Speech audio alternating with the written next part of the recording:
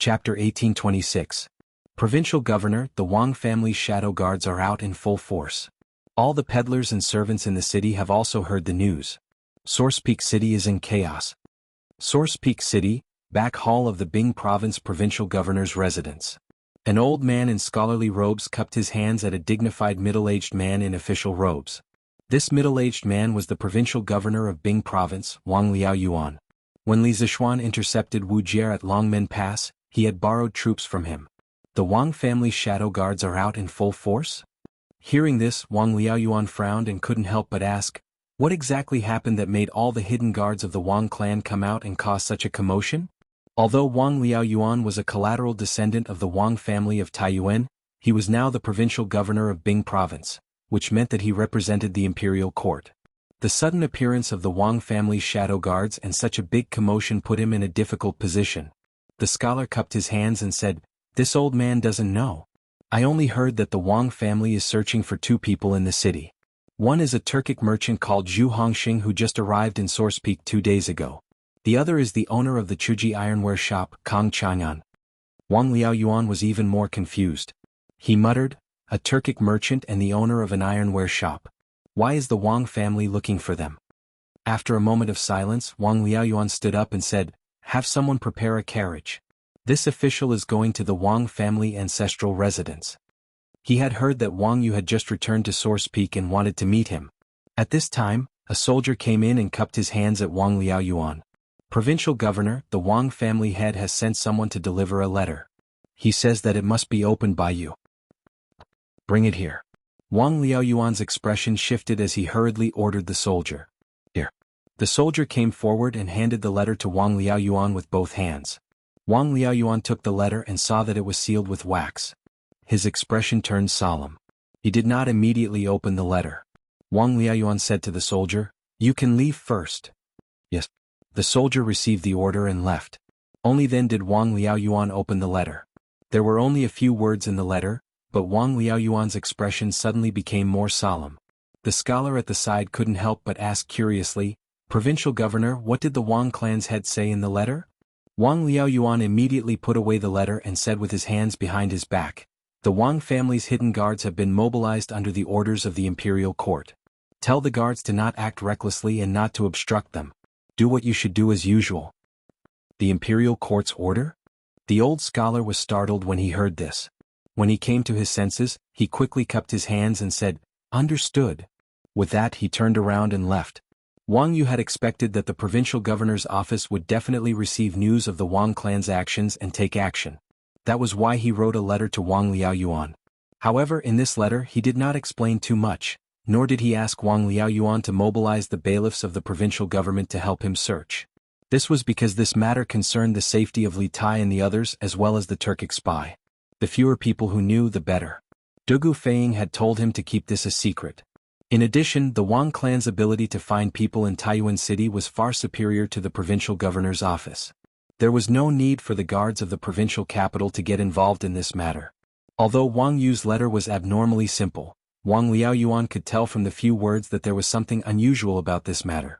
As for what exactly was unusual, he could not guess. This Taiyuan City will probably be in chaos soon. Wang Liaoyuan stood with his hands behind his back and sighed. Chapter 1827. Yuzhou was located to the northeast of Chang'an. Together with Ji, Yun and Feng provinces, they formed a firm military barrier on the northern border of the Great Tang. 70 li north of Yuzhou one would enter the territory of the Turks. Another 30 li north would bring one to the Tuli Khan's Yatan. For a Khagan of the steppe to set up his tent on the border of the Great Tang seemed extremely illogical, but there was a reason behind it. The Tuli Khagan was a member of the Ashina clan named Shparga, and he was the son of Shibi Khagan. In the second year of Wuda, Shibi Khagan died of illness. Shparga was too young to succeed the throne, so his uncle, Silifoshi, succeeded him and was given the title of Chuluo Khagan. After Chuluo Khagan succeeded the throne, he appointed Shparga as Nibu Khagan and placed him in the eastern part of the Turks. The land bordered the northern part of Yuzhou.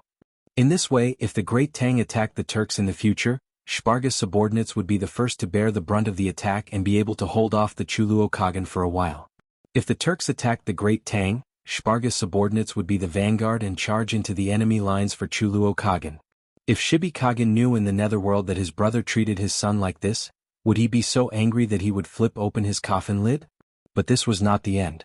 In the 4th year of Wuda, Chuluo Kagan died, and Shparga's other uncle took over the throne, becoming the current Sheli Kagan. After Sheli Kagan took the throne, in order to win over the old subordinates of Shibi Kagan, he appointed Shparga as Little Kagan and put him in charge of the chitons and swans. However, the location of Tuli's tent did not change. It was still connected to Yuzhou in the south, located in the eastern part of the Turks. It was a special military barrier between Li Air and Sheli. At this moment, a caravan was traveling on the steppe, and they were heading in the direction of Tuli Kagan's tent. There were 20-some people in this caravan. The leader of the caravan was slightly plump and wore a round collar made of green silk. A belt was tied around his waist, and his long hair was not tied up. Instead, it was tied into small braids that casually draped over his shoulders. This was the typical attire of the Turks. The 20-some people behind the merchant were all dressed in coarse leather clothes, their hair braided, style, with scimitars at their waists. All of them appeared Turks. Obviously, these people were the merchant's escorts. In addition to the people, there were more than 10 carriages accompanying the caravan. They were the kind of carriages that were used to transport goods, not people. Through the door of the carriage, one could see that the interior of the carriage was filled with a dazzling array of goods. There were silk, porcelain, and even daily utensils in the boiler. The caravan traveled on the prairie at a leisurely pace. Suddenly, a group of soldiers wearing leather clothes and armor and holding curved sabers galloped towards them. "Stop right there." When the group of soldiers arrived in front of the caravan, they immediately reined in their horses and stopped. The leading soldier's face darkened as he asked loudly, "Who are you people?" As for the language spoken by the soldiers, it was naturally not Han but Turkic. Ever since Tumun defeated the Rurin in 552 AD and established the Turkic Khaganate, the Turks had continued to expand for 200-some years until the Uyghurs defeated the white-browed Khagan in 745 AD. At their peak, they had occupied the Mongolian Plateau, the Yongar Basin, and the Central Asian steppe. As a powerful nomadic people active in the northern steppe of China, the Turks had an important influence on the history of China, Central Asia, and the rest of the world. In addition, the Turks were also the first nomadic people in China to possess their own writing system and language. Several hundred years ago, the Xiongnu and Rurin did not have their own language or writing system. They only used Chinese characters. "We're from the Pugu tribe. On the orders of our tribal chief, we've just brought back a batch of Great Tang specialties from Taiyuan to offer to the Great Khan." In the face of these soldiers, the merchant remained unperturbed. After sizing up these 10-some soldiers, he placed his right hand on his left chest, bowed, and then began to speak in fluent Turkic. What was strange was that this was clearly the territory of the Tuli Kagan, but this merchant was clearly standing on the side of Sheli Kagan. It was truly perplexing. Was he not afraid that these soldiers would kill or capture all of them and bring them to the Tuli camp? However, after hearing the merchant's reply, those soldiers didn't have any strange expressions on their faces, nor did they make any extreme movements. A hint of fear even flashed through the eyes of the leading soldier, but it was quickly concealed. He looked inside the carriage and said, "Servant Bone Division? What did you bring to the Great Tang? We want to inspect it." The merchant chuckled and said, "The things in the carriage are just some silk, porcelain, and iron. If you like them, you can each take a few with you. Just treat it as a gift from our Pugu tribe." "But which tribe do you belong to?" Switching from defense to offense, who would have thought that this merchant would actually start to take the initiative? Hearing the merchant say that everyone could choose a few items to take away, a hint of greed flashed across the eyes of the dozen or so soldiers. After all, the items mentioned by the merchant might be common in Great Tang, but on the plains, all of them were in high demand. There was a flash of greed in the eyes of the leader as well, but it quickly returned to normal. He held his head high and puffed out his chest. "We are from the Qian tribe, and are here to guard this place under the orders of the Great Khan. Since you are offering these things to the Great Khan, we naturally won't take more. One per person is enough." The Qian tribe, one of the 15 tribes of Tiela, was the closest tribe to the Tuli Kagan's Yashin that belonged to the Sheli Kagan's forces. It seemed that the merchant's decision to say that he was from the Pugu tribe was the correct one. Because the Pugu tribe was near the Turkic royal court, it was the direct subordinate force of Sheli Kagan. The merchant smiled and said, "So you are the warriors of the Qian tribe. Since you are under the orders of the Great Khan, please inspect these goods carefully." After saying that, he made a pleased gesture. Seeing the merchant being so magnanimous and being so polite, The leading soldier waved his hand at the people behind him and said, "All right. Since you are friends from the Pugu tribe, brothers, each of you can take a piece of ironware." After saying that, everyone cheered and hurriedly got down from their horses and walked towards the carriage loaded with goods. After a while, some of these people carried iron pots and some carried iron stoves. To the nomads living in the grassland, these ironwares from the Central Plains were very scarce. This was because the people of the grassland were not good at refining iron, let alone making ironwares. Take the iron pot for example. A good iron pot could easily be exchanged for dozens of sheep in the grassland. Some tribes that were not doing well could not afford to use iron pots, so they could only use stone pots. "All right. Brothers of the Pugu tribe, you can go now. My name is Jianghu. You are very similar to my temperament, haha. There are still 3 checkpoints in front, but when the time comes, as long as you mention my name, they will not make things difficult for you. But you must not go near the little Khan's Yashin, otherwise you will be caught." The leader of the soldiers held a jet-black iron pot and grinned at the merchant. From the beginning to the end, these people only took one piece of ironware that they wanted and did not check the goods in the carriage one by one. The merchant smiled and bowed. "Thank you, brother Jianghu." The soldier by the name of He waved his hand and left with his subordinates in satisfaction. The merchant stood still for a while. When he saw that the soldiers had gone far, he then said to the guards behind him, "Let's go. We must reach Tuli Yashin before dark." Mandarin. At this moment, this merchant was actually speaking in Mandarin. Yes. The 20 guards behind the merchant cupped their fists and said in unison. What was even more bizarre was that these people were all speaking in Mandarin. It turned out that they were actually a group of Central Plains people who came to the grassland in disguise. But that merchant was from the Central Plains, so why was he able to speak Turkic so fluently? The group once again set out on their journey. Just as Jianghu had said, they encountered 3 more checkpoints in the following journey. But the name Jianghu seemed to have some effect on these Turkic soldiers. Those Turkic soldiers who had originally come to search did not make things difficult for this merchant group. But the merchant was rich and imposing. Although they did not make things difficult for him, he still left behind some ironware or silk for the soldiers at each checkpoint. These soldiers were all beaming with joy and declared that if they went to the Great Tang to buy goods again, they would definitely not stop them. Good. We should be safe from now on. After passing through the last checkpoint, the leading merchant finally let out a sigh of relief and said, "Ah, Duke Ju, you are truly formidable.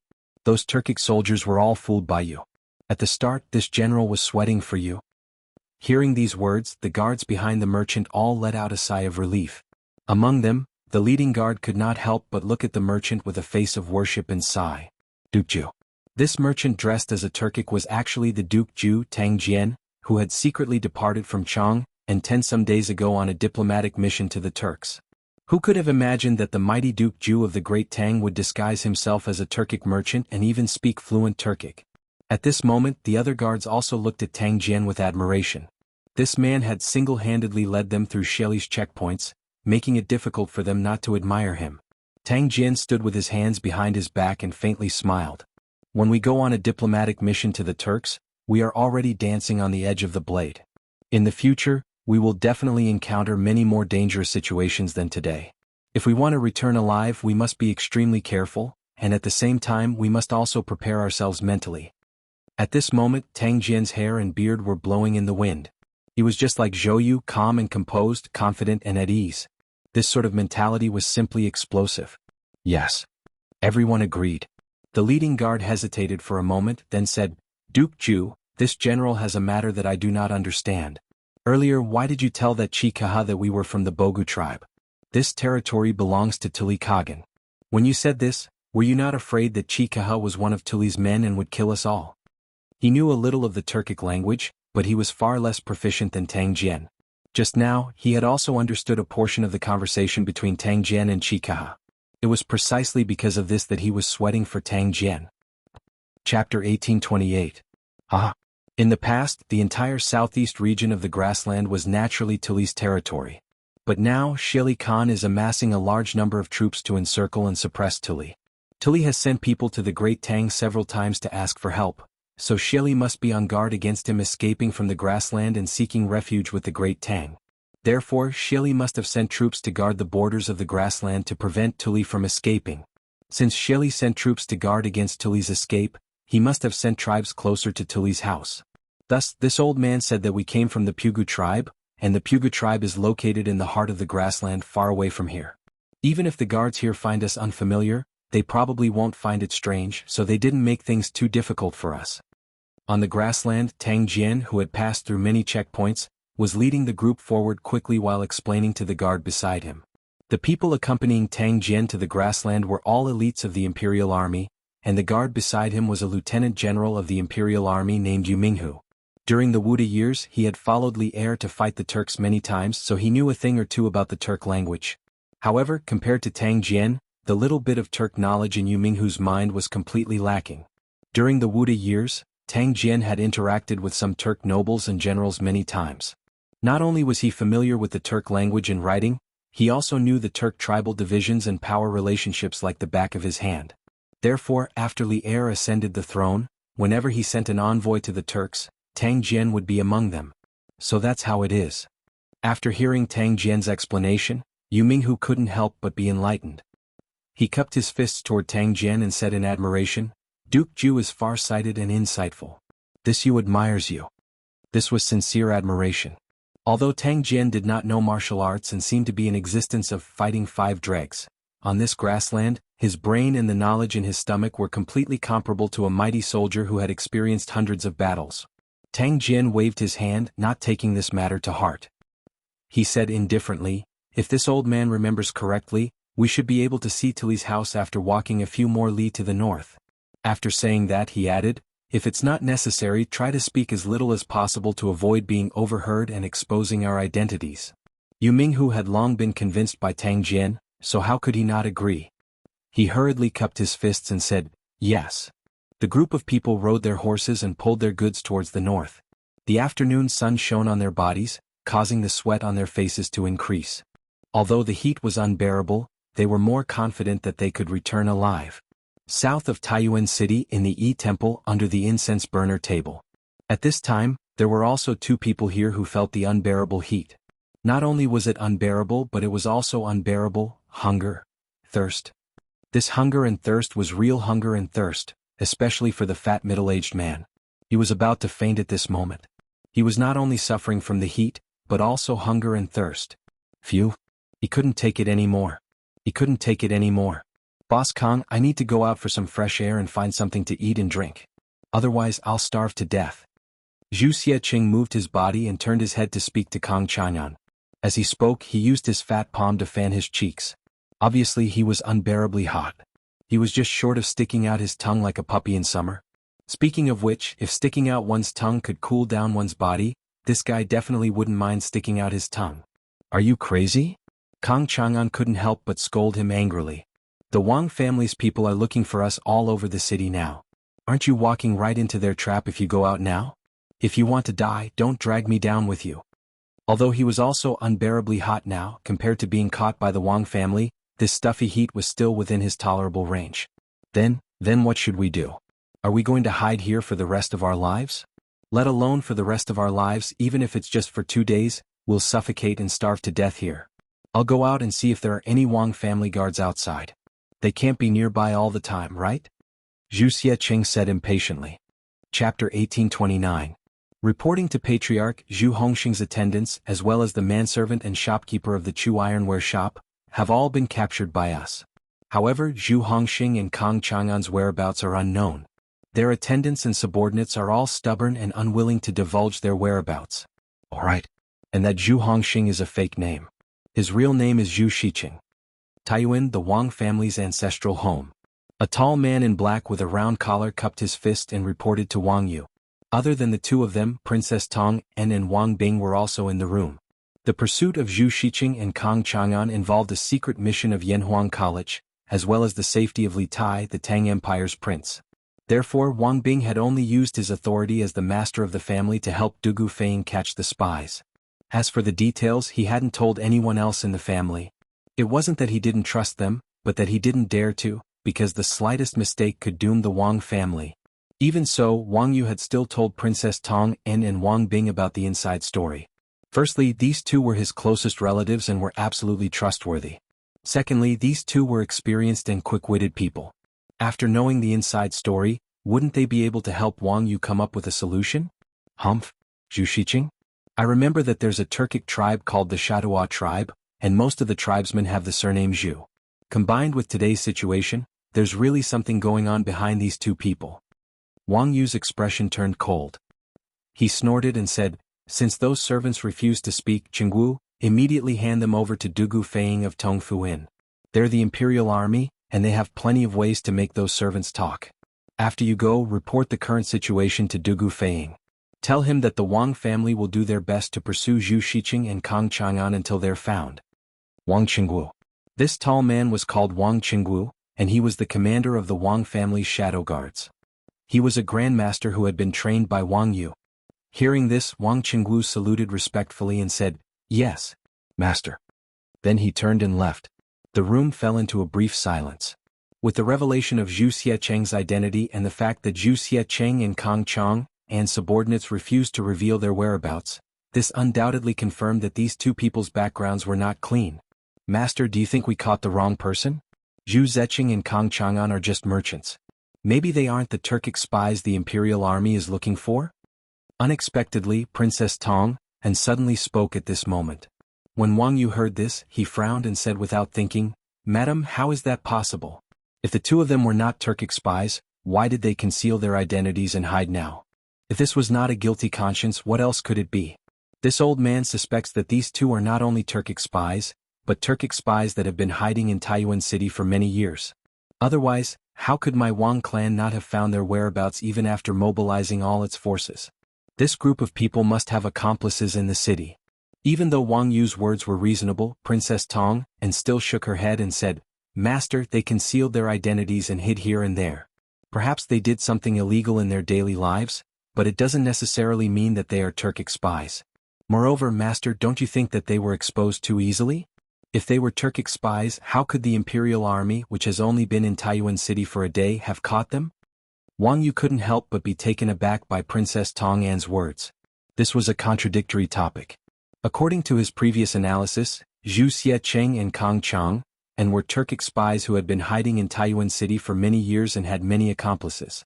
But if this was the case, how could they have been discovered as soon as Dugu Feiying and the imperial army arrived in Taiyuan City? Then weren't these two Turkic spies too weak? Wang Bing was an experienced and knowledgeable man, and he had seen all sorts of monsters in his life. Seeing Wang Yu's conflicted expression, he said, the princess's words are not without reason. In this old man's view, whether it was Zhu Xiecheng or Kang Chang, they were exposed too easily. It's like someone behind the scenes deliberately pushed them out to draw the attention of the imperial army and the Wang clan. If this is true, then the faction hiding in Taiyuan City cannot be underestimated. King Wei's party will probably be in trouble on this trip to Taiyuan. But regardless, Zhu Xiecheng and Kang Chang are the only clues we have. If we find them as quickly as possible, we might be able to find a clue to the person behind the scenes. Chapter 1830. Whoosh. In the blink of an eye. In the blink of an eye, the cold light outside the field was only 3 feet away from Zhu Huiqing. At this moment, no one had time to react. Some people didn't even notice the cold light in the air. First, it was because the speed of the cold light was too fast. Second, it all happened too suddenly. The figure outside the window appeared without any warning. At the same time, the cold light also appeared.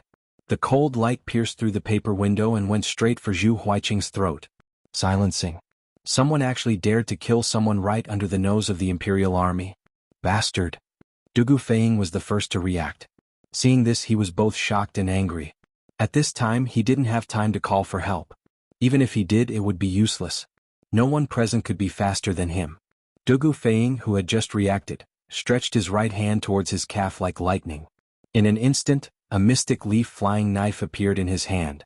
In the next moment, the flying knife shot towards the trajectory of the cold light. He wanted to use the flying knife to stop the cold light in the air. He was only a few steps away from Zhu Huiqing. However, he didn't know where the cold light came from. He didn't dare to use his body to block it. He could only use the flying knife that he was best at in his life to block it. At the same time, he finally had the time to shout to the imperial army inside and outside the house, "Assassin!" At the same time, Dugu Feiying's flying knife met the cold light in the air. The expected sound of metal clashing did not appear. The cold light seemed to have pierced through the body of the flying knife and continued to fly towards Zhu Huiqing's body. At this time, at this distance, Even if Dugu Feiying wanted to use his body to help Zhu Huiqing block it, it was already too late. The cold light that should have shot into Zhu Huiqing's neck instead shot into Zhu Huiqing's shoulder blade above his chest. It seemed that although Dugu Feiying's flying dagger didn't succeed in stopping the cold light, it had slightly changed the direction of the cold light's flight. At this time Dugu Feiying finally saw what the cold light was. It was a thin needle that emitted a cold light. Seeing that half of the needle had already sunk into Zhu Huiqing's shoulder blade, Dugu Feiying secretly let out a sigh of relief. It was fine as long as the needle didn't pierce his throat. Catch the assassin. At this time Dugu Feiying was both shocked and angry. He roared and turned his head to look out the window, but at this time, there was no one outside. It turned out that the moment the assassin made his move, he didn't look at the result and immediately fled. At this time if Dugu Feiying wanted to capture him, where would he start? Regardless of whether he succeeded or not, he would immediately flee. Was this assassin a professional or not? Or perhaps, the opponent was confident that he could kill the target with this move. Quick! Catch the assassin. Motherf *Ker, how are the people outside guarding? At this time the rest of the people finally reacted. Zhang Dufu roared and led the people directly out of the house, cursing and swearing. There was a commotion outside the house, followed by a series of hurried footsteps that gradually went further and further away. Back in the house, Zhu Huiqing's shoulder blade was hit for a while, but he didn't cry out in pain. He only groaned. Dugu Feiying felt a little strange, but then he saw Zhu Huiqing's neck quickly turn black. There's poison on the needle. Almost instantly Dugu Feiying reacted. He quickly squatted down, grabbed Zhu Huiqing's shoulder and shook it, saying, "How are you? The person you want to protect wants to silence you. Tell me quickly, why did Zhu Huiqing come to Taiyuan? Where is he hiding now?" "He is taking revenge." At that moment Zhu Huiqing could feel his life draining away rapidly. After hearing Dugu Feiying's words, he opened his mouth, wanting to tell Dugu Feiying about the matter. However, he suddenly felt his head become extremely heavy. He wanted to fall asleep right there and then. He opened his mouth for a long time, but he couldn't even say a complete sentence. After spitting out 4 words intermittently, this guy's eyes rolled back and he finally stopped breathing. At this time not only did his neck turn black, but his entire face also turned black, and black blood flowed out from the corner of his mouth. Dugu Feiying was very unwilling and he shouted in a low voice, "Where are you? What revenge? Wake up quickly." As he spoke, Dugu Feiying reached out to check Zhu Huiqing's breathing, but he didn't feel anything. Dugu Feiying's heart suddenly sank to the bottom of the valley. What a strong poison, it actually kills the throat as soon as it touches blood. Dugu Feiying muttered to himself and stood up, while Zhu Huiqing, who had no one to support him, fell to the ground. Dugu Feiying stood with his hands behind his back, his face as calm as water. He didn't say a word and he was waiting for his subordinates to return. In the small house, the rest of the people saw Zhu Huiqing's tragic death, and all of them were so frightened that their faces turned pale, and their bodies trembled. They didn't even dare to breathe loudly. Dugu Feiying didn't have to wait for long. After about 15 minutes, Zhang Dufu brought a group of Imperial Guards back. "How was it? Did you catch the assassin?" Dugu Feiying's face darkened as he asked. Zhang Dufu's face was full of shame as he cupped his fists and said, "Reporting to General, that person's martial arts is very strong. Especially his Qinggong is very good, and he should be a Grandmaster expert. I brought people to chase him down 2 streets but in the end he disappeared." Grandmaster expert? Dugu Feiying was shocked when he heard this.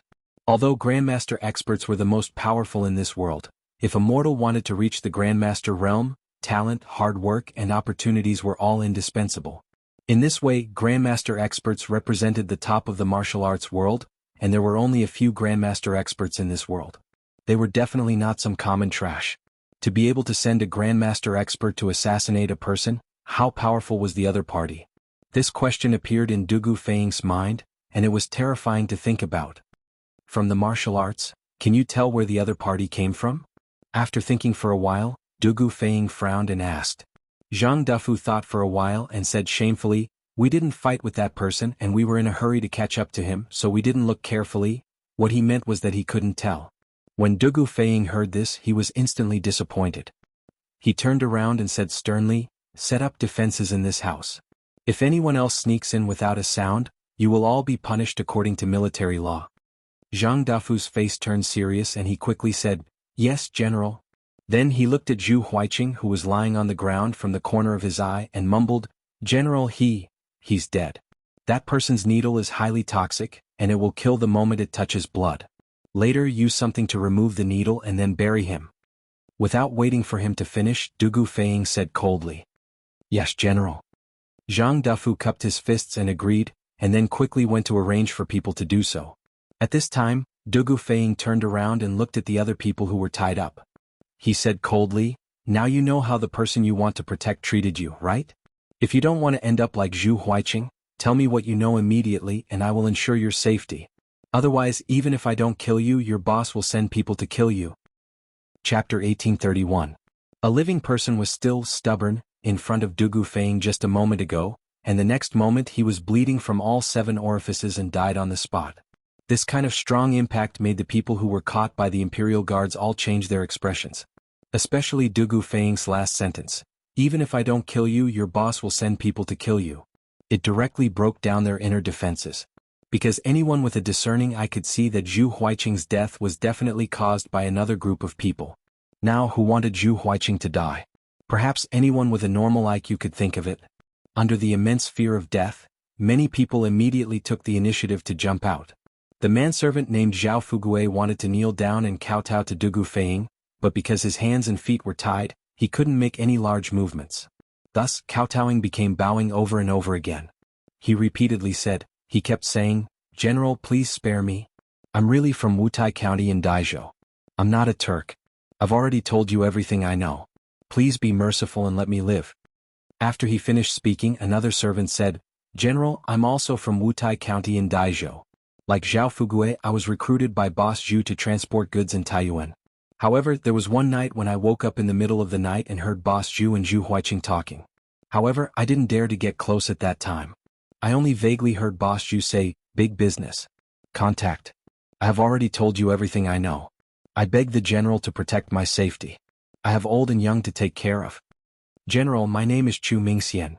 I'm the accountant of Chuji Ironware Shop. I know where the Ironware Shop's account book is hidden. I can take you there. These years, Boss Kong has done business with some unknown people many times. It's all recorded in the account book. In the face of a choice between life and death, no one wanted to die. So, driven by the desire to live, what was supposed to be an interrogation session turned into a confession session. 5 of Zhu Shiqing's followers and 6 of Chuji Ironware Shop's employees all rushed to confess what they knew, hoping that Dugu Feiying could protect them from being killed. Naturally, these people's words fell into Dugu Feiying's ears. Hearing these fragmented clues, Dugu Feiying suddenly felt a headache. He wasn't good at finding the truth from fragmented clues. This kind of thing should be his brother Dugu Xian's specialty. Suddenly, after hearing Chu Mingxian's confession, Dugu Feiying's eyes suddenly lit up. He quickly went forward and grabbed that person's shoulder, asking, "Since you're the Ironware Shop's accountant, do you know Kong Chang'an's background? Where is he from? What kind of people does he usually? How many people does he have under him?" Chu Mingxian was sweating profusely. General, please forgive me. Although Boss Kong is the owner behind the scenes of the Ironware Shop, he rarely shows himself. I've been the Ironware Shop's accountant for 2 years, and I've only seen Boss Kong less than 10 times, let alone speak to him. So, I don't know Boss Kang's background." Seeing Dugu Feiying's face darken, Chu Mingxian's heart thumped. He thought quickly, then said, "General, although I don't know, our Ironware Shop's shopkeeper Yi Funian definitely knows. Shopkeeper Yi and Boss have the most dealings. If there's anyone in our Ironware Shop who knows Boss's background the most, it's definitely him." Dugu Feiying's heart skipped a beat and he quickly asked, "Okay. Then who do you think is your Ironware Shop's shopkeeper among these people?" Chu Mingxian shook his head and said, "General, Shopkeeper Yi is on sick leave today. He should be at home now." "Then where does Yi Funian live?" Dugu Feiying's eyes flashed. Hearing this, Dugu Feiying pondered for a moment, then immediately made a decision. He roared, "Zhang Dafu!" Someone immediately ran in and shouted, "I'm here." A living person was still stubborn in front of Dugu Feiying just a moment ago, and the next moment he was bleeding from all 7 orifices and died on the spot. This kind of strong impact caused the faces of those who were caught by the Imperial Army to change color. Especially Dugu Feiying's last sentence, "Even if I don't kill you, your boss will send people to kill you." It directly broke the line of defense in their hearts. Because anyone with a discerning eye could see that Zhu Huiqing's death was definitely caused by another group of people. And now who wanted Zhu Huiqing to die? Anyone with a normal IQ would be able to figure it out. Under the immense fear of death, instantly, many people took the initiative to jump out. The servant called Zhao Fugue wanted to kneel down and kowtow to Dugu Feiying, but because his hands and feet were tied, he couldn't make any large movements. Thus, kowtowing became bowing again and again. He repeatedly said, "General, please forgive me.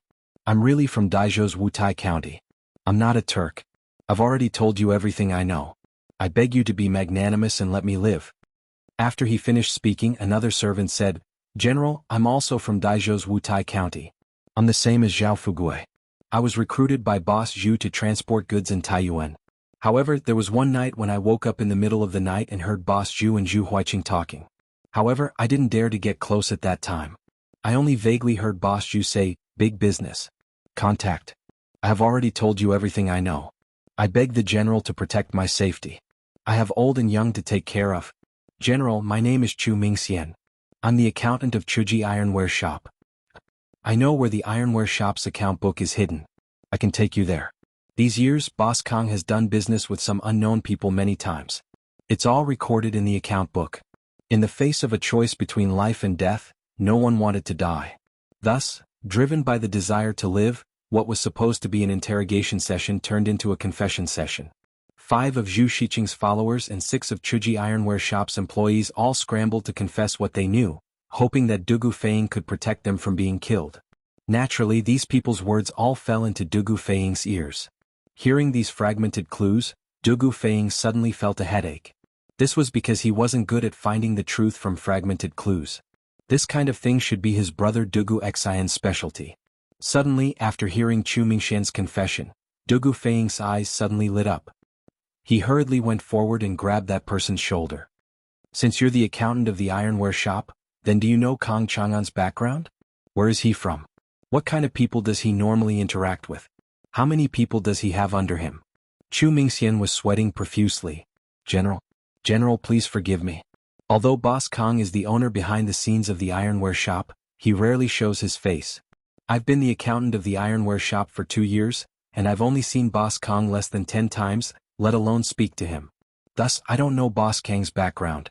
Seeing Dugu Feiying's face darken, Chu Mingxian's heart skipped a beat. He thought quickly and hurriedly said, "General, although I don't know, our ironware shop's shopkeeper Yi Funian definitely knows. Shopkeeper Yi and Boss usually interact the most. If there's anyone in the ironware shop who knows Boss's background the most, it's definitely him." Dugu Feiying's heart skipped a beat. He hurriedly asked, "All right. Then tell me who among these people is your ironware shop's shopkeeper." Chu Mingxian shook his head and said, "General, shopkeeper Yi is on sick leave today. He should be at home right now." "Then where does Yi Funian stay?" Dugu Feiying's eyes flashed. Hearing this, Dugu Feiying pondered for a moment and immediately made a decision. He roared, "Zhang Dafu!" Someone immediately ran in from outside and shouted, "General is here." A living person was still stubborn, in front of Dugu Feiying just a moment ago, and the next moment he was bleeding from all 7 orifices and died on the spot. This kind of strong impact caused the faces of those who were caught by the Imperial Army to change color. Especially Dugu Feiying's last sentence, "Even if I don't kill you, your boss will send people to kill you." It directly destroyed their inner defenses. Because anyone with a discerning eye could see that Zhu Huiqing's death was definitely caused by another group of people. And now, who wanted Zhu Huiqing to die? Anyone with a normal IQ would be able to figure it out, right? Under the immense fear of death, many people immediately took the initiative to jump out. The servant from before, called Zhao Fugue, wanted to kneel down and kowtow to Dugu Feiying, but because his hands and feet were tied, he couldn't make any large movements. Thus, kowtowing became bowing over and over again. He repeatedly said, "General, please forgive me. I'm really from Daizhou's Wutai County. I'm not a Turk. I've already told you everything I know. Please be magnanimous and let me live." After he finished speaking, another servant said, "General, I'm also from Daizhou's Wutai County. I'm the same as Zhao Fugue. I was recruited by Boss Zhu to transport goods in Taiyuan. But one night when I woke up, I heard Boss Zhu and Zhu Huiqing talking. But at that time I didn't dare to get close. I only faintly heard Boss Zhu say the words 'big business. Contact. I've already told you everything I know. I beg the general to protect my safety. I have elders and children to take care of. General, my name is Chu Mingxian. I'm the bookkeeper of Chuji Ironware Shop. I know where the ironware shop's account book is hidden. I can take you there. These years, Boss Kong has done business with some unknown people many times. It's all recorded in the account book. In the face of a choice between life and death, no one wanted to die. Thus, driven by the desire to live, what was originally an interrogation session turned into a confession session. 5 of Zhu Shiqing's subordinates and 6 of Chuji Ironware Shop's workers and servants all rushed to confess what they knew, hoping that Dugu Feiying could protect them from being killed. Naturally, these people's words fell into Dugu Feiying's ears. Hearing these fragmented clues, Dugu Feiying suddenly felt a headache. This was because he wasn't good at finding the truth from fragmented clues.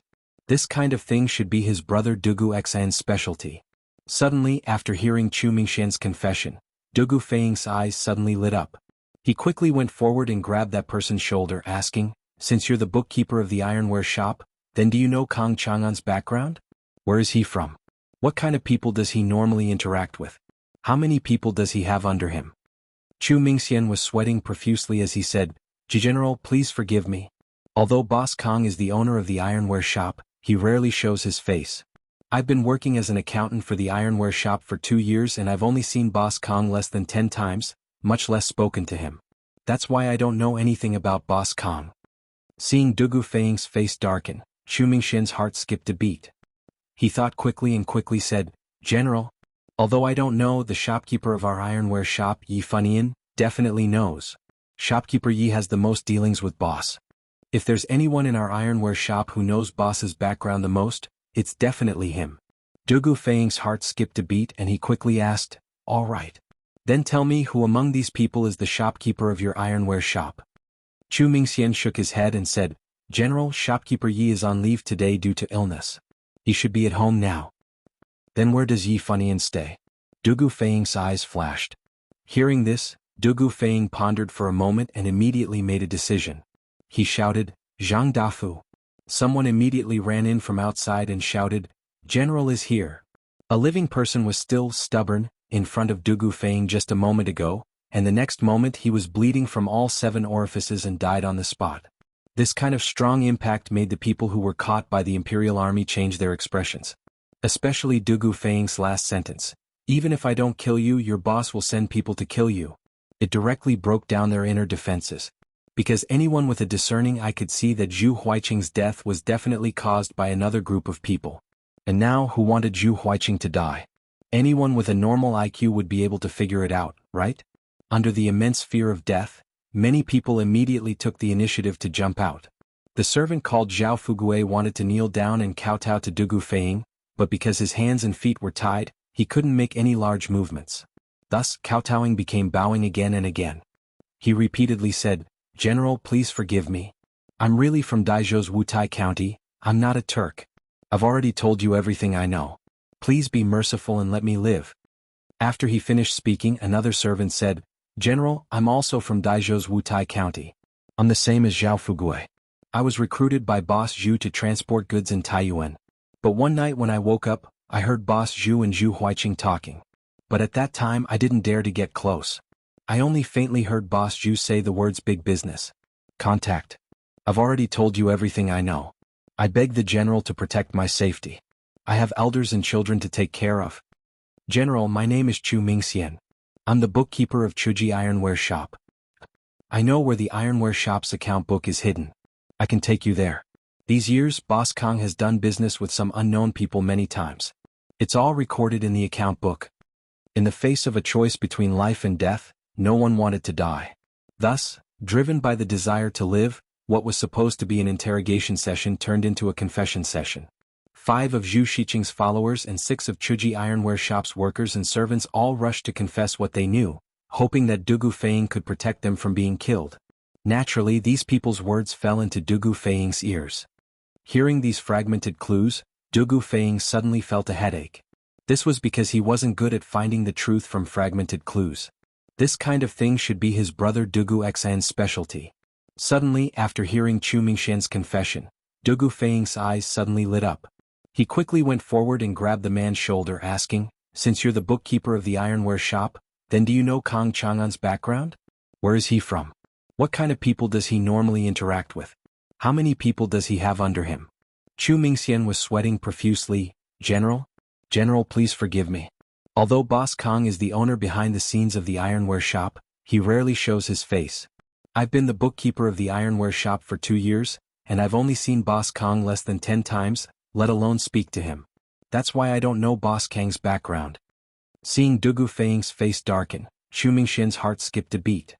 He thought quickly, then quickly said, General, although I don't know, the shopkeeper of our ironware shop, Yi Funian, definitely knows. Shopkeeper Yi and Boss usually interact the most. If there's anyone in our ironware shop who knows Boss's background the most, it's definitely him. Dugu Feiying's heart skipped a beat and he quickly asked, all right. Then tell me who among these people is the shopkeeper of your ironware shop. Chu Mingxian shook his head and said, General, shopkeeper Yi is on sick leave today. He should be at home right now. Then where does Yi Funian live? Dugu Feiying's eyes flashed. Hearing this, Dugu Feiying pondered for a moment, then immediately made a decision. He shouted, Zhang Dafu. Someone immediately ran in from outside and shouted, General is here. Chapter 1832. I am the County Magistrate of Lantian County. Today the Yanhuang Chamber of Commerce is holding a donation event in Lantian County. I represent the County Magistrate of Lantian County and the people of Lantian County to welcome everyone and thank everyone for your generosity. County Magistrate, he did not act like the other merchants who wanted to donate and directly walked to the donation box with the donation board. Instead, he walked to the side of Lin Wenyuan. The latter understood and passed the loudspeaker in his hand to County Magistrate He. County Magistrate He took it and then used the loudspeaker's amplification function to speak loudly to the people present. At the beginning of this year, Marquis established the Department of Commerce in Lantian County. The purpose of the Department of Commerce is to create a good business environment for merchants. Although the business tax rate has been raised, the status of merchants has also been raised. In Lantian County, merchants, farmers and craftsmen are all classified as commoners and the government treats them equally. Furthermore, the children of merchants can also enter the school. In this way, merchants can do business in Lantian County with peace of mind and will not be disturbed. In less than a year, Lantian County's business has flourished and the county magistrate's treasury still has a lot of surplus. Previously, Marquis had told me that the county magistrate's office usually collects taxes from merchants and commoners, but the taxes collected must all be taken from the people and used by the people. Today the Northern Turks are eyeing Tang. Although my Lantian County magistrate is not as wealthy as everyone here, we are still willing to contribute to the imperial court. Therefore, I will donate 10,000 strings of cash from the county magistrate's treasury to the imperial court in hopes that the imperial court can defeat the Turks and completely pacify the Northern Turks. This is also the sincerity of the people of Lantian County towards Tang and His Majesty. As the host, it was understandable for County Magistrate He to say some pretty words in front of these merchants who came from afar. However, what he said wasn't just for show. There was a deeper meaning behind it. That was to use this fundraising event to spread the signboard of Lantian County, attracting more merchants to do business in Lantian County. Sure enough, as soon as County Magistrate He finished speaking, there was a burst of cheers from the audience and outside the inn. Wow! Lantian County Magistrate is so generous, donating 10,000 strings of cash.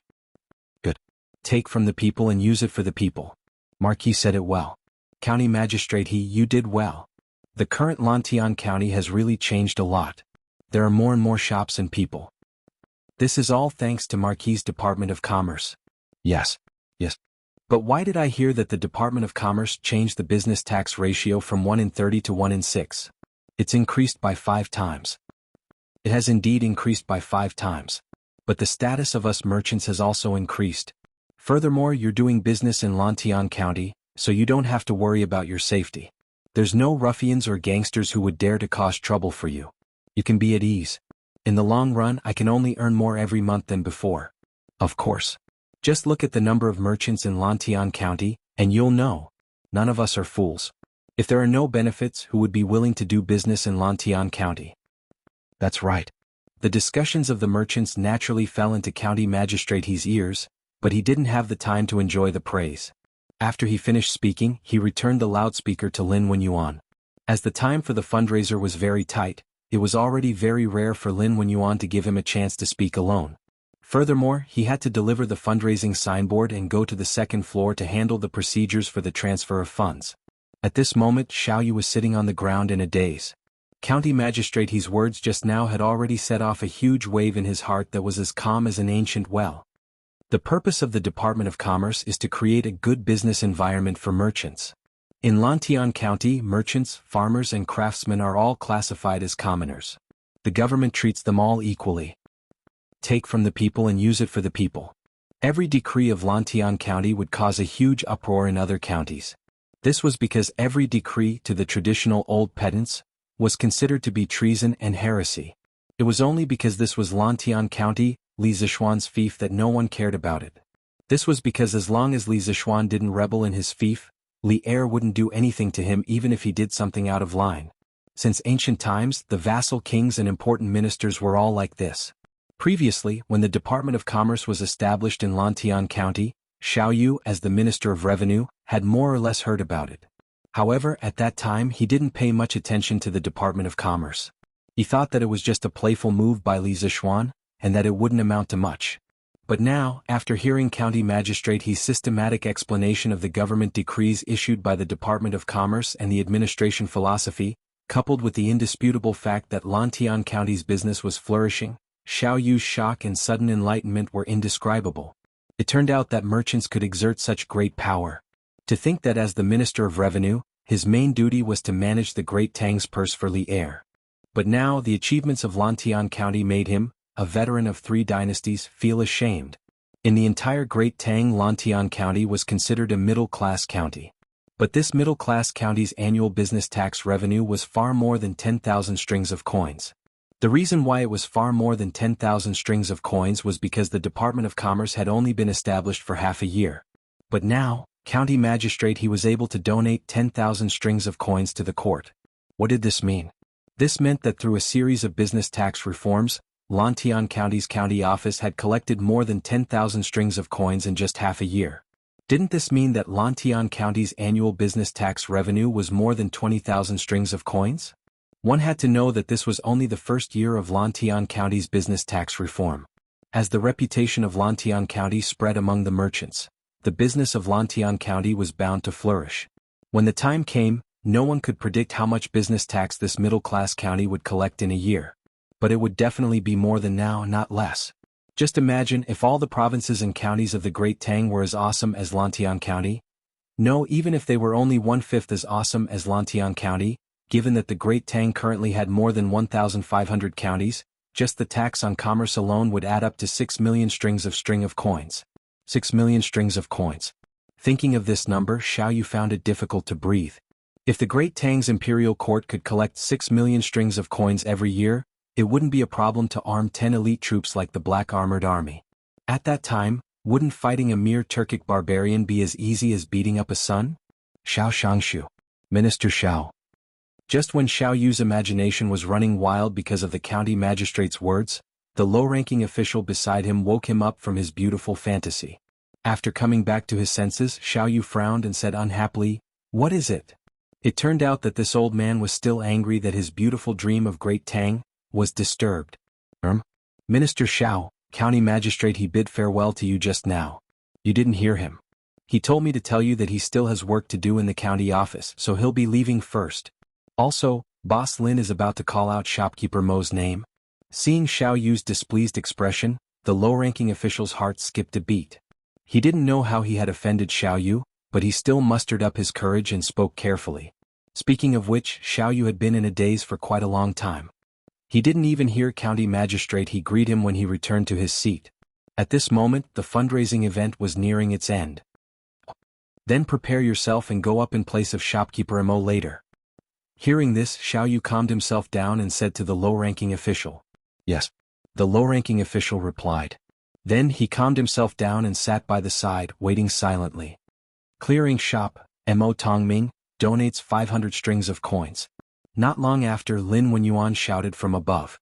The low-ranking official beside Xiao Yu immediately stood up and walked forward. At this moment, the people below couldn't help but whisper among themselves. Clearing shop?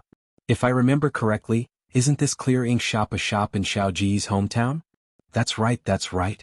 It's Minister Zhao's family. I heard that Minister Xiao likes calligraphy and painting, so he opened this shop. Yes.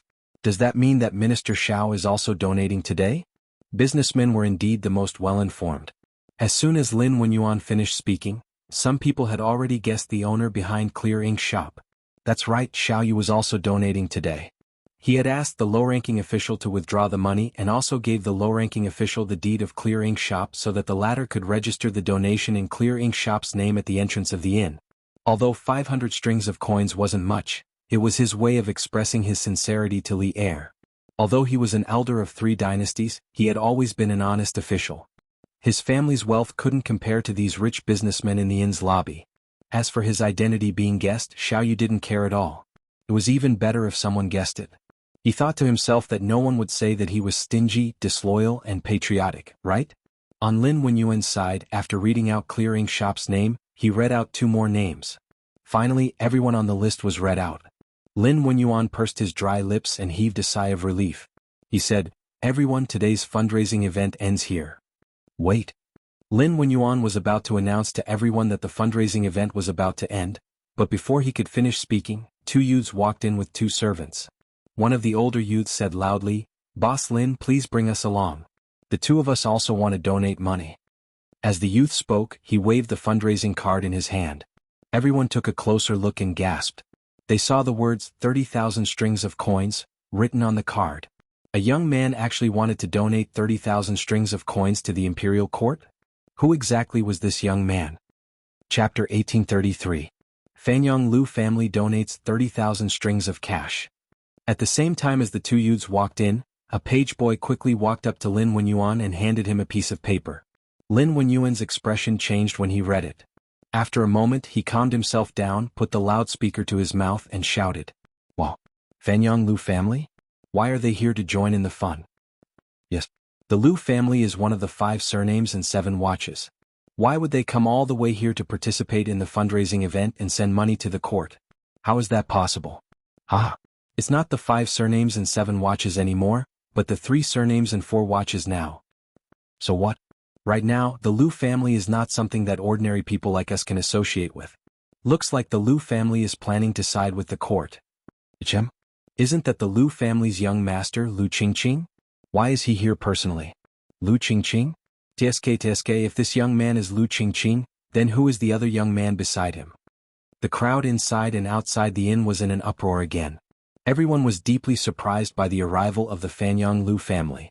Of course, some of them actually recognized the young man's identity. He was the eldest son of the Fanyang Lu family, Lu Qingqing, who had just rushed to Lantian County from Qizhou. As for the person beside Lu Qingqing, it was the eldest son of the Li family from Zhao County, Li Jingxian.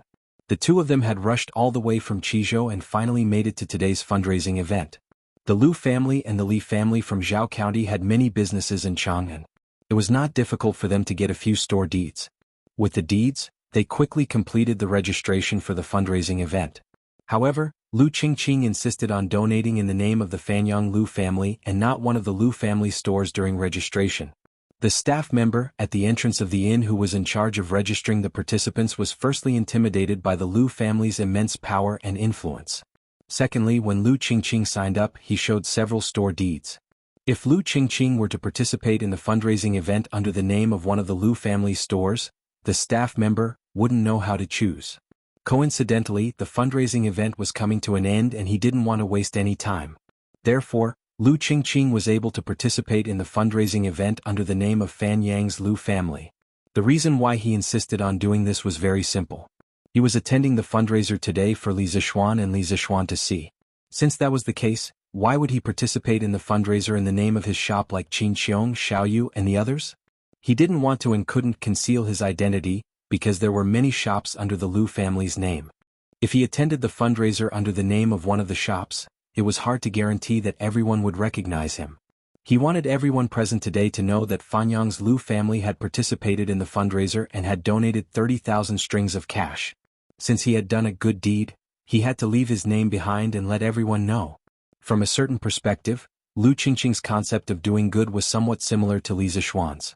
However, Lu Qingqing did it more for the sake of his family, while Li Zishuan did it to create a virtuous cycle in society. That was why he fought for more benefits for those who did good, such as how he treated those who donated to the Warmtang Foundation. Before leaving Qizhou, Lu Qingqing and Li Jingxian had both sent the news of their intention to participate in the fundraising event back to their ancestral home. After arriving in Chang'an, they had received a reply from their respective families' information channels. Both of them had received the support of some of the elders in their family. That was why they were now so openly and with such great fanfare, wanting to participate in the fundraising event under their family's name. Amidst the exclamations and discussions of the crowd, Lu Qingqing personally held the donation card in his hand and walked toward the donation box. When they were registering, the person in charge of registration outside the inn had already explained the general process of the fundraiser to the two of them. The Li family of Zhao County donates 30,000 strings of cash. After seeing Lu Qingqing throw the donation card into the donation box and follow the venue's staff to the second floor, Lin Wenyuan took a deep breath and shouted, "The Li family of Zhao County. This person is actually from the Li family of Zhao County." What's so strange about that? Since the young man from before is the eldest son of Fanyang's Lu family, that means that this young man's status isn't low. If that's the case, it's not strange at all that this person is from the Li family of Zhao County. Who knows, he might even be the eldest son of the Li family of Zhao County. TSK. The Wang family of Taiyuan, the Lu family of Fanyang, and the Li family of Zhao County are all here. Today 3 of the 4 great 1,000-year-old families in the world are here. Chapter 1834. What? There's actually such a thing? Dragon Gate Inn in a room on the second floor. Lin Wenyuan was slightly shocked when he heard the servants say that the commoners outside the inn were clamoring to come in and donate money. Xiao Yu muttered to himself for a moment before saying, "Let's go. Let's go out and take a look." Lin Wenyuan naturally had no objections.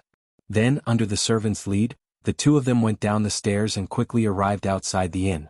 They saw that the open space outside the inn was filled with all sorts of people.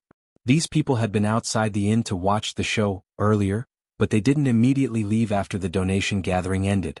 Many of them felt empty in their hearts as if something was missing. Immediately after, a scholar in the crowd stepped forward and wanted to enter the inn, but he was stopped by the inn's guards. The guard said that the inn wasn't receiving guests today, but the scholar said that he wasn't here to stay but to donate money. This made things very difficult for the guards. Because this donation gathering was only open to merchants, the youth in front of them was clearly a scholar. Moreover, the donation gathering had already ended, so the guards knew that Lin Wenyuan was definitely ordering people to count the money in the inn. At such a critical moment, how could they let some unrelated people in? If something happened, they couldn't bear the responsibility. Therefore, no matter what the scholar said, the guards in front of the inn refused to budge an inch. The commotion here quickly attracted the attention of the crowd outside the inn. After the crowd asked for the reason, they all began to support the scholar because what the scholar said was exactly what they were thinking. That's right, most of them also wanted to donate. Although these people weren't as rich as the merchants, just as Lin Wenyuan had said at the start of the donation gathering, the rise and fall of the country is the responsibility of all citizens. The Great Tang is not the Great Tang of a single person, but the Great Tang of millions of people. Now that the country is facing a crisis, if we don't prioritize righteousness over righteousness, how can we talk about benefits in the future? Even the merchants, who had always prioritized benefits over righteousness in the eyes of the secular world, could be so generous when the country was in danger. If these people still remained indifferent, wouldn't they be even more prioritizing benefits over righteousness than the merchants? In the beginning there were only a few people who agreed with the scholar, but slowly more and more people joined in. Half an hour later, there were nearly 1,000 people blocking the entrance of Dragon Gate Inn. Seeing that the situation was about to spiral out of control, the guard at the entrance of the inn hurriedly sent someone to inform Lin Wenyuan. When Xiao Yu and Lin Wenyuan arrived at the entrance of the inn, this was the scene that greeted them. "Boss Lin is out." "Great. Boss Lin is out." Seeing Lin Wenyuan walk out, there was a commotion in the crowd. In their opinion, Lin Wenyuan was definitely more reasonable than the guards at the door. Moreover, Lin Wenyuan had the right to decide if they wanted to donate money. Elder Xiao has also come out. Soon, the crowd noticed the dignified old man wearing a scarlet official's robe beside Lin Wenyuan. Many people had seen Xiao Yu before the donation gathering, so he was quickly recognized. The crowd, which had been noisy a moment ago, immediately quieted down.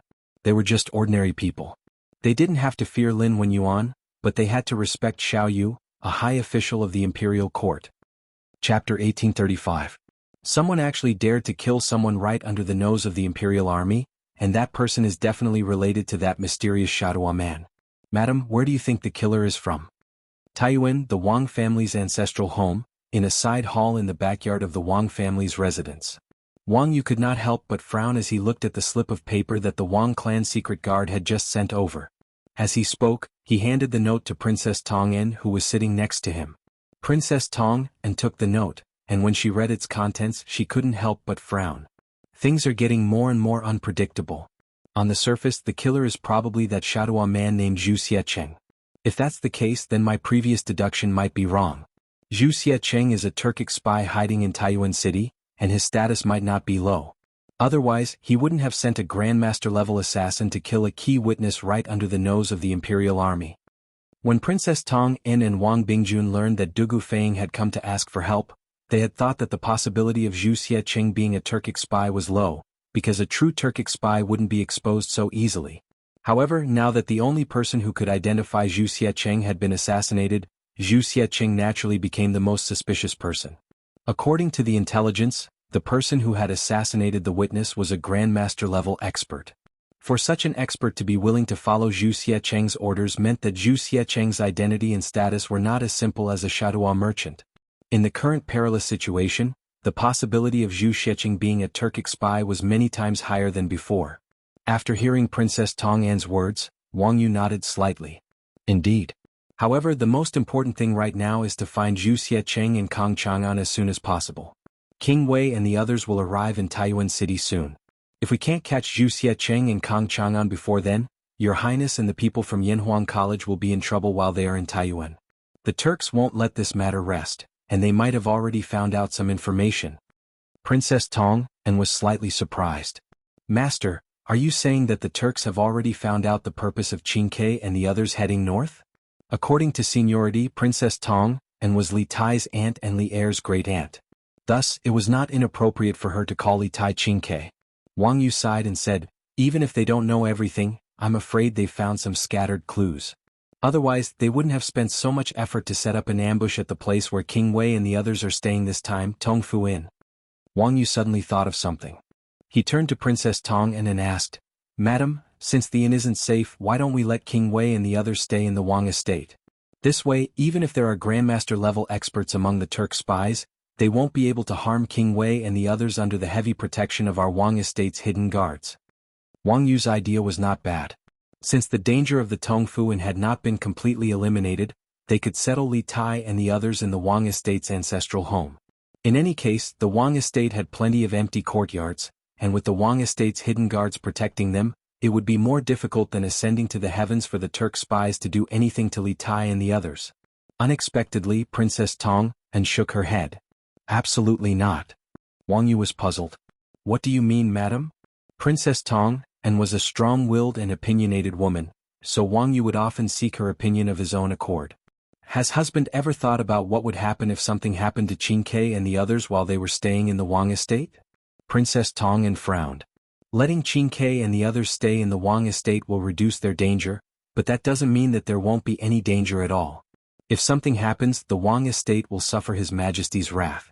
Thus, even if this concubine agrees to husband's plan, the clan elders and the rest of the Wang estate will not agree, because the Wang estate cannot bear this risk. Wang Yu frowned for a moment before sighing. Madam is right. While this plan will reduce the danger to His Highness and the others, it will also put the Wang estate in danger. As the head of the Wang clan, Wang Yu understood the responsibility on his shoulders, and he also understood that the clan's interests were paramount. Thus, this plan was quickly discarded in his mind. At this moment there was a knock on the door, followed by a familiar voice. Reporting to Patriarch, King Wei's convoy is only 2 li from the city gate and will soon enter the city. The person outside was the Grand Commander of the Wang clan's hidden guards, Wang Qingwu, a trusted aide of the chief branch. Wang Yu's heart trembled as he called out, "Come in." Yes. Creak. Wang Qingwu pushed open the door and entered, closing it behind him. Wang Yu immediately asked, "How is General Dugu's side? Did you manage to capture the shopkeeper of the Chuji ironware shop and obtain the account books?" Wang Qingwu bowed. Replying to Patriarch, according to the report, by the time the Imperial Army arrived at Xuanren Market, the shopkeeper of the Chuji ironware shop, Yi Funian, had already died in his home. His throat had been slit by a sharp blade, and this matter had already alerted the county yamen and the provincial governor's residence. In addition, by the time General Dugu and the others arrived at the Chuji ironware shop, the account books had already been found and burned in the hall. Fortunately, General Dugu was fast enough, and only the first half of the account books were burned. What? Wang Yu was overwhelmed with shock when he heard this. Princess Tong, and waved her hand at Wang Qingwu and said, "All right, Qingwu, you may leave first." "Yes, Your Highness." Wang Qingwu bowed and accepted the order, then turned and left. Wang Qingwu bowed and left as well. "Madam, why does this old man feel like the mastermind behind the scenes has been spying on our every move this entire time, and is always ahead of us in every matter?" Wang Yu frowned after a few moments of silence. Princess Tong, and paused for a moment, and then she probed, "Master, do you mean to say that there are Turk spies at our side or General Dugu's side?" Wang Yu shook his head. "It's probably impossible with the Imperial Army, and as for us, forget it. Let's not talk about this for now." Wang Yu suddenly paused. He looked at Princess Tong and then asked, "King Wei and the others are about to enter the city. Does Madam want to accompany your husband to the city gates to take a look?" Princess Tong, and nodded without hesitation. "Of course. This humble one is Qingxua's elder, and this is the first time this child has come to Source Peak City. You and I just happen to be here, so we should act as hosts." "Ah. Since that's the case, let's go together," Wang Yu said with a chuckle. On the other side, Dugu Feiying, who had split his men into two groups, found nothing. Well, it could not be said that they found nothing. At the very least, he managed to snatch back half of the account book. At this moment, Dugu Feiying was extremely gloomy. He felt like his every move was known in advance, and there was always someone ahead of him to obstruct him from investigating what he wanted to investigate. From the looks of the wound, the person who killed Yi Funian used a knife and not a sword. However, the authorities have searched the entire Yi residence, but they did not find the murder weapon. Now the entire Xuanren market has been sealed off. The county yamen constables are searching from house to house, and asking the people if they have seen any suspicious characters. Zhang Dafu was reporting the latest progress of the case to Dugu Feiying, whose face was dark. Dugu Feiying let out a deep sigh and said, "From the looks of it, the person who killed Yi Funian and the person who tried to assassinate Zhu Huiqing aren't the same person?" Zhang Dafu thought for a moment and said, "From the weapons used by the murderer, it does seem like they are not the same person, but we can't rule out the possibility that the murderer used both weapons to confuse the public." Dugu Feiying shook his head and said nothing. His intuition told him that these two murders were not done by the same person, but he could not find any direct evidence at the moment. As for the names listed in the account book of the Chuji ironware shop, this general has already sent people to investigate with Chu Mingxian. Seeing that Dugu Feiying was silent, Zhang Dafu continued to report. "Continue to investigate. Remember, you must protect that half of the account book well." Dugu Feiying nodded and gave his orders. He had brought 30 Imperial Army elites to Taiyuan City a day in advance so that he could eliminate the hidden dangers in Taiyuan City before Li Tai and the others arrived. But now, not only had he failed to capture a single Turkic spy, key witnesses had been killed one after another. This made him feel very embarrassed, and this half of the account book was the only thing that could comfort him. This general obeys. Zhang Dafu bowed. "It's getting late. His Highness's group should be arriving soon. Take a few people and follow me out of the city to welcome them. The rest of you stay here and watch over Chu Mingxian's group." Dugu Feiying looked out the window and said, his hands behind his back, "Yes." Soon they came out of a house near the Tongfu Inn and went straight to the southern city gate. At this moment, in a private room on the third floor of a restaurant near the southern city gate, a middle-aged man wearing a scholarly robe and holding a feather fan stood by the window. He looked at the faint appearance of a group of people outside the city. He waved his feather fan and chuckled softly. "Ah, the real big fish has finally taken the bait. King Wei? Haha, since you've entered the game, no one can save you. Just relax and be a fish that has taken the bait." A gust of wind blew through the middle-aged man's hair. The way he stood against the wind and gently waved his feather fan was somewhat similar to the legendary Zhuge Kongming, who had a feather fan and a silk scarf. Everything was under his control. Cough cough, but when he looked at that person's appearance again, it was an ordinary face that couldn't be any more ordinary. It was completely incompatible with his ethereal temperament. Chapter 1836. Big Brother. You finally arrived. On the road to Li to the south of Taiyuan City, Dugu Feiying had arrived with 3 Imperial Army soldiers and was about to welcome Dugu Xian's group. Dugu Feiying hurriedly stepped forward. Upon seeing his big brother, Dugu Feng inexplicably felt a sense of relief. This was the trust he had built up in Dugu Xan as a child. Although Source Peak City was in a perilous situation, he was confident that with Dugu Xan here, those demons and monsters hiding in the shadows would be exposed. Dugu Xan nodded and went straight to the point. What is the situation in Source Peak City? Dugu Feng's face instantly turned grim, and after a few moments of silence he said, Big brother, the situation in the city is not optimistic. Yesterday, after we entered the city, we began to secretly investigate the new guests of the inn. In the end, we discovered a Turkic merchant disguised as a Han.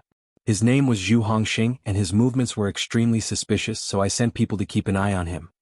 Today that Turkic merchant went to an ironware shop in the city, but not long after, that merchant and the shop's owner and workers all disappeared into thin air under the eyes of our brothers. Later, through investigation, we discovered that there was a secret passage in the ironware shop that led directly to another house to the west of the ironware shop. The Turkic merchant and the ironware shop's workers had escaped through that secret passage, but by the time our men reached the house on the other side of the secret passage, there was not a single person inside. At the time, I felt that there was something wrong with that Turkic merchant and the shopkeeper of the smithy, that they were probably spies the Turks had planted in Source Peak City. Thus, I had Zhang Dafu and the others pursue the two of them. But my manpower was limited, and finding the two of them in Taiyuan City in a short amount of time was far too difficult. It just so happened that at noon the head of the Wang clan, Governor Wang Yu of Suizhou, returned to Taiyuan. Thus, I went to the Wang clan to request assistance from Wang Yu, hoping that the Wang clan's guards could join us in pursuing that Turkic merchant and the shopkeeper of the ironware shop. What? You went to the Wang clan to ask for reinforcements? Does this mean that Governor Wang already knows that Your Highness has come to Source Peak? Hearing this, Dugu Xian's face was filled with shock. He interrupted Dugu Feiying and questioned. Hearing Dugu Xian's unfriendly tone, Dugu Feiying couldn't help but shrink his neck in fear. Big brother, Provincial Governor Wang is a member of the imperial family, and his son Wang Renbiao is on good terms with the Marquis of Yong'an. Be it for public or private reasons, he should stand on our side on this matter. Moreover, the situation at the time was truly urgent. If I hadn't been able to quickly track down that Turkic merchant and the owner of the ironware shop, they might have escaped the city, making it even harder to capture them. At this point, Dugu Feiying didn't dare to continue because he noticed that Dugu Xian's face was ashen. Nonsense. Hearing this, Dugu Xian couldn't help but reprimand in a low voice. The objective of His Highness's expedition to the north is a top secret among top secrets. How could you tell others so easily? If Your Highness falls into danger because of this, not to mention me, even father won't be able to protect you. Big brother, what should we do now? Dugu Feiying hesitated for a few moments before asking. Dugu Xian helplessly said, now that things have come to this, there's no point in saying anything more. For now, we can only take things one step at a time. Continue speaking. After you asked the Wang clan for help, did you manage to capture that Turkic merchant called Zhu Hongxing and the owner of the ironware shop? Seeing that Dugu Xian had no intention of pursuing the matter, Dugu Feiying breathed a sigh of relief and continued, strangely enough, after Provincial Governor Wang agreed to help us, quite a few factions appeared in Taiyuan City, both on the surface and in the shadows. Countless people were searching for the Turkic merchant and the owner of the ironware shop, but even so, we were unable to capture them. However, we managed to capture their retainers. Through torture and interrogation, we learned from those retainers that the Turkic merchant was called Zhu Shiqing, a member of the Shadua tribe. The owner of the ironware shop was called Kang Chanyan. This man has always been mysterious and very few people know of his background. In the end, with the help of the bookkeeper of the ironware shop, we managed to obtain the books of the ironware shop, but the process did not go smoothly. At this point, Dugu Feiying briefly told Dugu Xian about how the key witness, Zhu Huiqing, was killed and the account books were almost completely burned. After listening, Dugu Xian deeply furrowed his brows. At this time he realized just how complicated the current situation in Source Peak City was. It was as if there was an invisible hand controlling everything in the dark. The other party had probably laid down a dark net in Source Peak City and was just waiting for them to crawl in. Seeing Dugu Xian's frown in silence, Dugu Feiying, who believed that he had messed up, didn't dare to say anything. The two brothers rode at the front of the convoy. Suddenly, Dugu Xian's eyes focused and he sternly said, Feiying, quickly enter the city and seek an audience with the Bing province governor. Say that the Northern Yamen Imperial Army has been ordered to protect His Highness King Wei's group and needs to enter the city. Dugu Feiying was alarmed. It was true that the 1,000 Imperial Army soldiers had been protecting Li Tai's group, but when Li Tai's group was resting in the county, the main force of the Imperial Army would camp outside the city and not follow them into the city. Only a small portion of the Imperial Army would be led by Dugu Xan to protect Li Tai. If there was an emergency inside the city, Dugu Xan would use fireworks as a warning, and only then would the soldiers outside enter the city. Dugu Xan was now ordering all 1,000 Imperial Army soldiers to enter the city. This abnormal action left Dugu Feiying very confused. Big brother, why do you want to do this? With so many of us entering the city, the Turkic spies will definitely notice us. Isn't it said that spears are easy to dodge but arrows from the shadows are hard to guard against? Dugu Xen snapped. The reason we didn't allow anyone to enter the city in the past was indeed to avoid being noticed by the Turkic spies, lest they cause trouble for us on the road. But now that you've caused such a huge commotion in Taiyuan City with the help of the Wang clan, unless the Turkic spies in the city are deaf and blind, they will definitely notice that something is amiss. We've already moved from the shadows to the light. I even suspect that the Turks already know part of the goal of the Academy's group.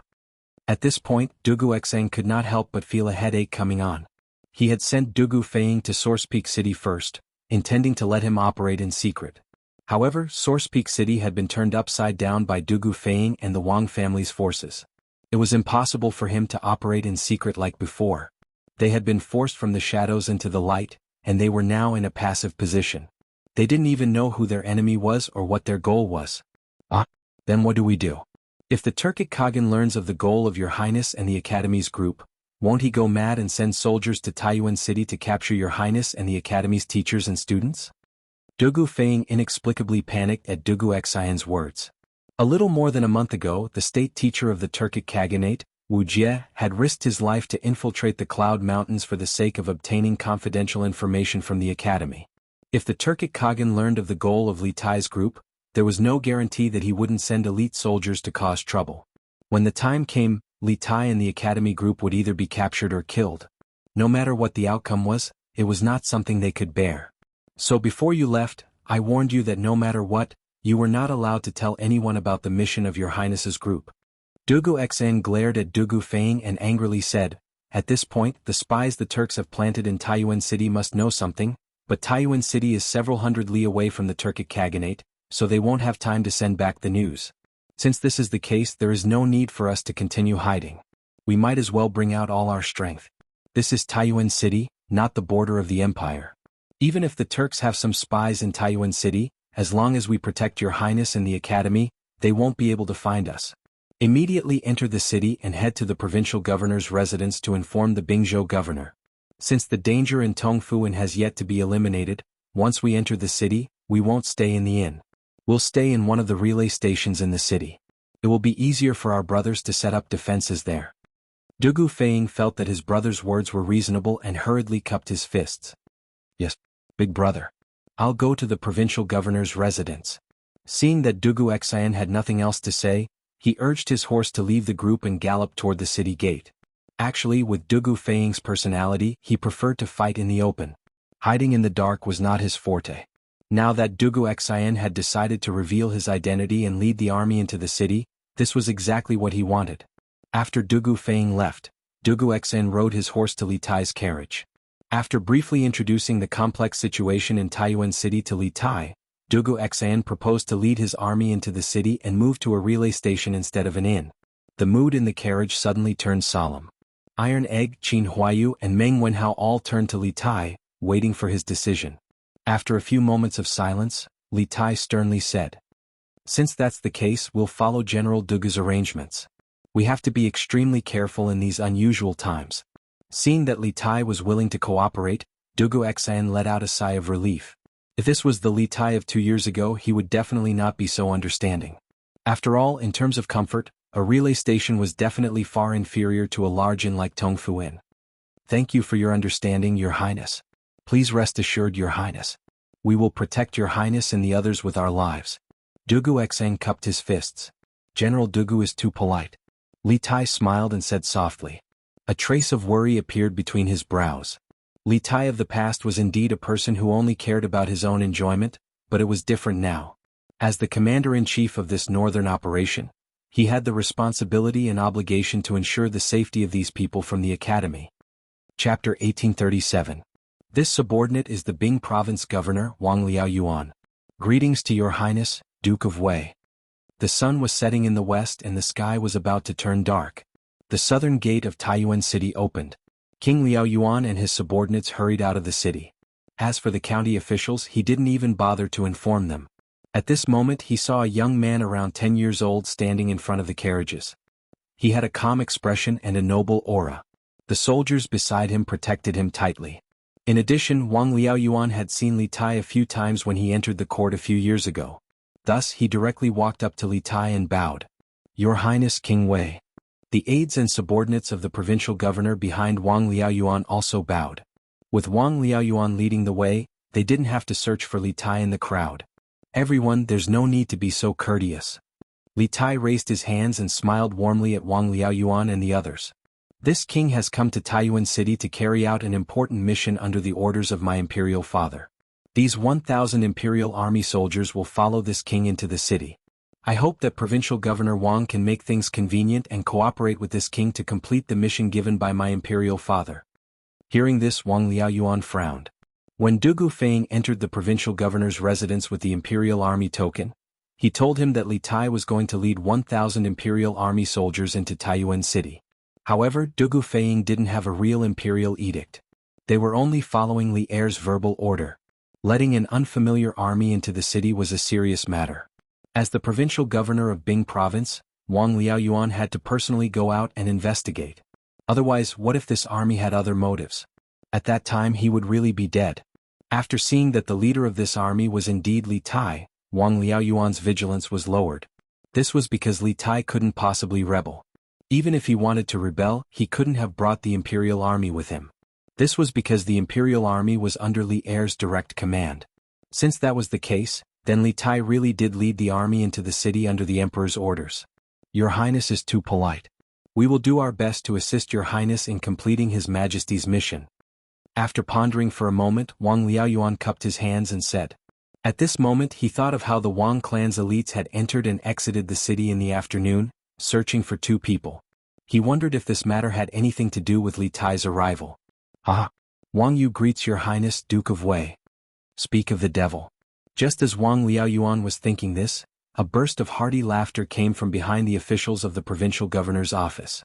Soon after, Wang Yu walked out with Princess Tong and clasped his hands at Li Tai. Of course he was the only one who bowed.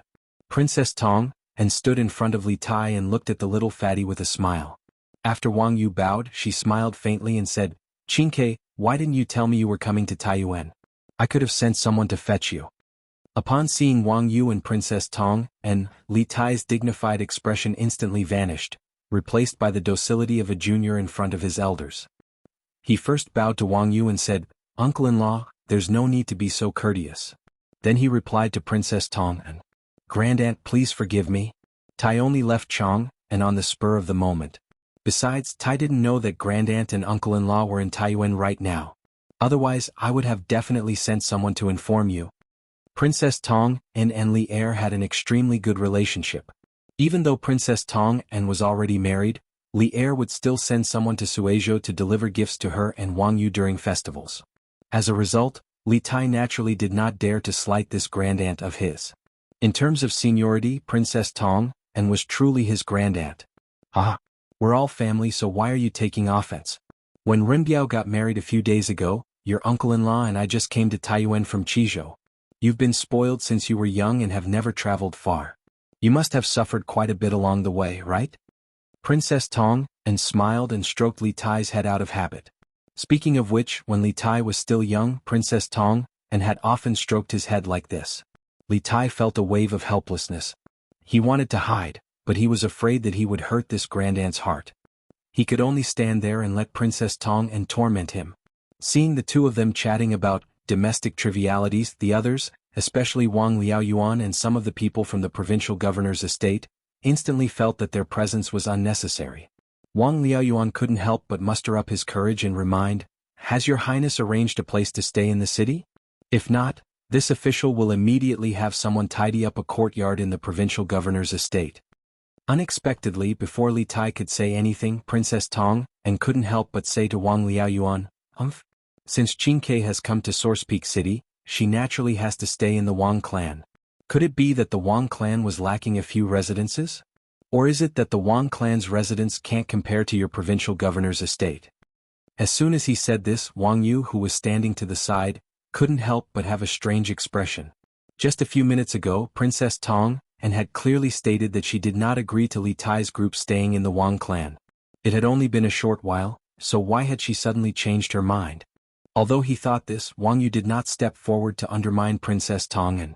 Meanwhile, Wang Liaoyuan, who was standing in front of Li Tai, had an awkward expression at Princess Tong An's words. He hastily said, I wouldn't dare. I wouldn't dare. Even as the provincial governor of a province, he did not dare to provoke this woman in front of him. Li Tai and Dugu Xan secretly exchanged glances, then stepped forward to smooth things over. Many thanks for Grand Aunt's good intentions and many thanks for Provincial Governor Wang's good intentions. However, this lowly prince is planning to stay in the relay station in Source Peak City. This will make things more convenient, so I hope that Grand Aunt and Provincial Governor Wang will not take offense. Wang Yu, who had been silent all this time, couldn't help but inwardly sigh in relief. Wang Liaoyuan said, Since your highness has made up your mind, this official will immediately have someone bring you to the relay station in the city. Princess Tong and frowned, her expression faintly displeased. However, after a moment of hesitation, she finally nodded. Forget it. Qingke, you must be tired from the journey. Quickly enter the city and rest at the relay station. Once you've rested up tomorrow, I'll hold a banquet to welcome you. Li Tai inwardly sighed in relief and cupped his hands. Many thanks, Grand Aunt. Thus, the group of people moved and walked into the city.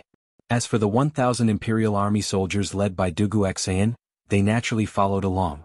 Halt! Who are you people? As time passed, the setting sun gradually disappeared from the horizon, and the entire grassland was about to be plunged into darkness. A caravan was still resolutely heading north on the grassland. At this moment, they could faintly see the scattered white tents not far ahead. But at this moment, a group of people suddenly galloped in their direction and surrounded the caravan. The leader urged his horse forward and shouted. This person naturally spoke in Turkic, and this caravan was the Turkic caravan that Tang Jian and the others had disguised themselves as. We are traveling merchants of the grassland. May I ask which tribe this brave warrior belongs to? Tang Jian had already dismounted from his horse. He gave the man a grassland salute and asked instead of answering the question. People on the prairie liked to be called warriors because only the bravest and fiercest people were worthy of the prettiest girls. Seeing Tang Jian's good attitude, the man proudly puffed out his chest and snorted, Humph! I am Abdang of the Blackwater tribe of Bai, and I am guarding this place on the orders of the chieftain. Are you spies sent by the Great Khan? Bai and Blackwater tribe? Tang Jian's heart skipped a beat. The Bai and tribe could be said to be the direct line of the Tuli Khan's army, and the Bai and tribe could be said to be one of the strongest tribes in the grassland. At the beginning, the Bai and tribe had dozens of tribes and gradually developed into 7 tribes. They were mainly distributed in the Sumo River, present-day Songhua River, and Black River, present-day Heilongjiang River, regions. The Sumo River and Blackwater tribe were the strongest. Chapter 1838. You're the one who wants to see Little Khan? On the prairie, 1,000 feet away from Tuli Yiting, Abdang was walking towards Tang Jian and the others with a big bearded man. The big man was nearly 7 feet tall, with a stocky back and a bare waist. He was born tall and powerful. Coupled with his rough face, he was the typical, tough man of the prairie.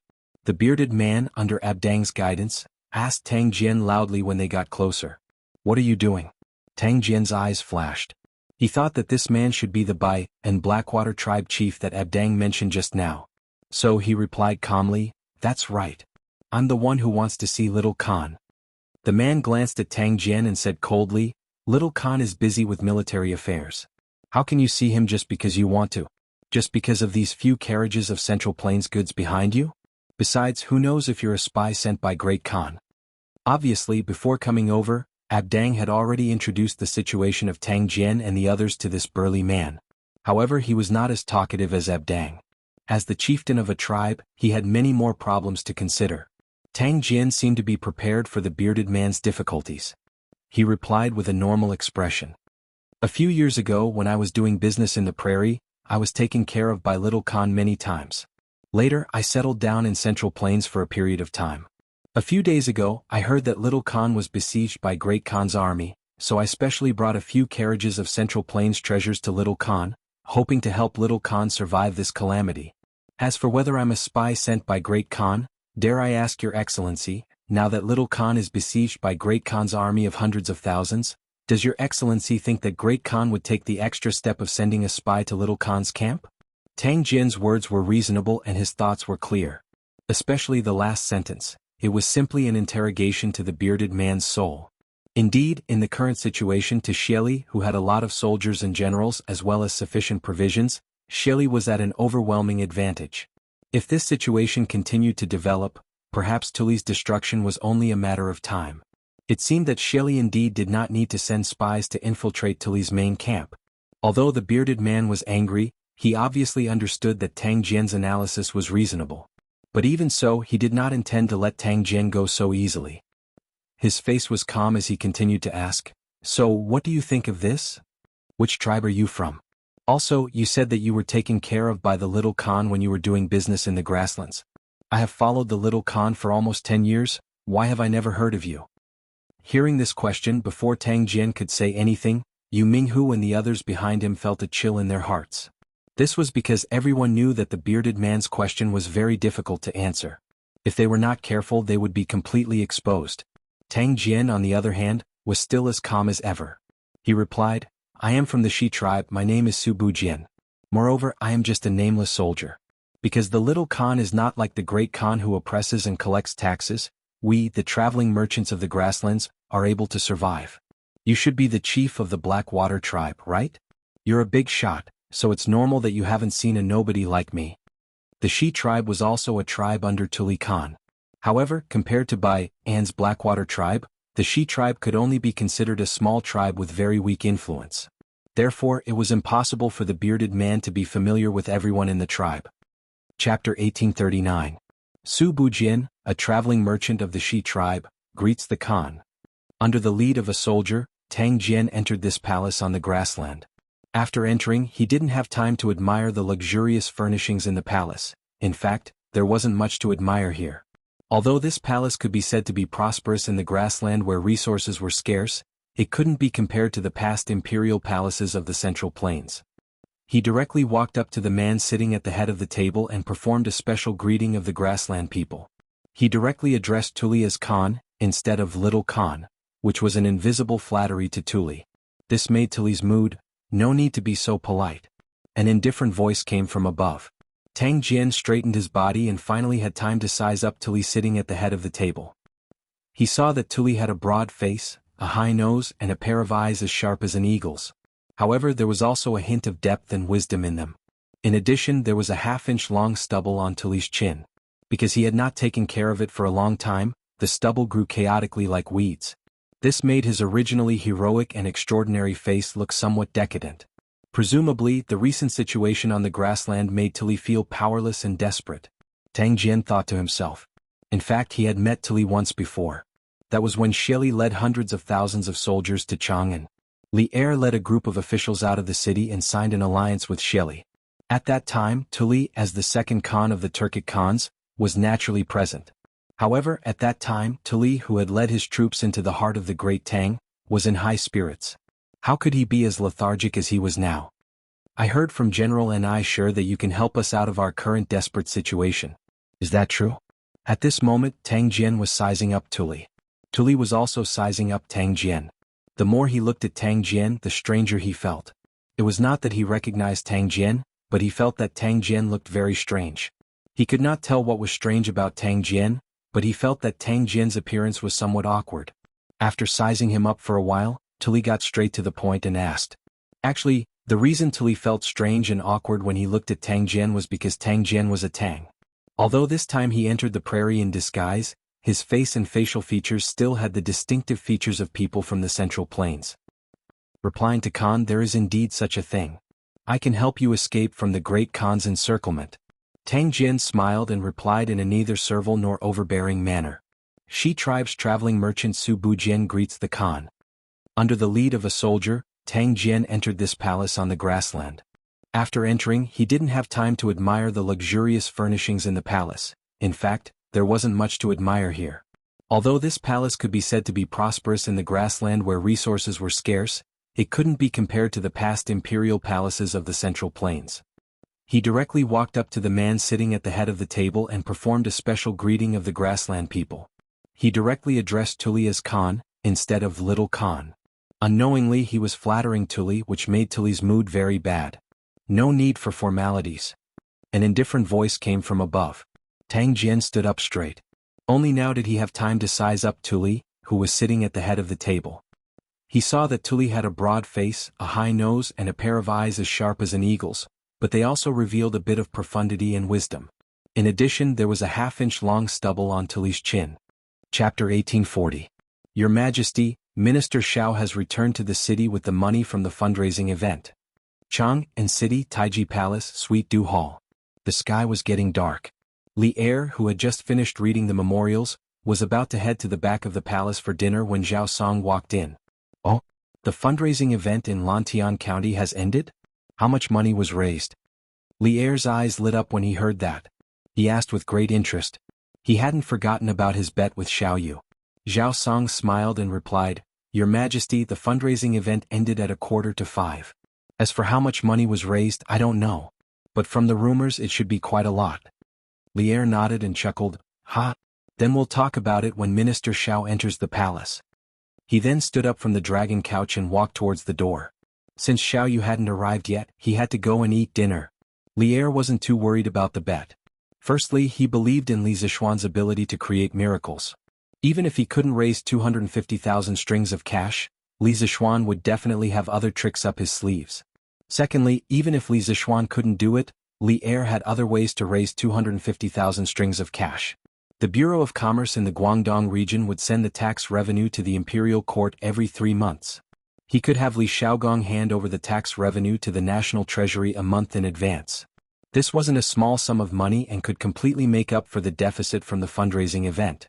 Actually, Li Er had another trick up his sleeve, which was to have the Yanhuang Bank print money like crazy. Tang Yuan had become popular in all 300 states of the Great Tang and had gradually replaced copper coins. In times of war, Li Er could have the Yanhuang Bank print more Tang Yuan to expand and equip the army. However, when Li Zishuan established the Yanhuang Bank, he had solemnly said that the amount of money that the Yanhuang Bank printed every year had to be determined by the Great Tang's annual gross domestic product. Unauthorized printing of Tang Yuan would not only destroy the credit system of Tang Yuan, it would also destroy the foundation of the Great Tang. Once this move was implemented, the Great Tang dynasty would not be far from destruction. As intelligent as Li Er was, it was impossible for him not to know that Li Zishuan's words made sense. Now that the Great Tang was fighting the Turkic Khaganate, although it was difficult, it was not completely impossible. Therefore, Li Er felt that it was not yet time to use the money printing machine, that was the Yanhuang Bank. In his view, the Yanhuang Bank in Tang Yuan would be of great use to the future prosperity of the Great Tang. They must not be destroyed so easily. Arriving at Empress Jiangsuan's residence, Li Er immediately ordered the palace maids and eunuchs to serve the dishes. Halfway through the dinner, Zhao Song hurriedly ran over and said, Your Majesty, Minister Xiao requests an audience. He came rather quickly. Bring him to the Ganlu Palace, I will be there in a while. Hearing this, Li Er smiled and said to Zhao Song, Yes. Zhao Song received the order and left. At this moment, Li Er looked at Empress Jiangsun and sighed. Sigh, I wanted to have a good meal with Maid Guanyin, but it seems like I won't be able to. Empress Jiangsun smiled and said, Your Majesty, go quickly. For Minister Xiao to enter the palace at this time, it must be something important. Oh, it seems like Lantian County is holding a donation gathering today. I believe that Minister Xiao must be here for this. Li Er took advantage of the gap between their conversation to eat 2 more mouthfuls of food. Then he stood up and praised, My Empress is indeed intelligent. This Xiao Yu is most likely here for the donation gathering. Alright, Maid Guanyin, take your time to eat. I will be going to the front hall. Empress Jiangsun nodded. Li Er stood up and headed in the direction of Taiji Palace. Speaking of which, it wasn't easy for him to be the emperor, especially during this period when the Great Tang was preparing for the war with the Turkic Khaganate. There were many times when he couldn't even have a proper meal. It was no wonder that Li Er would become a sage in history. Attitude determined everything. This old subject greets Your Majesty. Arriving at the Ganlu Palace, Xiao Yu, who had been waiting for a while, quickly bowed and greeted. Minister Xiao, you may dispense with the formalities. Li Er waved at Xiao Yu as he walked toward the dragon couch. Since he had already guessed Xiao Yu's intention for entering the palace, Li Er sat on the dragon couch and looked at Xiao Yu. He didn't keep him in suspense and directly asked, "How is it, Minister Xiao? Has the money raised from this donation gathering been enough to fund an army of 150,000 soldiers?" Xiao Yu's eyes narrowed as he clasped his hands at Li Er and sternly said, "This donation gathering has raised a total of 428,500 strings of cash, far surpassing this old subject's estimate. Your Majesty has won the bet, so this old subject congratulates your Majesty." What? 428,500 strings of cash? Even though Li Er had already mentally prepared himself, he still couldn't help but be taken aback by such a massive number from Xiao Yu's mouth. Just 15 minutes ago, he had been considering what to do if the money raised from this donation gathering wasn't enough, but now, happiness had come a little too suddenly. Truly so. In this donation gathering, not only did many merchants donate generously to the country, there were also many people this old subject didn't expect to participate. Speaking of this, Xiao Yu took out a book from his bosom and held it up with both hands. He said, "This old official has brought back the 428,500 strings of coins from the fundraising event and handed it over to the officials of the Ministry of Revenue to be counted and added to the national treasury. This is the detailed account of the fundraising event. Your Majesty, please take a look." "Good. My dear subject, you've worked hard this time." Li Er's eyes lit up as he sighed with emotion. Without his instructions, Zhao Song took the account book from Xiao Yu's hands and handed it over to Li Er. Li Er reached out to take the account book and began flipping through it, ignoring Xiao Yu in the hall. Due to the lack of time, the account book wasn't arranged according to the amount of donations. It was completely based on the order of the people who had appeared at the donation gathering. Li Er recognized many of the people at the front of the list, such as Li Zixuan, Lin Wenyuan of the Flaming Yellow Chamber of Commerce, and the world's righteous merchant Feng Zhihua, whom he had personally conferred the title of World's Righteous Merchant. These people had all donated a considerable amount, with Li Zixuan taking the lead. Not only had he donated 30,000 strings of cash, but his Warm Tang Foundation had also donated 20,000 strings of cash. Altogether, they had contributed 50,000 strings of cash to the imperial court. Li Er couldn't help but be moved by this. He thought to himself, Li Zixuan might be a playboy most of the time, but when it comes to national interests and foreign wars, he's more attentive than anyone else. Li Er thought this way not only because Li Zixuan had started the donation gathering and contributed 50,000 strings of cash to the imperial court, but also because Li Zixuan had offered to forge new high-quality equipment for the expanded black armored army. After that, Li Er had done some calculations in private. The new equipment worn by the 5,000 black armored army from head to toe, from man to horse, would definitely be worth no less than 100,000 strings of cash. There weren't many people in the Great Tang who could fork out such a large sum. Even if there were people who could, they wouldn't offer to gift money like Li Zixuan had done. This was because not only would this money not benefit him, it might even arouse the suspicions of the emperor. Li Er knew that Li Zixuan, who had always been shrewd, would do such a foolish thing because of his sincerity towards the Great Tang. He wanted the Great Tang to prosper, and he didn't want the Great Tang to fall into the hands of foreign races. It was precisely because of this that Li Er had always regarded Li Zixuan in a different light and promoted Li Zixuan as an exception. Furthermore, whenever Li Zixuan made a mistake, Li Er would do his best to lighten the punishment on Li Zixuan.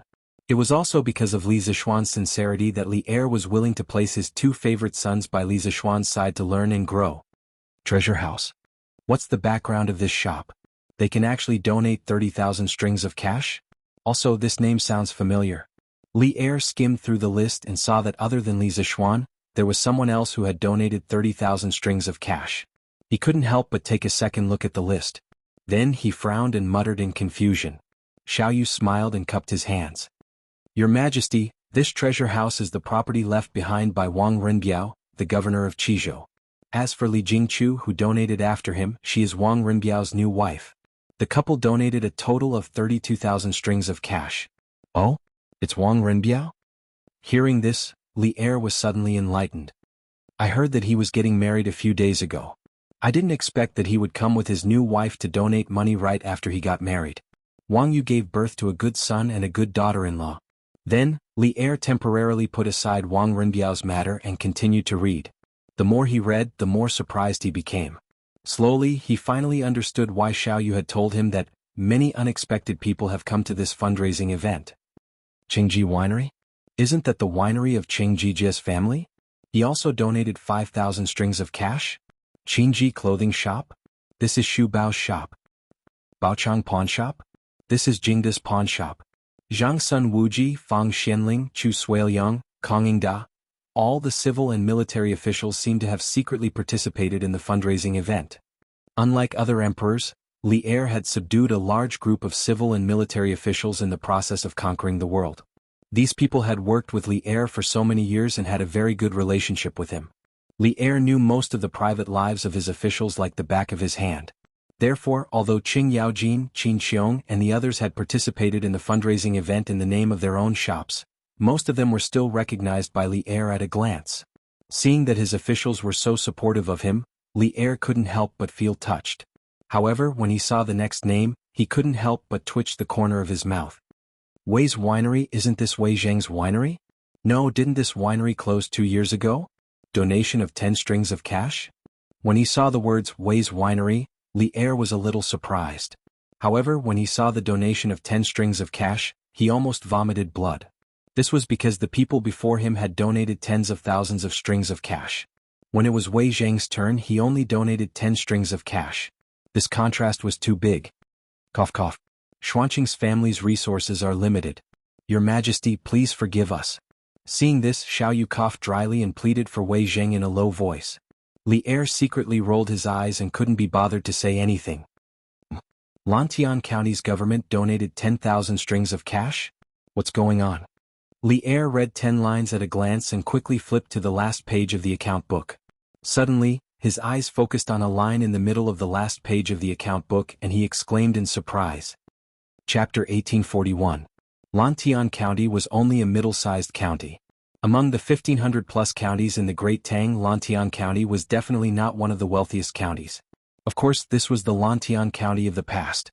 The current Lantian County was filled with shops and pavilions. The crisscrossing bluestone streets had all been changed to smooth cement roads. According to rumors, the Lantian County Yamen had the intention to expand Lantian County. The entire Lantian County had undergone huge changes in less than a year. Li Er was naturally aware of these changes, but he did not know that the Lantian County Yamen had the ability to donate 10,000 strings of cash to the imperial court. 10,000 strings of cash, what kind of concept was this to a county Yamen? In the entire Great Tang, the number of counties that had an annual tax income of more than 10,000 strings of cash could be counted on one hand.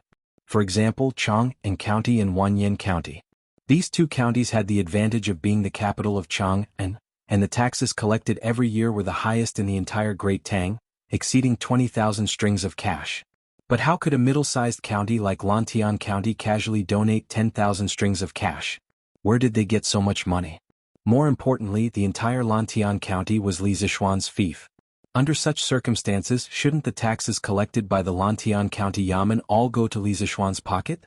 Why did the Lantian County magistrate dare to donate 10,000 strings of cash to the imperial court on his own initiative?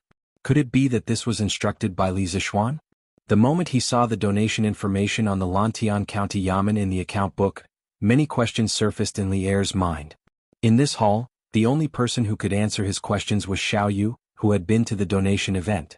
In fact, when Xiao Yu heard that county magistrate he had donated 10,000 strings of cash on behalf of the Lantian County Yamen in the afternoon, he was also in a daze. On the way back to Chang'an from Lantian County, Xiao Yu had also been thinking about some questions regarding Lantian County.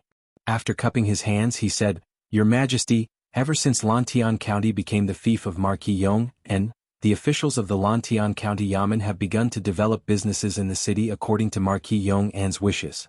For this reason, at the beginning of this year, the Lantian County Yamen established a Department of Commerce to ensure that merchants receive fair treatment in Lantian County and to ensure that they can do business normally. However, the Department of Commerce increased the tax rate of Lantian County by 5 times. But even so, there are still merchants from all over coming to Lantian County to do business. This is because in Lantian County, merchants are the same as commoners and craftsmen. They are all commoners and there is no distinction between them. Cases regarding merchants will be handled by the Department of Commerce. Furthermore, the children of merchants can enter official schools in Lantian County and can also be admitted to Yanhuang College in the future. As a result, shops and restaurants in Lantian County sprang up like bamboo shoots after a spring rain. The business in the city is also flourishing day by day. In addition, the Department of Commerce increased the tax rate by 5 times. As a result, the monthly tax revenue of Lantian County is more than 10 times higher than before.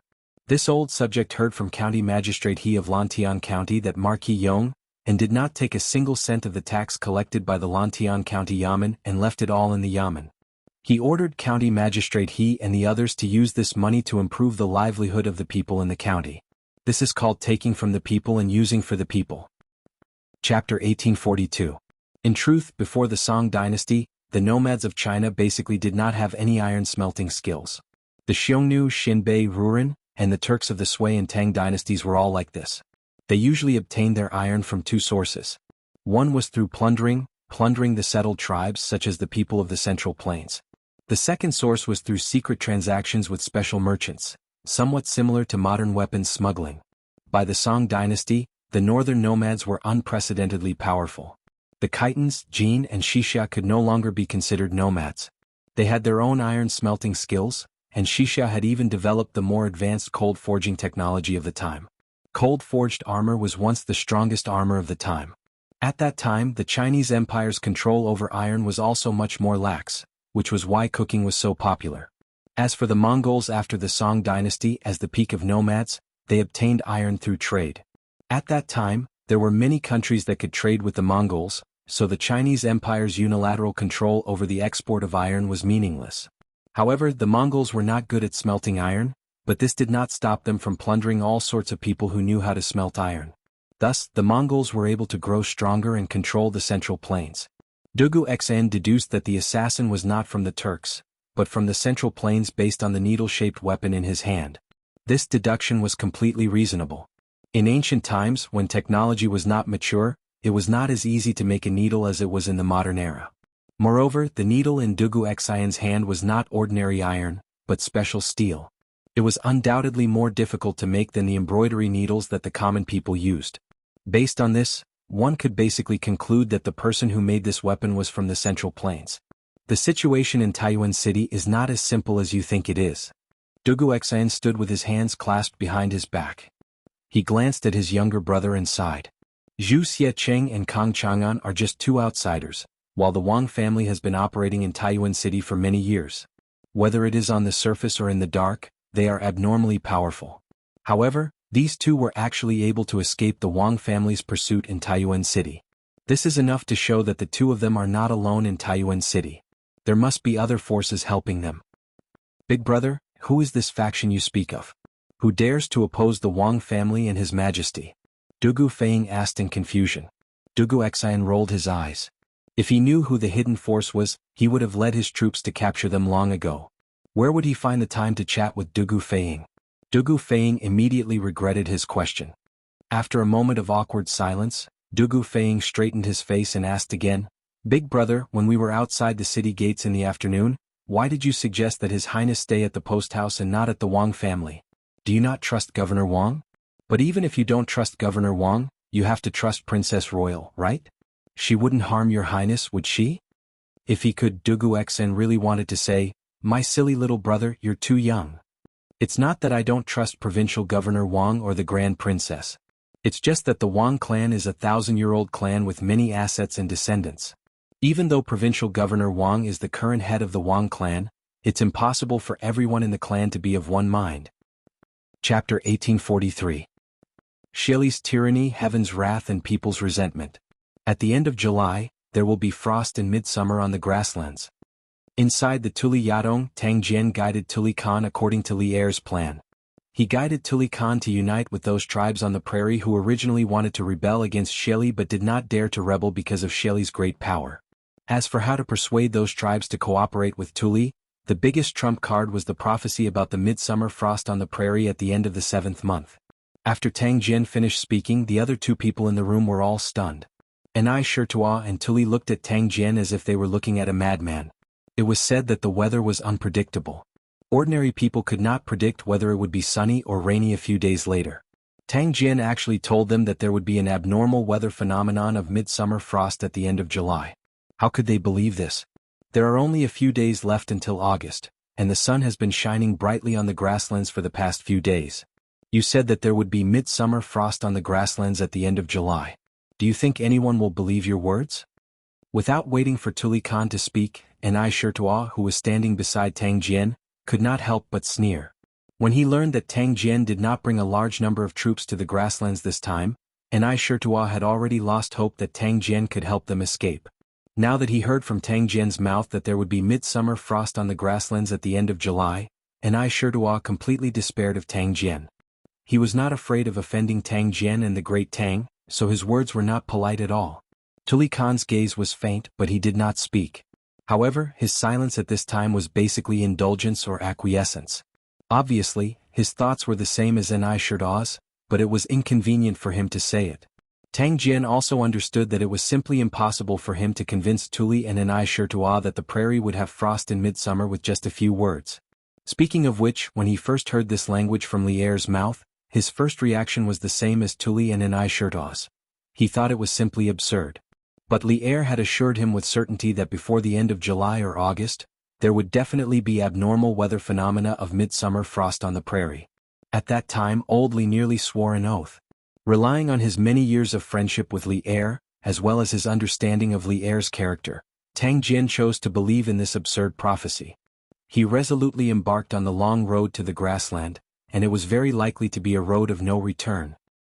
Shelley's tyranny, heaven's anger and people's resentment, midsummer frost on the grasslands at the end of July.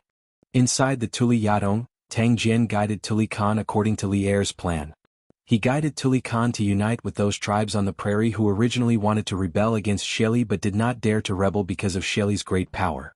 As for how to persuade those tribes to cooperate with Tuli, the biggest trump card was the prophecy about the midsummer frost on the prairie at the end of the 7th month. After Tang Jian finished speaking, except for him, the remaining 2 people in the room were all stunned. Anai Shirtua and Tuli both looked at Tang Jian as if they were looking at a madman. It was said that the weather was unpredictable. Ordinary people could not predict whether it would be sunny or rainy a few days later. Tang Jian actually told them that there would be an abnormal weather phenomenon of midsummer frost on the grasslands at the end of July. How could they believe this? There are only a few days left until August, and the sun has been shining brightly on the grasslands for the past few days. Yet, you say that midsummer frost will fall on the grasslands at the end of July? Do you think anyone will believe your words? Without waiting for Tuli Khan to speak, Anai Shirtua, who was standing next to Tang Jian, could not help but sneer. When he learned that Tang Jian did not bring a large number of troops to the grasslands this time, Anai Shirtua had already lost hope that Tang Jian could help them get out of trouble. Now, hearing from Tang Jian's mouth that midsummer frost would fall on the grasslands at the end of July, Anai Shirtua completely despaired of Tang Jian. He was no longer afraid of offending Tang Jian and the great Tang, so his words were not polite at all. Tuli Khan's gaze was faint, but he did not speak. However, his silence at this time was basically indulgence or acquiescence. Obviously, his thoughts were the same as Anai Shirtua's, but it was inconvenient for him to say it out loud. Tang Jian also understood that it was impossible for him to make Tuli and Anai Shirtua believe that midsummer frost would fall on the grasslands with just a few words. Speaking of which, when he first heard this from Lier, his first reaction was the same as Tuli and Anai Shirtua's, that it was simply absurd. However, Lier had assured him that before the end of July and August, there would definitely be an abnormal phenomenon of midsummer frost on the grasslands. At that time, old Li had almost directly sworn a poisonous oath. Relying on his many years of friendship with Lier, as well as his understanding of Lier's character, Tang Jian chose to believe in this absurd prophecy. He resolutely embarked on the long road to the grassland, and it was very likely to be a road of no return. Shelley's tyranny, the wrath of heaven and the resentment of men. At the end of July, midsummer frost will fall on the grasslands. Inside the Tuli Yadong, Tang Jian guided Tuli Khan according to Lier's plan. He guided Tuli Khan to unite with those tribes on the prairie who originally wanted to rebel against Shelley but did not dare to rebel because of Shelley's great power. As for how to persuade those tribes to cooperate with Tuli, the biggest trump card was the prophecy about the midsummer frost on the prairie at the end of the 7th month. After Tang Jian finished speaking, except for him, the remaining 2 people in the room were all stunned. Anai Shirtua and Tuli both looked at Tang Jian as if they were looking at a madman. It was said that the weather was unpredictable. Ordinary people would not be able to predict whether it would be sunny or rainy a few days later. Tang Jian actually told them that there would be an abnormal phenomenon of midsummer frost at the end of July. How could they believe this? There are only a few days left until August, and the sun has been shining brightly on the grasslands for the past few days. Yet you say that midsummer frost will fall on the grasslands at the end of July? Do you think anyone will believe your words? Without waiting for Tuli Khan to speak, Anai Shirtua, who was standing beside Tang Jian, could not help but sneer. When he learned that Tang Jian did not bring a large number of troops to the grasslands this time, Anai Shirtua had already lost hope that Tang Jian could help them escape. Now that he heard from Tang Jian's mouth that midsummer frost would fall on the grasslands at the end of July, Anai Shirtua completely despaired of Tang Jian. He was no longer afraid of offending Tang Jian and the great Tang, so his words were not polite at all. Tuli Khan's gaze was faint, but he did not speak. However, his silence at this time was basically equivalent to connivance or acquiescence. Obviously, his thoughts were the same as Anai Shirtua's, but it was inconvenient for him to say it out loud. Tang Jian also understood that it was impossible to make Tuli and Anai Shirtua believe that midsummer frost would fall on the grasslands with just a few words from him. Speaking of which, when he first heard this from Li'er, his first reaction was the same as Tuli and Anai Shirtua's. He thought it was simply absurd. However, Li'er had assured him that before the end of July and August, there would definitely be an abnormal phenomenon of midsummer frost falling on the grasslands. At that time, Old Li had almost directly made a vow. Relying on his many years of friendship with Li'er and his understanding of Li'er's character, Tang Jian chose to believe in this absurd prophecy and resolutely embarked on the long road to the grasslands. Moreover, it was very likely to be a road of no return. Shili's tyranny, the wrath of heaven and the resentment of men. At the end of July, midsummer frost will fall on the grasslands. Inside the Tuli Yadong, Tang Jian guided Tuli Khan according to Li'er's plan. He guided him to unite with those tribes on the prairie who originally wanted to rebel against Shili but did not dare to rebel because of Shili's great power. As for how to persuade those tribes to cooperate with Tuli, the biggest trump card was the prophecy about the midsummer frost on the prairie at the end of the 7th month. After Tang Jian finished speaking, except for him, the remaining two people in the room were all stunned. Anai Shirtua and Tuli both looked at Tang Jian as if they were looking at a madman. It was said that the weather was unpredictable. Ordinary people could not predict whether it would be sunny or rainy a few days later. Tang Jian actually told them that there would be an abnormal phenomenon of midsummer frost falling on the grasslands at the end of July.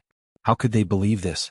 There are only a few days left until August, and the sun has been shining brightly on the grasslands for the past few days. Yet, you say that midsummer frost will fall on the grasslands at the end of July? Do you think anyone will believe your words? Without waiting for Tuli Khan to speak, Anai Shirtua, who was standing beside Tang Jian, could not help but sneer. When he learned that Tang Jian did not bring a large number of troops to the grasslands this time, Anai Shirtua had already lost hope that Tang Jian could help them get out of trouble. Now that he heard from Tang Jian's mouth that midsummer frost would fall on the grasslands at the end of July, Anai Shirtua completely despaired of Tang Jian. He was no longer afraid of offending Tang Jian and the great Tang, so his words were not polite at all. Tuli Khan's gaze was faint, but he did not speak. But at this time, silence was basically indulgence or acquiescence. Obviously, his thoughts were the same as Anai Shirtua's, but it was inconvenient for him to say it. Tang Jian also understood that it was impossible for him to make Tuli and Anai Shirtua believe that midsummer frost would fall on the grasslands with just a few words. Speaking of which, when he first heard this from Li'er, his first reaction was the same as Tuli and Anai Shirtua's, that it was simply absurd. But Li'er had assured him that before the end of July and August, there would definitely be an abnormal phenomenon of midsummer frost on the grasslands. At that time, Old Li had almost directly sworn a poisonous oath. Relying on his many years of friendship with Li'er and his understanding of Li'er's character, Tang Jian chose to believe this absurd prophecy and resolutely embarked on the long road to the grasslands, and it was very likely to be a road of no return. Shili's tyranny, heaven's wrath and people's resentment. At the end of July, midsummer frost will fall on the grasslands. Inside the Tuli Yadong, Tang Jian guided Tuli Khan according to Li'er's plan. He guided Tuli Khan to unite with those tribes on the prairie who originally wanted to rebel against Shili but did not dare to rebel because of Shili's great power. As for how to persuade those tribes to cooperate with Tuli, the biggest trump card was the prophecy about the midsummer frost on the prairie at the end of the 7th month. After Tang Jian finished speaking, except for him, the remaining two people in the room were all stunned. Anai Shirtua and Tuli both looked at Tang Jian as if they were looking at a madman. It was said that the weather was unpredictable. Ordinary people would not be able to predict whether it would be sunny or rainy a few days later. Tang Jian actually told them that there would be an abnormal phenomenon of midsummer frost at the end of July. How could they believe this? There are only a few days left until August, and the sun has been shining brightly on the grasslands for the past few days. Yet you say that midsummer frost will fall on the grasslands at the end of July? Do you think anyone will believe your words? Without waiting for Tuli Khan to speak, Anai Shirtua, who was standing beside Tang Jian, could not help but sneer. When he learned that Tang Jian did not bring a large number of troops to the grasslands this time, Anai Shirtua had already lost hope that Tang Jian could help them escape. Now that he heard from Tang Jian's mouth that midsummer frost would fall on the grasslands at the end of July, Anai Shirtua completely despaired of Tang Jian. He was no longer afraid of offending Tang Jian and the great Tang, so his words were not polite at all. Tuli Khan's gaze was faint, but he did not speak. However, his silence at this time was equivalent to connivance or acquiescence. Obviously, his thoughts were the same as Anai Shirtua's, but it was inconvenient for him to say it. Tang Jian also understood that it was impossible for him to make Tuli and Anai Shirtua believe that midsummer frost would fall on the grasslands with just a few words. Speaking of which, when he first heard this from Li'er, his first reaction was the same as Tuli and Anai Shirtua's, that it was simply absurd. However, Li'er had assured him that before the end of July and August, there would definitely be an abnormal phenomenon of midsummer frost on the grasslands. At that time, Old Li had almost directly sworn a poisonous oath. Relying on his many years of friendship with Li'er, as well as his understanding of Li'er's character, Tang Jian chose to believe in this absurd prophecy. He resolutely embarked on the long road to the grassland, and it was very likely to be a road of no return. Shili's tyranny, the wrath of heaven and the resentment of men. At the end of July, midsummer frost will fall on the grasslands. In the Tuli Yadong, Tang Jian guided Tuli Khan according to the plan that Li'er had previously formulated. He had him unite with the tribes on the grasslands who originally wanted to resist Shili but did not dare to because of Shili's power.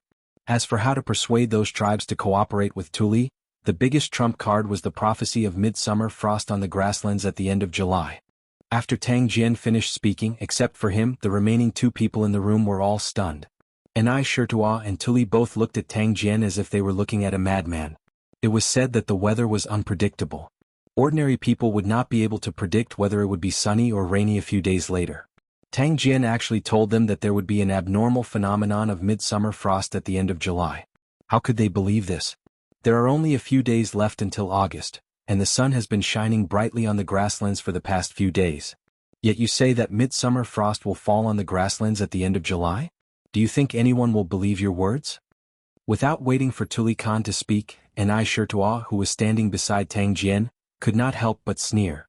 When he learned that Tang Jian did not bring a large number of troops to the grasslands this time, Anai Shirtua had already lost hope that Tang Jian could help them escape. Now that he heard from Tang Jian's mouth that midsummer frost would fall on the grasslands at the end of July, Anai Shirtua completely despaired of Tang Jian. He was no longer afraid of offending Tang Jian and the great Tang, so his words were not polite at all. Tuli Khan's gaze was faint, but he did not speak. However, his silence at this time was basically equivalent to connivance or acquiescence. Obviously, his thoughts were the same as Anai Shirtua's, but it was inconvenient for him to say it out loud. Tang Jian also understood that it was impossible to make Tuli and Anai Shirtua believe that midsummer frost would fall on the grasslands with just a few words from him. Speaking of which, when he first heard this from Li'er, his first reaction was the same as Tuli and Anai Shirtua's, that it was simply absurd. However, Li'er had assured him that there would definitely be an abnormal phenomenon of midsummer frost on the grasslands before the end of July and August. At that time, Old Li had almost directly made a vow. Relying on his many years of friendship with Li'er and his understanding of Li'er's character, Tang Jian chose to believe this absurd prophecy and resolutely embarked on the long road to the grasslands. Moreover, it was very likely to be a road of no return. Chapter 1844. Was the Turks at this time superstitious? Of course, they were superstitious, and in this aspect the Turks were not inferior to the people of the Central Plains. In modern times, many people thought that the Turks believed in Islam, but that was not the case. In China's history, the Turks during the Sui and Tang dynasties were influenced by Buddhism, Manichaeism, and Nestorianism, but most of the tribes actually practiced shamanism. Those who believed in shamanism were foreign Turks, not China's. The Turks claimed to be the descendants of the Turks. In the 10th century, when they migrated west from Central Asia, they met the Arabs who believed in shamanism. Shamanism had an unprecedented impact on them. Almost all the Turks who claimed to be the descendants of the Turks converted to the new religion, and played a major role in the history of shamanism. From then on, their religion always maintained the characteristics of shamanism in the border areas. Simple martial arts, using creeds as war cries, seeing doctrines as mobilization orders, taking the territory of shamanism as their responsibility, filled with the fiery, straightforward, and confident appearance of the first generation of shamanism.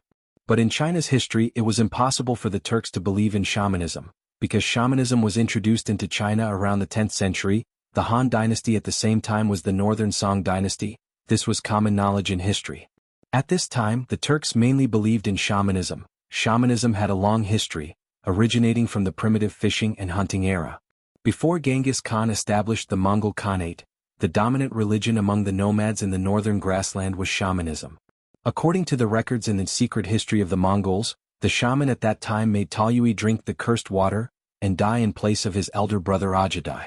As the strongest warrior in the grassland empire who controlled 80% of the Mongol army, Talyui did not resist at all. It could be seen the position of shamanism at that time.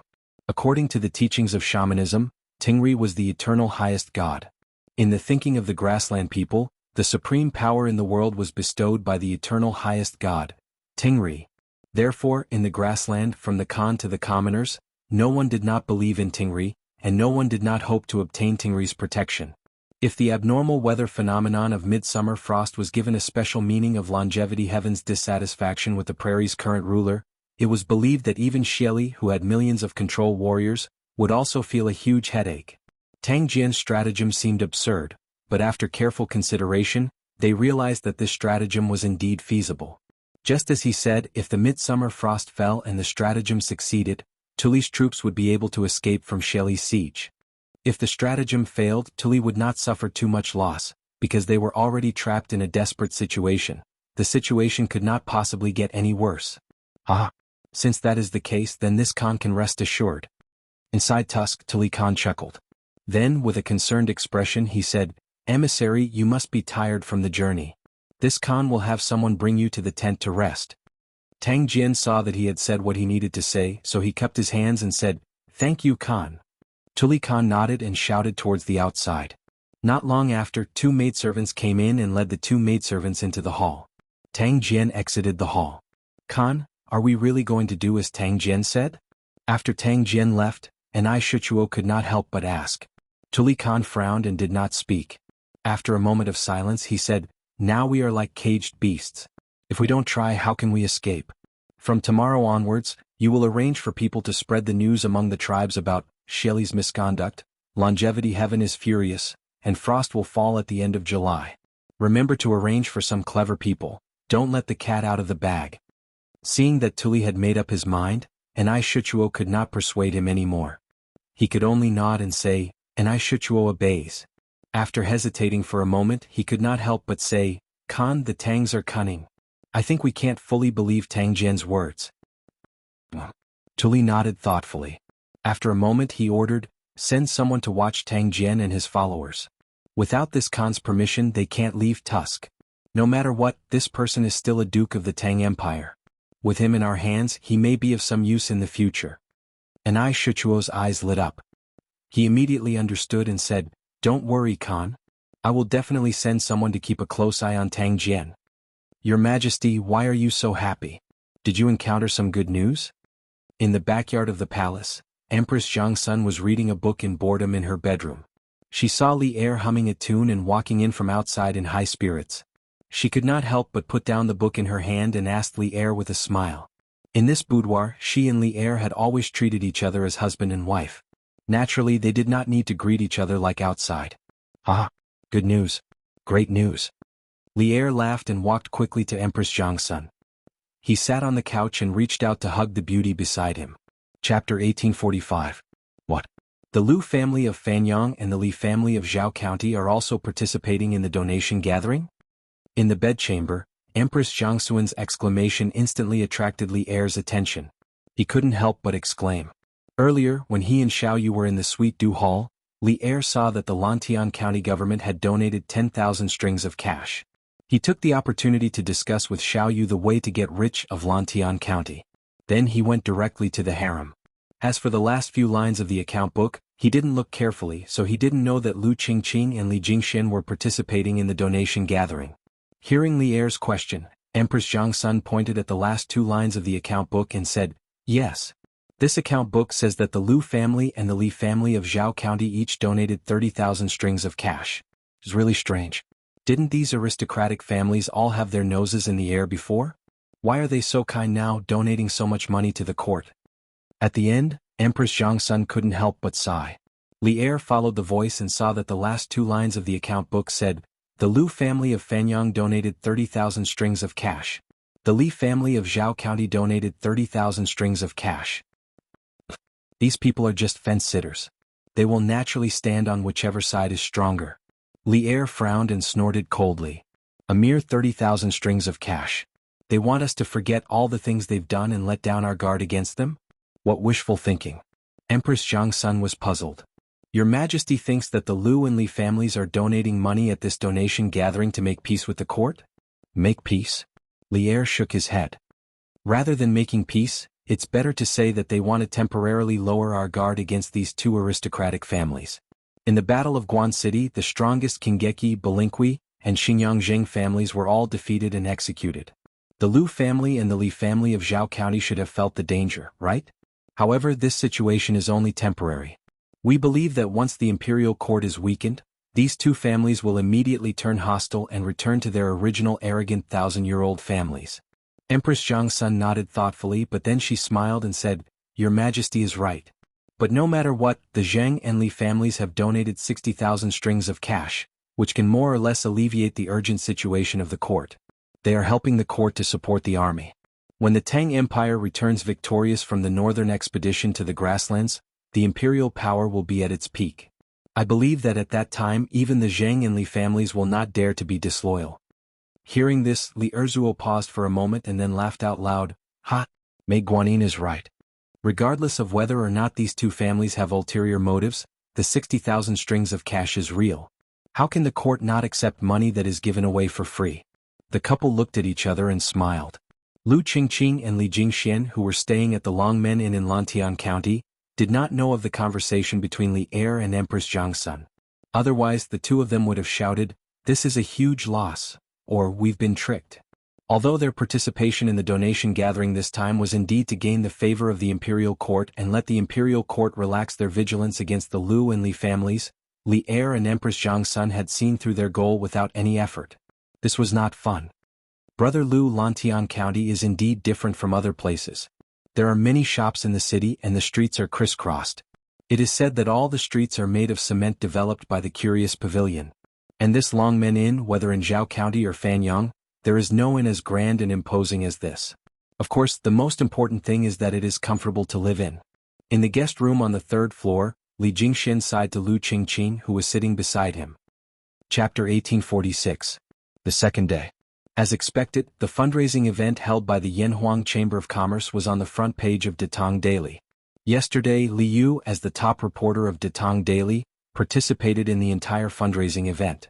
She knew better than anyone else what happened at the fundraising event, so today's headline article on Datong Daily was undoubtedly written by Li Yu. The title of the article was, "The Most Adorable Person." There was a very touching paragraph in the article, which was written as follows. "When the country is in trouble, countless farmers who were busy in the fields put down their hoes when they heard the call. Sons bid farewell to their fathers, husbands bid farewell to their wives, and fathers left their children. They resolutely put on simple armor and picked up the modeo that had not been used for a long time but was not rusty at all. They mounted their horses and embarked on the journey of uncertain life and death. They sacrificed their lives for the country and regarded death as a return home. They are the most adorable people. When the country was in trouble, the call was made. Countless merchants, who in the eyes of the world only cared about profit, came from all directions and gathered together. They donated generously to raise military funds for the country. In just a short day they raised 428,500 strings of cash. Usually they don't eat the imperial court's salary and are looked down upon by everyone. But at the crucial moment, they all took the saraira for righteousness and shared the country's worries. They are also the most adorable people. This article was not written by Li Yu specifically for the fundraising event, but she combined it with a major event that was currently happening in the Tang dynasty. She integrated what she saw, heard, and felt into this article. Several days ago, Li Er had issued an edict to select 150,000 elite soldiers from more than 300 provinces of the Great Tang and send them to Chang'an for training. 2 months later, these 150,000 local elite soldiers would gather together with 300,000 Chang and 12 sentinels and march north to have a showdown with Xieli. The second day. As expected, the fundraising event held by the Yanhuang Chamber of Commerce was on the front page of Datang Daily. Yesterday, Li Yu, as the top reporter of Datang Daily, participated in the fundraising event. She knew better than anyone what happened at the fundraising event, so today's headline article on Datang Daily was undoubtedly written by Li Yu. The title of the article was, "The Most Adorable Person." There was a very touching passage that went like this. When the country is in trouble, countless farmers who were busy in the fields put down their hoes when they were summoned. Sons bid farewell to their fathers, husbands bid farewell to their wives, and fathers left their children. They resolutely put on simple armor and picked up the modeo that had not been used for a long time but was not rusty at all. They mounted their horses and embarked on the journey of uncertain life and death. They sacrificed their lives for the country and regarded death with equanimity. They were the most adorable people. When the country was in trouble, the call was made. Countless merchants, who in the eyes of the world only cared about profit, came from all directions and gathered together. They donated generously to raise military funds for the country. In just one day they raised 428,500 strings of cash. Usually they don't eat the imperial court's salary and are looked down upon by the people. But at the crucial moment, each and every one of them takes the sarira for righteousness and shares the country's worries. They are also the most adorable people. This article wasn't written by Li Yu specifically for the fundraiser. Instead, it was written based on a major event that was happening in Tang Dynasty. She incorporated everything she saw, heard, and felt into this article. Chapter 1847. There are a total of 719 people who participated in the donation assembly. The total amount of military funds raised is 428,500 strings of coins, far exceeding the military expenditure of 150,000 soldiers for 3 months. These merchants who participated in the donation assembly can be considered to have resolved the urgent situation of the imperial court, allowing the imperial court to focus on preparing for the war against the Turkic Khaganate. We wish to award these 719 people. Does anyone have any objections? Yesterday's donation assembly wasn't just the topic of discussion among the commoners. In Taiji Palace, the donation assembly had also become the main topic of discussion during the morning court assembly. After Minister of Civil Affairs Xiao Yu reported the grand occasion of yesterday's donation assembly, Li Er, who was seated high above, slowly spoke. The officials in the hall had different expressions when they heard this. In the end, everyone turned their gazes to Zhang Sun Wuji, who was seated in the first row of the civil officials. Feeling the burning gazes behind him, Zhang Sun Wuji felt extremely helpless. He could only stand up and clasp his hands. How does Your Majesty intend to award the merchants? Yesterday's donation assembly may have resolved the urgent situation of the imperial court, but our Great Tang is a country founded on martial arts and governed by civil officials. I hope that Your Majesty can consider the big picture and not forget the country's roots. Although Zhang Sun Wuji had also secretly contributed to the fundraising yesterday, he didn't wish for Li Er to lavishly reward the group of businessmen yesterday. This was because to the Zhang Sun family, being a businessman was only a dispensable, side business. Being in politics was the foundation of the Zhang Sun family's life. From Li Yuan's military uprising at Taiyuan to the establishment of the Great Tang, from the Great Tang's sweeping of the universe to Li Er's ascension to the throne, Zhang Sun Wuji had contributed greatly. It could be said that he was the beneficiary of the current order of the world. Naturally, he didn't wish for the merchants to be able to obtain the credit that he had risked his life for just because they donated some money. Zhang Sun Wuji wasn't the only one who thought this way. Most of the civil and military officials in the hall also thought this way. Li Er was acting out of character today. He actually said that he wanted to reward the 700 merchants who donated yesterday. How could this be tolerated?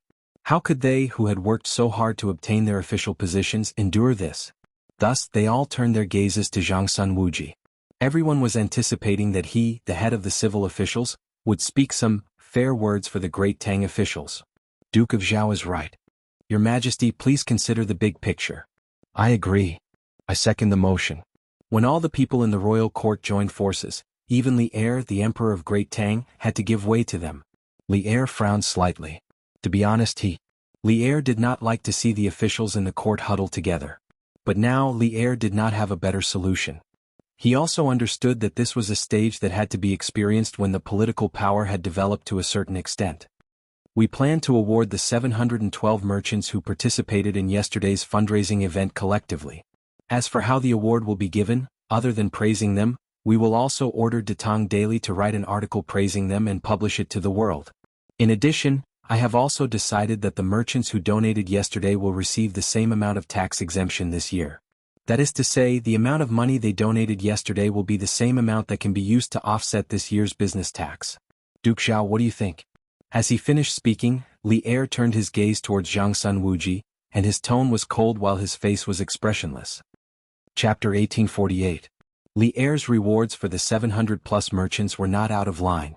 The only thing that might cause people to hesitate was the last reward. The merchants who donated money could enjoy the same amount of tax exemption this year.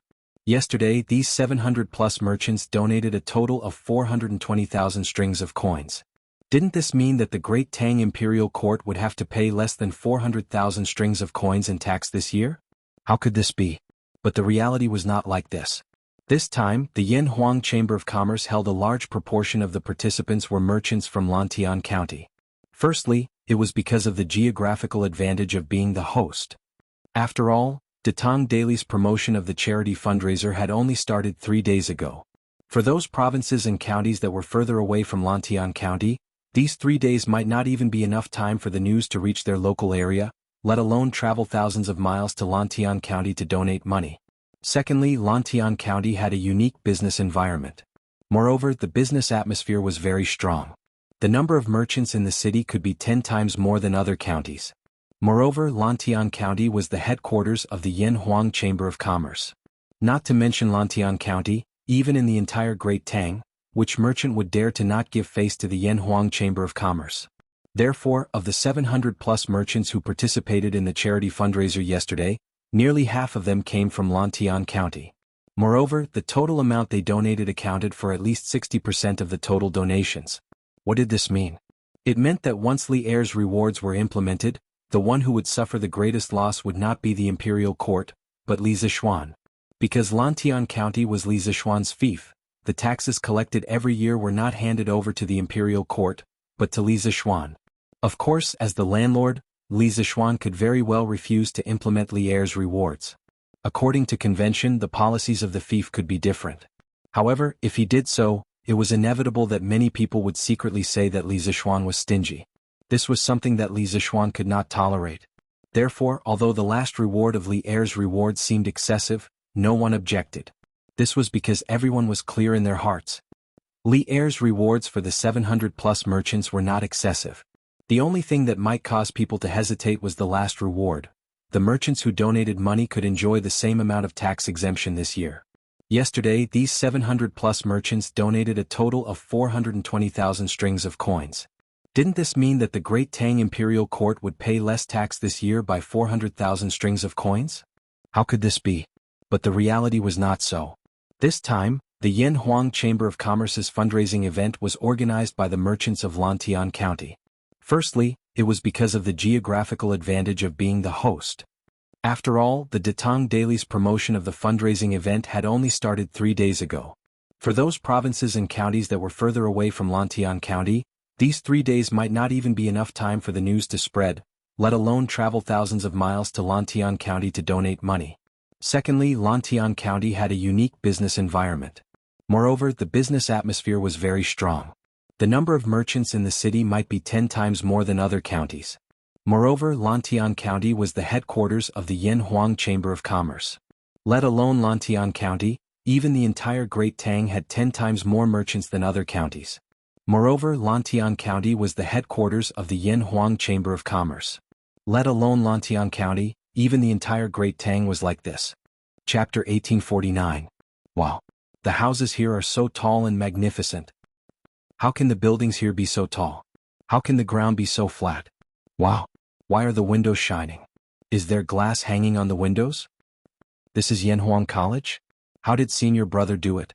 How can he build an immortal palace on this mountain? Mo Huai led Xian Qing and the others into Yanhuang College. The group of celestial master Taoists behind Xian Qing widened their eyes when they stepped through the gate. Everyone was so shocked by the magnificent scene in front of them that they could not close their mouths. Some of the younger ones could not help but exclaim softly, "Junior uncle, why is senior brother's Yanhuang College so much more magnificent than our Jingyi Temple?" The youngest Taoist, who seemed to be around 10 years old, saw that the distance between Xian Qing and Mo Huai had widened. He hurriedly walked behind Xian Qing, grabbed the latter's wide sleeve and asked in a low voice. Hearing this, Xian Qing did not know whether to laugh or cry. The Jingyi Temple that the little Taoist mentioned was the cultivation place of the Celestial Master Taoists in this era on Mount Longhu. The Celestial Master Taoists originated from the second year of Yongyuan in the Eastern Han Dynasty, 90 AD. Zhang Daoling had been practicing alchemy and teaching in the Mount Longhu area for more than 30 years. He had left many relics and legends of his cultivation and alchemy in the Mount Longhu area. These included the alchemy stove in front of the alchemy rock, the Zhuoding pool, the sword testing stone, the Western Immortal Source, the Baila cave, the Celestial Master Cottage, and so on. Mount Longhu also became the birthplace of Taoism. After that, through the Jin Dynasty, Tang Dynasty, Song Dynasty, Yuan Dynasty, and Ming Dynasty, the Celestial Master Taoists had always been the center or dominant position of China's Taoism. The Celestial Master Taoists had been passed down for 3 generations in Sichuan. Ling passed down to Ziheng, Heng passed down to Zilu. The 4th generation Zhang Xingqian still lived in Mount Longhu in Jiangxi. After Zhang Xingnan went down to Mount Longhu, he built an ancestral temple at the place where Zhang Ling refined elixirs, which later became the Jingyi Temple. He also built a seal teaching altar nearby and honored Zhang Ling as the leader of the Jingyi Celestial Master. He also used the Jingyi Celestial Master as the main scripture, and used the Jingyi Celestial Master as the main scripture to pass the seal on the altar on the 3rd day of the Yuanshi Celestial Master to impart knowledge to scholars from all over the world. From then on, he gradually established the Longhu sect of the Jingyi Celestial Master, which had a great influence in China's history. In history, after the Celestial Master sect moved to Mount Longhu, they had been in a state of seclusion for a long time. There were few records of them in the history books. In the Tang Dynasty, Taoism was revered and was almost established as the national religion. The Celestial Master Taoism gradually emerged in the world because of the support and use of the imperial court. However, the famous Taoist master mansion on Mount Longhu was not built before the Tang Dynasty. It was built in the 1st year of Emperor Hongwu of the Ming Dynasty. After that, it was rebuilt more than 10 times. It was rumored that the Taoist master mansion was the place where the descendants of Zhang Xing lived and worshipped the gods. It was known as the office of the Jingyi sects Zhu Ting and the Yuan and Ming dynasties that managed the affairs of Taoism. Don't talk nonsense. Xian Qing could not bear to see the little Taoist make a fool of himself outside the sect. He could not help but scold him in a low voice. Cultivation is about following the heart and not being disturbed by the secular world. How can you be disturbed by external things? The little Taoist frowned and thought seriously for a while. He retorted, "But why did senior brother build such a beautiful and imposing academy here? Could this also be considered cultivation?" Xian Qing was silent for a moment and said, "Your senior brother is now cultivating the path of the mortal world. You are still young and don't understand." After that, he no longer cared about the little Taoist. He lifted his feet and quickly chased after the black scholar in front of him, leaving the little Taoist alone behind to ponder. The current head of the Celestial Master Taoist sect on Longhu Mountain was called Feng Lingzi.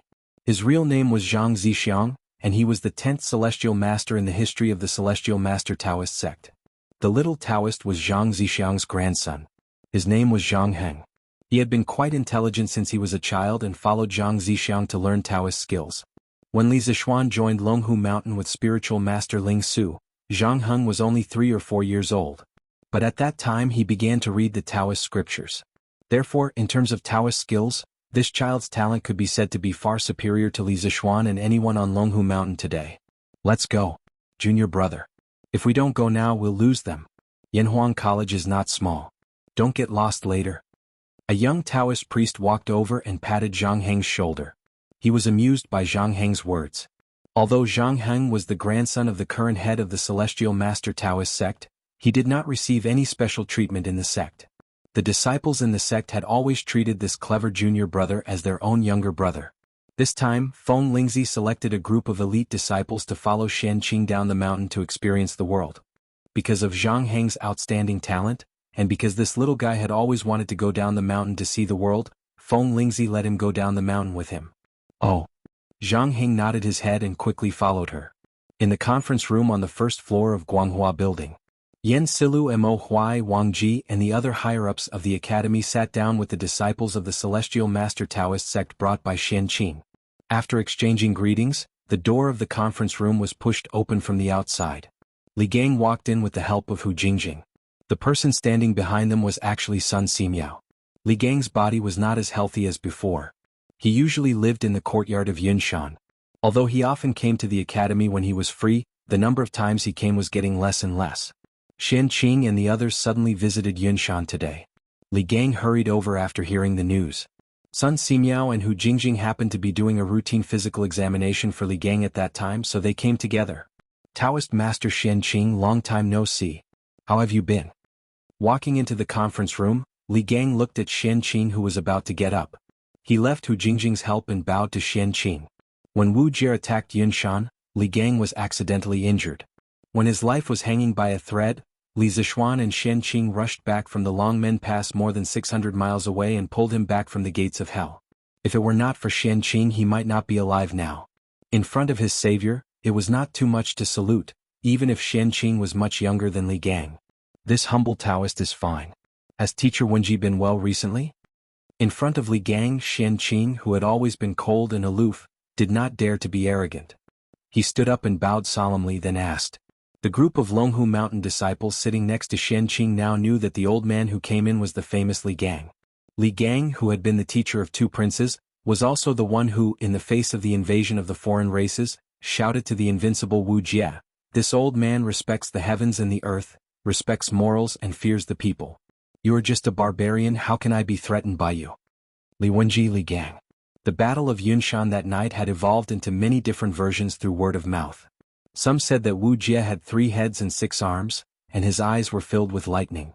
Some said that the academy was full of masters, and that the heavens and the earth changed color. However, one thing did not change, and that was when Li Gang faced the great Grandmaster Wu Jie that night. His fearless and awe-inspiring shout had been widely spread among the people without missing a word. Countless people of Tang, as well as scholars, were in awe of the old man because of this. Although the Celestial Master sect of Longhu Mountain lived in seclusion, Xian Qing had led these disciples all the way here and had more or less heard about this matter. When they saw the kind old man with white hair and a face full of wrinkles, all the disciples of Longhu Mountain were in awe.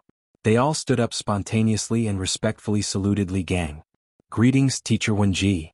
Since Zhang Daoling founded the Celestial Master sect, the disciples of the Celestial Master sect had not cared much about worldly affairs for hundreds of years.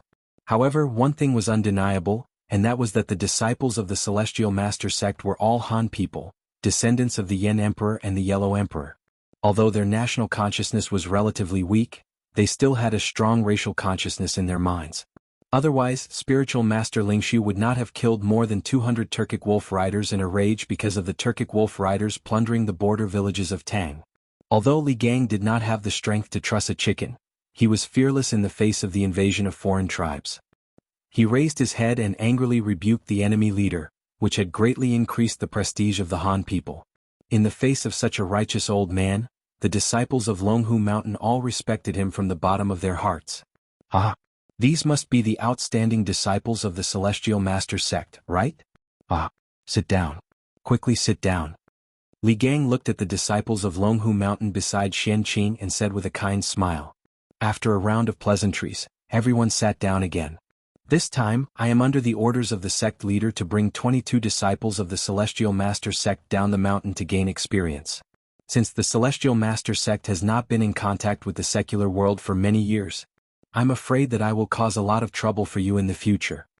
After everyone was seated, Xian Qing cupped his hands in greeting to Li Gang, Yan Silu and the others. It was rare for him to say such polite words. However, these words sounded incomparably stiff coming from his mouth. It was likely that Feng Lingzi had taught him to say such words before leaving. Hearing this, Li Gang waved his hand and said, "Ha! Taoist Master Xian Qing's words are too polite. Not to mention that the Celestial Master sect is the sect of the Yamacho. If it wasn't for Taoist Master Xian Qing's help last time, I'm afraid that I would be dead by now." This time, the Celestial Master Sect's disciples are going down the mountain to gain experience, so the academy should receive them. What's more, Taoist Master Sun's medical center and medical school are short of manpower now. The Celestial Master Sect is the orthodox Taoism in the world, and its disciples must have dabbled in divination. If you can help, it will be the fortune of the joint medical center of Yanhuang College and Tang Empire. I should thank you instead. Sun Simiao also nodded at this time and said, Mr. Wenji is right. Now, whether it is the joint medical center of Tang Empire or the medical school of the academy, they are in urgent need of medical masters with superb medical skills. And to be honest, I have been writing a medical book these years. It is a medical book that integrates some of the diseases and treatment prescriptions that I have encountered in my travels over the years. It is a medical book that will be passed down to the future generations. But recently, I have been entangled with the affairs of the medical center and the academy. It is really difficult for me to concentrate all my energy on writing a medical book. Although the Celestial Master Sect of Longhu Mountain is good at Taoism and martial arts, its medical skills are still the best in the world. If I can get your help, I will definitely be relieved a lot. And I can finish writing this medical book a few years earlier. The medical book that Sun Simiao was talking about was the half-finished prescriptions for 1,000 gold that Li Zixuan had seen in the courtyard where he lived. Since he was tricked into Yanhuang College by Li Zixuan, although Sun Simiao felt that he was getting closer and closer to his ideal, the progress of writing this medical book was getting slower and slower, because the burden on him was getting heavier and heavier. Unlike Xian Qing, who was born in a famous sect, Sun Simiao was also a cultivator, but his medical skills were summed up from countless practice experiences. Strictly speaking, Sun Simiao could only be regarded as a casual cultivator, because he did not belong to any sect. But even so, none of the disciples of the Celestial Master Sect present dared to despise Sun Simiao, because Sun Simiao had practiced medicine for decades and saved countless people. He had a great reputation among the people. He was a person who devoted all his energy and all his passion to the medical career, and deserved everyone's respect. Taoist Sun is writing a medical book? I wonder if it is convenient for us to have a look? Hearing this, Xian Qing's eyes lit up and he asked aloud. In his life, Xian Qing had devoted 99% of his energy to the Tao of the Sword, so in the Celestial Master Sect, he had the title of Sword Maniac. In terms of understanding of the Tao of the Sword, even spiritual master spirits who could not compare with him. And the other 1% of Xian Qing's energy was devoted to the Tao of the medicine. Although it was only 1%, Xian Qing's Tao heart was extremely pure. For such a dedicated and pure person, even if he only devoted 1% of his energy, it was still stronger than ordinary people who devoted 100% of their energy. His attainments in the Tao of the medicine were currently second only to Sun Simiao, but far inferior to spiritual master spirit Su. Therefore, when he heard that Sun Simiao was writing a medical book recently, Xian Qing was immediately interested. Because in terms of medical experience, 10 of him could not compare with Sun Simiao, who had saved countless people. And this medical book that gathered Sun Simiao's years of medical experience would definitely be of great help to improve his medical skills. Since Taoist Xian Qing is interested, why not? After Mr. Kong Gue has settled you down, Taoist Xian Qing can directly come to my courtyard to have a look. Seeing that Xian Qing was interested in his medical book, Sun Simiao was not unhappy, nor did he want to hide it. He smiled calmly and said, he had been practicing medicine for half his life, and his ambition was to cure the suffering people of the world who were suffering from the pain of illness. However, he also understood that it was impossible to achieve this goal by himself. Therefore, he had agreed to join the Imperial Medical Bureau with Li Er, and this year he had been bewitched by Li Zixuan to join the Yanhuang Academy and the Tang Alliance Medical Center. His goal was to impart his medical skills to more people who had the same ambition as him. Xian Qing's eyes flashed and he cupped his hands and said, Senior, Xian Qing admires you for your noble character and unquestionable integrity. Sun Simiao smiled and did not take it seriously. At this time Yen Silu said, Taoist Xian Qing led 22 disciples of the Celestial Master Sect down the mountain this time. It happens that there are a few vacant courtyards on Yinshan Mountain. Yamacho is not in the academy at this time, so I will make a decision on behalf of the Yamacho to let your disciples temporarily live in the 12th, 13th, 14th, 15th and 16th courtyards on Yinshan Mountain. In this way, Taoist Xian Qing and your disciples can go to the medical center and the Tang United Medical Center easily. What do you think, Taoist Xian Qing? Xian Qing did not have any special requirements for the residence of his disciples. Hearing this, he nodded and said, I will follow Mr. Kong Gui's arrangement. Chapter 1850. This courtyard is so unique. The porcelain white tiles are as smooth as mirrors, the walls are as hard as rocks, the clear and empty windows and the soft and comfortable couch. Even the toilet is as white as jade and there is no stench at all. Also, I heard that this thing is an electric lamp, which is driven by electricity and can make the night as bright as day. Everything in Yunshan is so magical. Youngest uncle said that senior brother cultivates the mortal Taoism, but what kind of mortal Taoism can make senior brother create such a magical Yunshan? In the conference room on the first floor of Guanghua Building, the people of Yanhuang College and the disciples of the Celestial Master Taoism led by Xian Qing had a brief meeting. After that, Yan Silu ordered people to bring Xian Qing and the others to the courtyard. After all, they came to Yunshan from Longhu Mountain this time with luggage. Only after settling down could they have time to do other things. After visiting the courtyard inside and out, Heng couldn't help but sigh with emotion in a low voice. Yan Silu assigned a total of 5 courtyards to the disciples of the Celestial Master sect. Of course, the interior of the courtyards were all renovated, and they could move in directly. Heng and Xian Qing were assigned to one courtyard, and the other 21 disciples of the Celestial Master sect were assigned to the other 4 courtyards. Each courtyard had about 5 people living in it, and one courtyard had 6 people living in it. This arrangement was not because Heng was a disciple of the head, but because Xian Qing as a teacher was usually cold and strict. Ordinary disciples did not dare to live with him, of course, except for Heng. The disciples of the Celestial Master Taoism were generally afraid of Xian Qing, but Heng was not afraid of him since he was young. On the contrary, he was particularly close to Xian Qing. Perhaps it was because they were the same kind of people. Fortunately, the interior of the Cloud Mountain courtyard was extremely spacious. Even if a dozen or so people lived in each building, it wouldn't seem crowded. Otherwise, wouldn't Li Zixuan have innocently ended up with the infamy of abusing his fellow disciples? Uncle, what is the mortal Taoism? Why haven't I heard of it after reading the Taoist canon? Heng really couldn't hold back his curiosity, or maybe Heng didn't want to suppress his thoughts at all. He went upstairs and opened the door of Xian Qing's bedroom, asking Xian Qing, who was sitting cross-legged on the bed. Read the Taoist canon thoroughly. If these words were said by other children of the same age, Xian Qing would only think that this person was really arrogant. This was because there were more than 1,000 scrolls in the Taoist collection. How could a young boy read through all of them? But the person who said this was Zhang Heng, so Xian Qing naturally didn't find it strange at all. It was just that he didn't know how to answer Zhang Heng's question. It was hard for Xian Qing to tell what Li Zixuan was cultivating now. After a long silence, Xian Qing closed his eyes and said faintly, I'm not sure what Li Zixuan was cultivating now. I'm not sure about the secular world path either. You should go back and ask the sect leader. Heng was disappointed that he didn't get the answer he wanted from Xian Qing. He frowned and replied, Oh? But grandfather is far away in Mount Longhu. If you want to ask, you can only wait until you return to the sect. However, if this matter is not discussed clearly, it will affect my Tao heart and hinder my cultivation. I hope that martial uncle can enlighten me.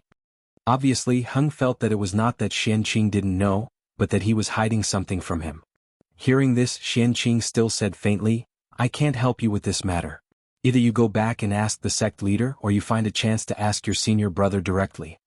Xian Qing was obsessed with swordsmanship all his life and didn't care about the secular world. How could he explain clearly what the secular world path was? Heng really asked the wrong person this question. Seeing that Xian Qing insisted on not telling him, Heng had no choice but to leave.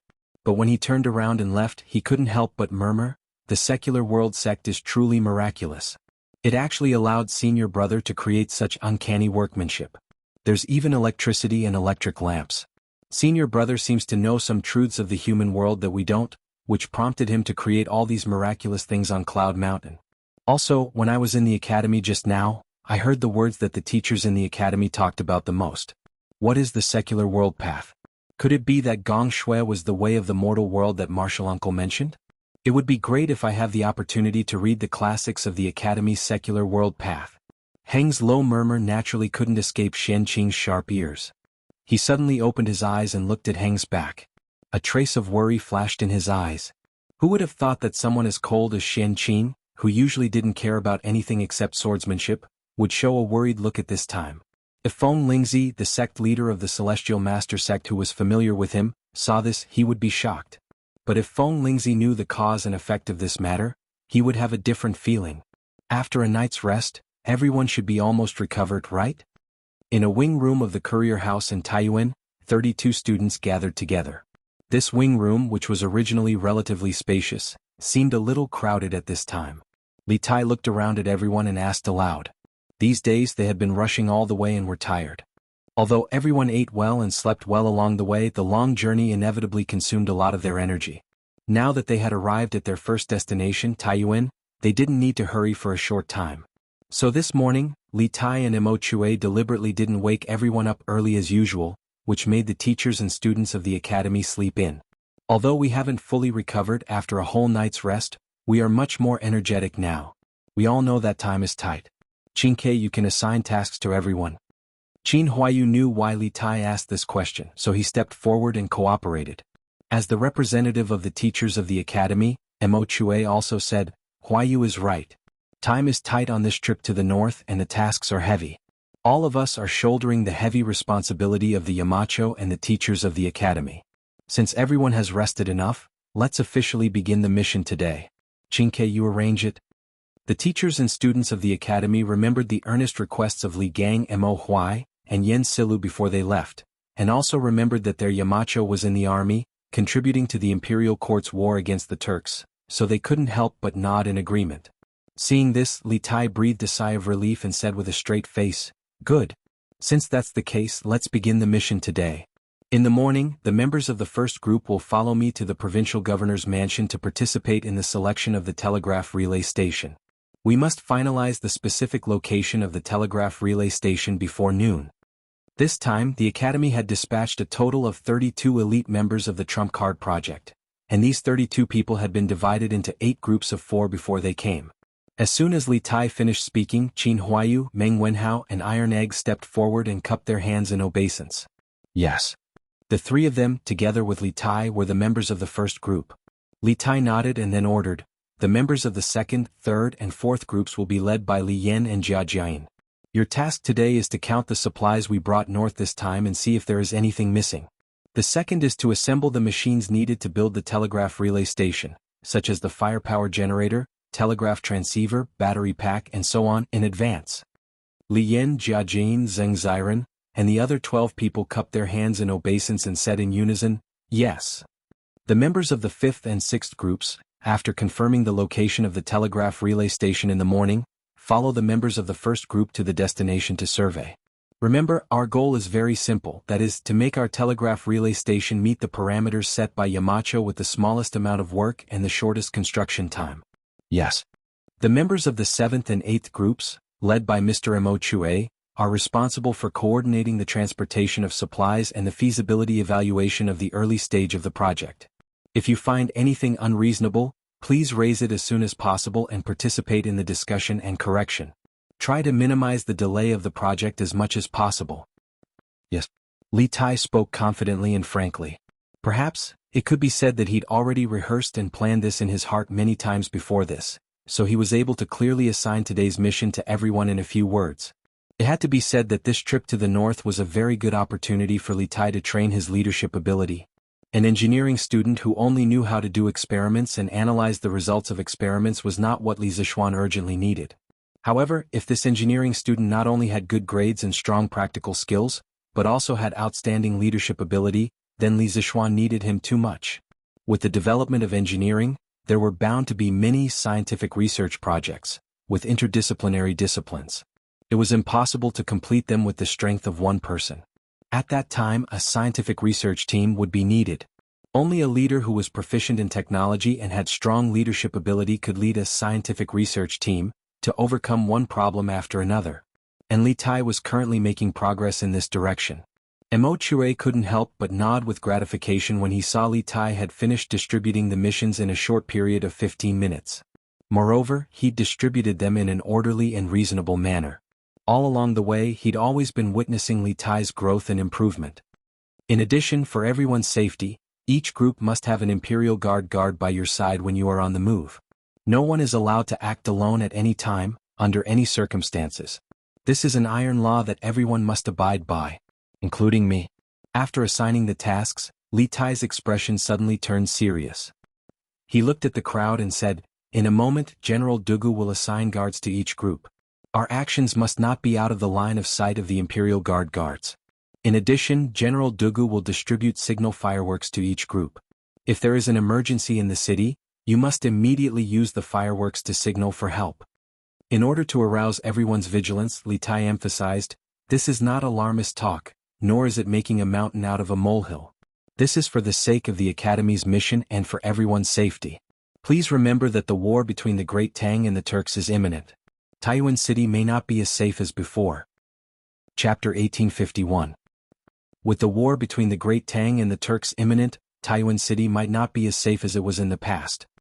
This short sentence instantly made the originally tense atmosphere a little more dignified. Everyone present was an elite student or teacher of Yanhuang College, so they were naturally no fools. They could all sense the danger lurking in Li Tai's words. Qingke, be at ease.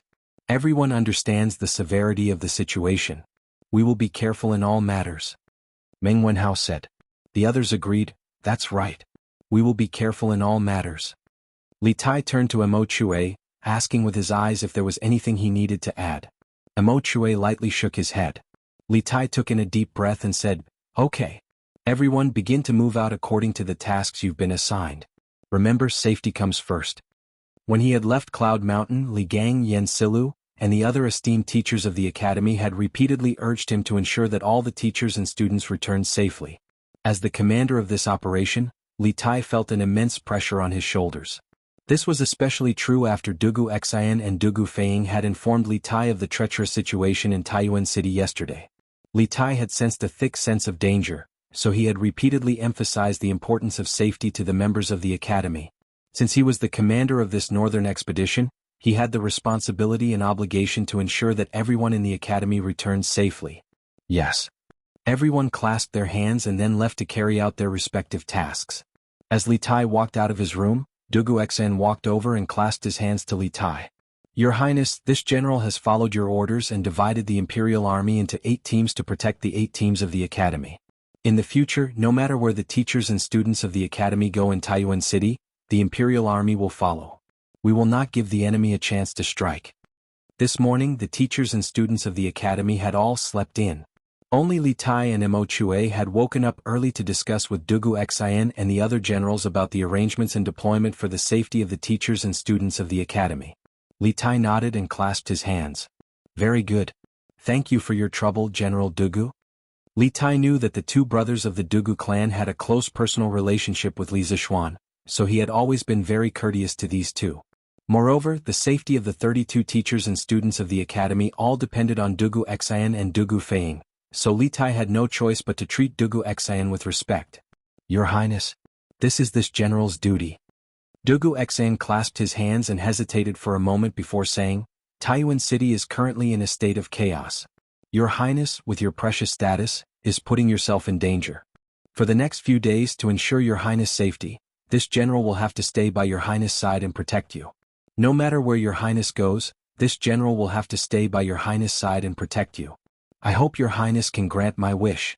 The members of the royal family had been subjected to all sorts of restrictions since young, so the members of the royal family did not like restrictions when they grew up. This was also the main reason why Li Tai did not like to bring guards with him when he went out. Dugu Xian also understood this point, but with the current situation, if he did not stay by Li Tai's side at all times, he had no confidence in bringing Li Tai safely back to Cloud Mountain. As such, he could only try to reason with Li Tai.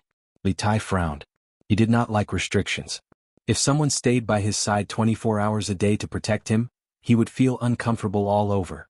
However, seeing the faint pleading look in Dugu Xian's eyes, Li Tai hesitated for a moment before nodding. All right then. I'll have to trouble General Dugu for the next few days. I'll treat it as giving face to the Yamacho. Li Tai secretly added in his heart. If it were anyone else who asked to stay by his side and protect him at all times, he would definitely reject without hesitation and send that person away. It was not that he did not care about his life or was not afraid of death, but that no one would like to have someone by their side at all times unless it was a matter of life and death. However, this person was Dugu Xian, Li Zixuan's good friend, so it was a different story. Chapter 1852. In the history of China, there were many famous temples in Taiyuan such as Yongzhou Temple, Chongshan, White Horse, Temple Longquan Temple, Kaihua Temple, Jingyin Temple, Temple, Mingxiu Temple, Qianfu Temple, Fuguang Temple, Puguang Temple, Tongzi Temple, and so on. However, most of these temples were built after the Tang dynasty, or to be precise, after the Jingguan Temple. What Wang Liaoyuan said was completely true. In this era, only the Puguang Temple and the Tongzi Temple remained intact in Taiyuan City. You said that the Tongzi Temple is located at the top of Longshan, which is very high and has been abandoned. Does that mean that there are no monks living in the Tongzi Temple now? And there are no incense offerings? Li Tai frowned when he heard Wang Liaoyuan's explanation. However, after hearing Wang Liaoyuan's introduction of the Tongzi Temple, Li Tai's eyes suddenly lit up. Li Tai knew that there were no tall pagodas in the Puguang Temple, which did not meet the requirements of building a telegraph relay station. Even if there were, the abbot of the temple would definitely not allow Li Tai to bring people in to build a telegraph relay station. This was because the process of building a telegraph relay station, as well as the guards and logistics, would greatly affect the lives of the monks in the temple and the pilgrims who came to the temple to pray. After all, after the telegraph relay station was built, it would not be left alone. First, the technical staff would be responsible for the daily maintenance, and second, the army would be stationed there to protect the telegraph relay station from being destroyed by people with bad intentions. Although Li Tai was a prince and bore the emperor's orders, this action was related to the iron rice bowl of many monks in the temple. The other party would definitely not give in. Even if Li Er was here, he would not dare to do anything to those monks who disobeyed the emperor's orders. Otherwise it would cause a huge public uproar.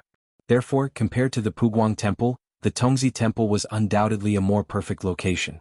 It could meet the requirements of building a telegraph relay station, and it would not involve the complicated demolition problem. Yes, as far as I know, the Tongzi Temple was abandoned in the late Sui dynasty. The monks in the temple were nowhere to be found, but the buildings in the temple were not damaged much in the war. It was just that no one took care of it for a long time, so there was a lot of dust. Wang Liaoyuan nodded and replied. Hearing this, Li Tai could no longer hide his excitement. He stood up and said, "That's great. Governor Wang, please send someone to bring this prince to the Boy Temple to take a look." Although Wang Liaoyuan didn't know why Li Tai was in such a hurry to go to an abandoned temple, he knew that it had something to do with the important mission that Li Er had given Li Tai. Thus he didn't ask any further and stood up to reply. "This lowly official will order the accompanying guards to bring your highness to the Boy Temple. However, Dragon Mountain is located in the southwest corner of Taiyuan City. It's a remote location. The mountains are high and the forests are dense. There are very few people there. If your highness insists on going there, please allow this humble official to send a group of elite troops to escort you. Otherwise, if an accident happens, this humble official will die 10,000 deaths." Liao Wang Liaoyuan and Wang and Wang Liao Wang Wood and Wang Wood and Wang of course of he. Wang Wood. Wang was. And Wang Wood. To was Wang Temple Li Wang was. Chapter 1853. Your Highness, Dragon Mountain is tall and surrounded by mountains on the south, north and west. It's shaped like a dustpan. The trees on the mountain are lush and the environment is quiet. If you stand at the top of the main peak and look east along the Sulphur Ditch, you'll be able to see all of Taiyuan City. It's truly a place of beauty and beauty. It's said that when Zen Master Hong Li traveled here, he saw a 5-colored cloud of light shining from the ground. Within the cloud of light, there were 4 boys playing on the lotus seat, shaking the earth and causing rocks to crumble. On the shore, the image of Amitabha Buddha appeared, and the 3 jinn came to pay their respects. After Zen Master Hong Li recorded this phenomenon, he reported it to the court and applied to build a temple here. Thus, the current Boy Temple was established. In the southwest corner of Taiyuan City, Li Tai, Qin Huayu, Meng Wenhao, Iron Egg, and the other Yanhuang College students were escorted by 300 Imperial Army soldiers led by Dugu Xan to the peak of Dragon Mountain. Standing at the top of the mountain and looking east, they could see the entirety of Taiyuan City illuminated by the morning sun. It was a dazzling sight. The provincial governor's guard sent by Wang Liaoyuan was now beside Li Tai, explaining to him with all his heart. You know quite a lot. Looking around, Li Tai was very satisfied with the environment. He couldn't help but praise the guard. When the guard heard this, he immediately beamed with joy and said, "Your Highness is too kind. This lowly one is a native of Source Peak Prefecture. I was born and raised here, so I naturally know more than others. This lowly one has been to the Boy Temple many times. Your Highness, please come this way." In front of you is the Buddha pavilion of the Boy Temple, where the 3 sages of the West are enshrined. At this point, the guard pointed to the north and made an inviting gesture to Li Tai. It was a massive Buddhist pavilion with 2 floors. It was built against the mountain, and its scale was extremely grand. Dugu Xian gave a look to his left and right, and 2 groups of Imperial Army soldiers immediately filed out toward the Buddha pavilion in the north. Li Tai saw this and said nothing. He stood to the side, quietly waiting for something. Not long after, an Imperial Army soldier ran out and cupped his fist at Dugu Xian. "General, everything in the Buddhist pavilion is normal. There's no danger." Dugu Xian nodded and then gave Li Tai a look. Li Tai understood and said to the guard from the Bing province governor's mansion, "Since you are familiar with this place, then lead the way." "Yes, Your Highness." The guard cupped his fists and slowly walked towards the Buddha pavilion on Li Tai's left. As Li Tai's group walked in, they realized that the Buddha pavilion was made up of a front porch and the main part of the pavilion. The front porch was 5 rooms wide and 1 room deep. It was around 10 zhang wide and 20 zhang deep. There were 9 pillars, all of them in the shape of large lotuses. They were arranged in a north-south direction, and the lotus-covered part of the pillars was around 3 feet in diameter. The roof was made of stone and the floor was paved with stone, but the rooms were made of square bricks. The main part of the Buddha pavilion was around 10 zhang wide and 50 zhang deep. It was even more spacious than the front porch. The walls were built vertically with stone strips, and the northern part of the wall was built directly on top of natural rock. In the middle part of the wall, the door to the room was open. There were no carvings on the outside, but the inside was filled with carvings of 1,000 Buddhas. These Buddhas were of different shapes and sizes, creating a magnificent sight. Inside the Buddha pavilion, the 3 saints of the West were carved into the cliffs: Amitabha, Guanyin, and Mahastamaprapta Bodhisattva. The 3 Buddhas were lofty, each more than 10 zhang tall. Just their heads alone were more than 20 zhang tall. These Buddhas were so dignified that one couldn't help but feel awe. This Buddha pavilion is really magnificent. Just these 3 Buddhas and the thousands of Buddha carvings on the stone walls can be called a Buddhist holy land. It's a pity that it was abandoned and ruined because of the war in the Central Plains. After walking around the Buddha pavilion, Qin Huayu couldn't help but sigh. Qin Huayu's mother was a Buddhist, and the Qin family had even built a Buddhist hall in the backyard. Under the influence of what he saw and heard, Qin Huayu more or less had a good impression of Buddhism, which was why he sighed. Hearing this, the others couldn't help but nod. In all fairness, although this boy's temple was a little dilapidated on the surface, the majestic buildings, Buddhas, and exquisite carvings in the temple all showed its former glory and how much effort the founder of the temple had put in. Could its intrinsic artistic value be covered by the dust in the temple? Whether it was dilapidated or glorious, now that we can use this Buddhist temple, we can be considered to have made the best use of it. Because he had spent a long time hanging out with Li Zixuan, a disciple of the Celestial Master Taoist sect, Li Tai was not interested in Buddhism. Hearing Qin Huayu and the others sigh, he said somewhat disapprovingly, "Qin, are you planning to choose here?" Hearing Li Tai's words, Meng Wenhao's heart moved and he asked aloud. When Li Tai assigned the task in the morning, he thought that it would take a lot of time to choose the location of the telegram relay station. However, he never expected that after just a trip to Dragon Mountain, Li Tai had the intention of finalizing the location. Wasn't this too smooth? However, although he was surprised, Meng Wenhao did not let down his guard. He did not say anything about the telegram relay station, because there was an outsider here, the guard of the Bingzhou provincial governor's mansion. It was related to the success or failure of the academy's mission and the safety of the academy's teachers and students. Every one of them had to be extremely cautious. More or less. However, before I decide, I have to confirm some things. Li Tai nodded and responded to Meng Wenhao. Then he said to the guard of the Bingzhou provincial governor's mansion, "Is there another floor above this Buddhist pavilion?" "What's the floor above for?" The guard quickly replied, "Your Highness, I have been to the floor above. It's just a few meditation rooms. There's nothing special about it. It should be habitable after some tidying up." Li Tai nodded and said, "Good. I know. There's nothing for you to do here. You have done well. Go down the mountain and return to the city to receive your reward from Governor Wang."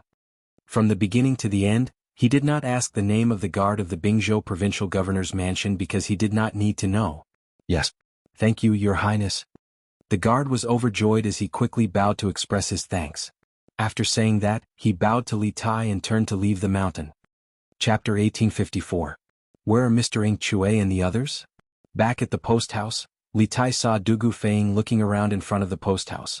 He was anxious to inform Ing Chui and the others about the location of the relay station, so he didn't take Dugu Feiying's abnormality to heart and asked anxiously, "Your Highness, big brother, you're back? Mr. Ing Chui?" Mr. Ing Chui and the others are packing up in the backyard. When Dugu Feiying saw Li Tai and the others, especially when he saw that Dugu Xan had returned, he immediately perked up and answered.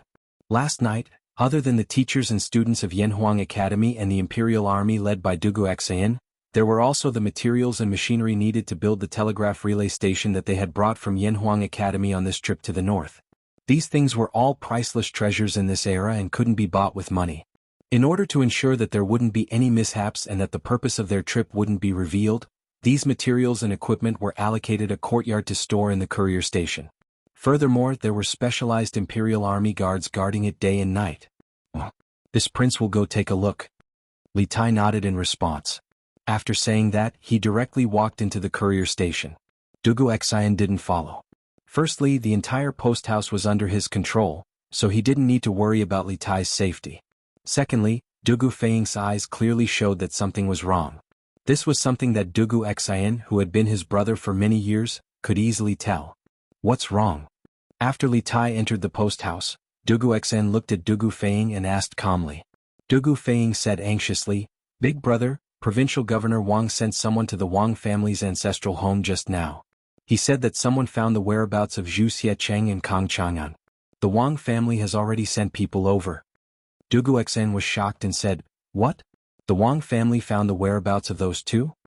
Dugu Feiying scratched his head and said, "Yes. Provincial Governor Wang's people just came to inform me.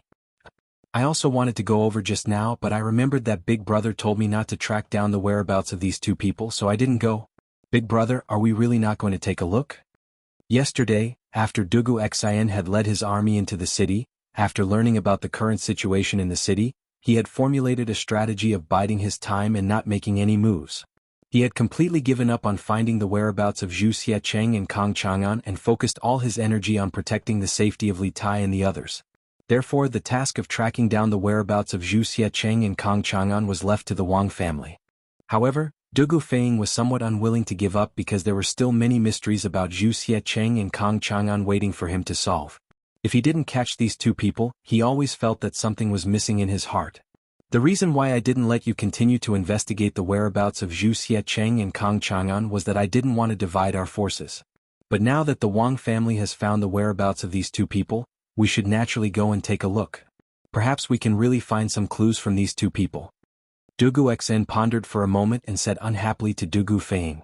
Although in Dugu Xian's heart, Zhu Xiecheng and Kang Chang'an were most likely two small shrimps and not the real leader of the spies, now that the Wang family had helped them find these two people, there was no need for him to waste any more troops. Moreover, if these two people really did know something, then this trip would definitely not be a loss. Perhaps with the clues provided by these two people, they could follow the vine to the melon and catch the real mastermind behind the scenes. Good. The people sent by the Wang family told me that Zhu Xiecheng and Kang Chang'an are hiding in the basement of the fifth house on the east side of Shuoren Square in the south of the city. I'll bring people there now. Seeing that Dugu Xian had agreed to go and check on the two criminals, Dugu Feiying immediately said excitedly. Dugu Xian frowned because he suddenly realized that something seemed to be wrong, so he interrupted Dugu Feiying and said, "You and the rest of the brothers stay here to protect His Highness. I'll go and take a look alone." Dugu Feiying was unwilling and wanted to refute, but Dugu Xen glared at him sternly so he could only reply in a muffled voice, "Yes, big brother." Dugu Xen nodded and asked an imperial guard to bring him a mount. He rode alone and sped toward the south of the city. "Commander, these two people are Zhu Xiecheng and Kang Chang'an whom the master is looking for. They were hiding in the cellar in the backyard. However, when I brought people here, the master of the house had already disappeared." In the backyard of the fifth house on the east side of Shuoren Square in the south of Taiyuan City, a thin young man dressed in black cupped his fists and bowed to another tall man dressed in black with a round collar. "Grand Commander." This tall man in black with a round collar was Wang Qinggu, the Grand Commander of the Wang clan's Shadow Guards. He could be considered a legend among the Wang clan's Shadow Guards. At the age of 30, he had already reached the Grandmaster realm. With such talent, he could easily serve as a general in the Great Tang. "Bai Qing, tell me, how did you find them?" Wang Qingwu's eyes were like lightning. He glanced at Zhu Xiecheng and Kang Chang'an, who were tied up like dumplings, and then turned his eyes back to the thin man in black in front of him and asked in a deep voice. This Bai Qing was from the 2nd Division of the Wang family's Shadow Guards, which was under the control of the 2nd Branch. Yesterday the Wang family had sent out all their forces to look for the suspects, but they still could not find them. However, this Bai Qing easily found them, which made Wang Qingwu suspicious. Bai Qing's eyes flashed and he hurriedly bowed and said, "Commander, I was patrolling Shuoren Square this morning and saw that the door of this house was wide open. It was very unusual, so I went in to take a look and found that there was no one in the house. I was about to leave when I suddenly heard a noise from the backyard, so I went to the backyard to check. I didn't expect that there were people hiding in the basement of the backyard. After questioning, I found that these 2 people were wanted by the head of the family. I was worried that I couldn't deal with them alone, so I hurriedly sent someone back to the family to send a message to you." This guy's explanation could be said to be watertight, but Wang Qingwu looked at him suspiciously. After a moment of silence, Wang Qingwu waved his hand and said, "Take these 2 people back, and then go to the courier station to bring the accountant of the Chu Ironware shop back to the ancestral house. Verify their identities." "Yes." 4 warriors in golden armor came out of the crowd and dragged Zhu Xiecheng and Kang Chang'an, who were tied up on the ground. Wang Qingwu waved his hand and said, "Let's go back to the ancestral house." A group of people immediately took Zhu Xiecheng and Kang Chang'an out of the house. Bai Qing followed behind, and a trace of excitement and greed flashed in his eyes. He muttered to himself, "The head of the family gathered all the forces to arrest these 2 people, which means that these 2 people are very important, and the one who caught them is me, Bai Qing. I'm rich. Ah. The head of the family will definitely reward me a lot this time." In fact, the situation was not like what Bai Qing said just now. Bai Qing was indeed ordered to patrol Xuanren Mill in the morning, but just as he walked into the gate of Xuanren Mill, an arrow was aimed at his face. Although Bai Qing had some martial arts, he could not dodge this sudden arrow with his kung fu. Just as Bai Qing closed his eyes and shouted in his heart, "I'm going to die," the arrow did not pierce his head. Instead, it was an inch away from his ear. With a bang, it was deeply nailed to the wall. Bai Qing was still in shock, but after the person who assassinated him shot the arrow, he did not do anything else. He turned his head to look at the arrow nailed to the wall and saw a piece of cloth tied to the arrow shaft. His heart moved and he quickly went forward to take the arrow from the wall. He opened the cloth and saw the words written on it. "The person being chased by the Wang family is hiding in the basement of the backyard of the 5th house in the east of Xuanren Mill."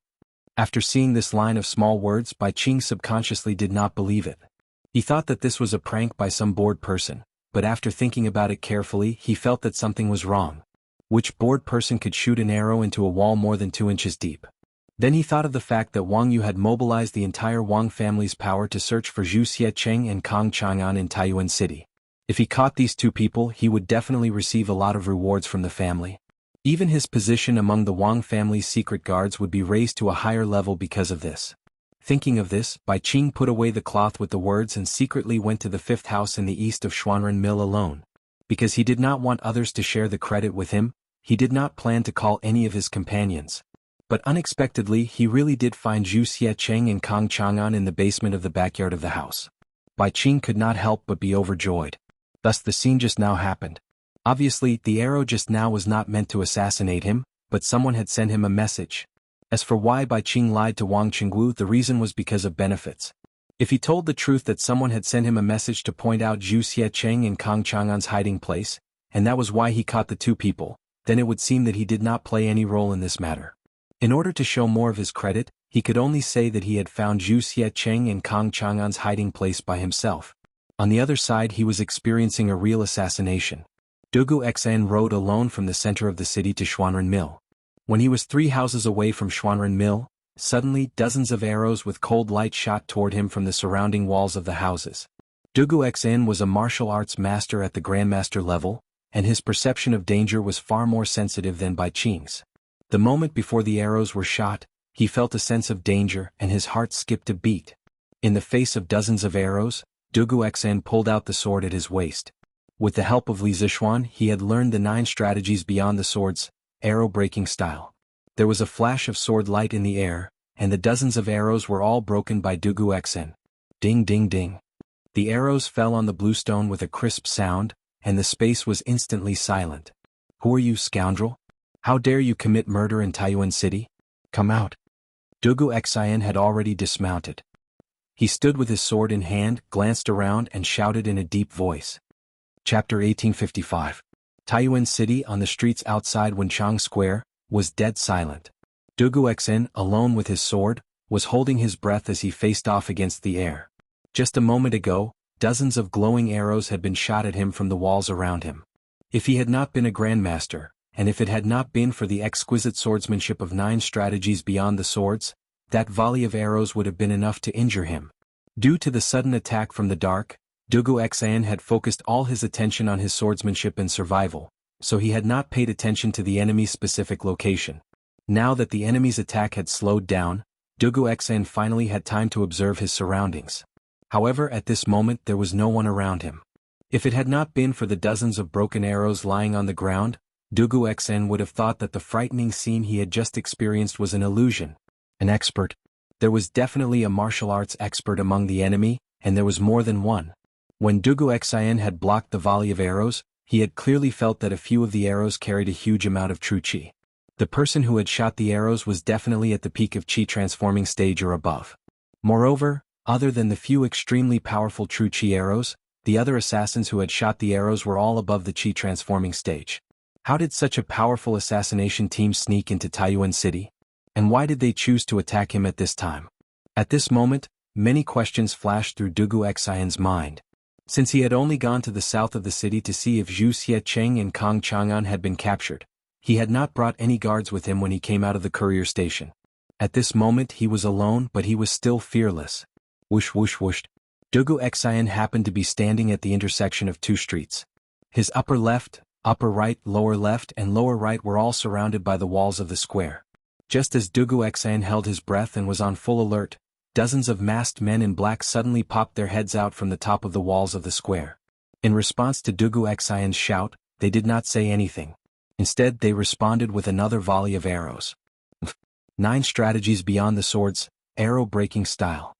Dugu Xian had not been on guard earlier, and that volley of arrows had not hurt him. Now that he was on guard, how could he be afraid of the black-clothed assassin using the same trick again? He snorted coldly, and then the tip of the sword in his hand trembled, pointing it at the arrows that were shooting towards him. The speed of his sword was too fast, and ordinary people could only see the countless blurry sword shadows in the air. Then a series of ding-ding-ding sounds could be heard, and the dozens of arrows all fell on the bluestone floor. Compared to his previous response, Dugu Xian's response this time was even more composed and casual. Obviously, under his full defense, these dozens of black-clothed experts could not hurt him. The arrow-breaking form of the Dugu 9 swords was a supreme sword technique that could break all kinds of hidden weapons. However, Dugu Xian had only just begun to learn it. If he had mastered the Dugu 9 swords, not only would he be able to resolve the danger he was in, he would also be able to deflect the enemy's arrow and use it to injure the enemy. But even so, it was more than enough for Dugu Xian at the moment.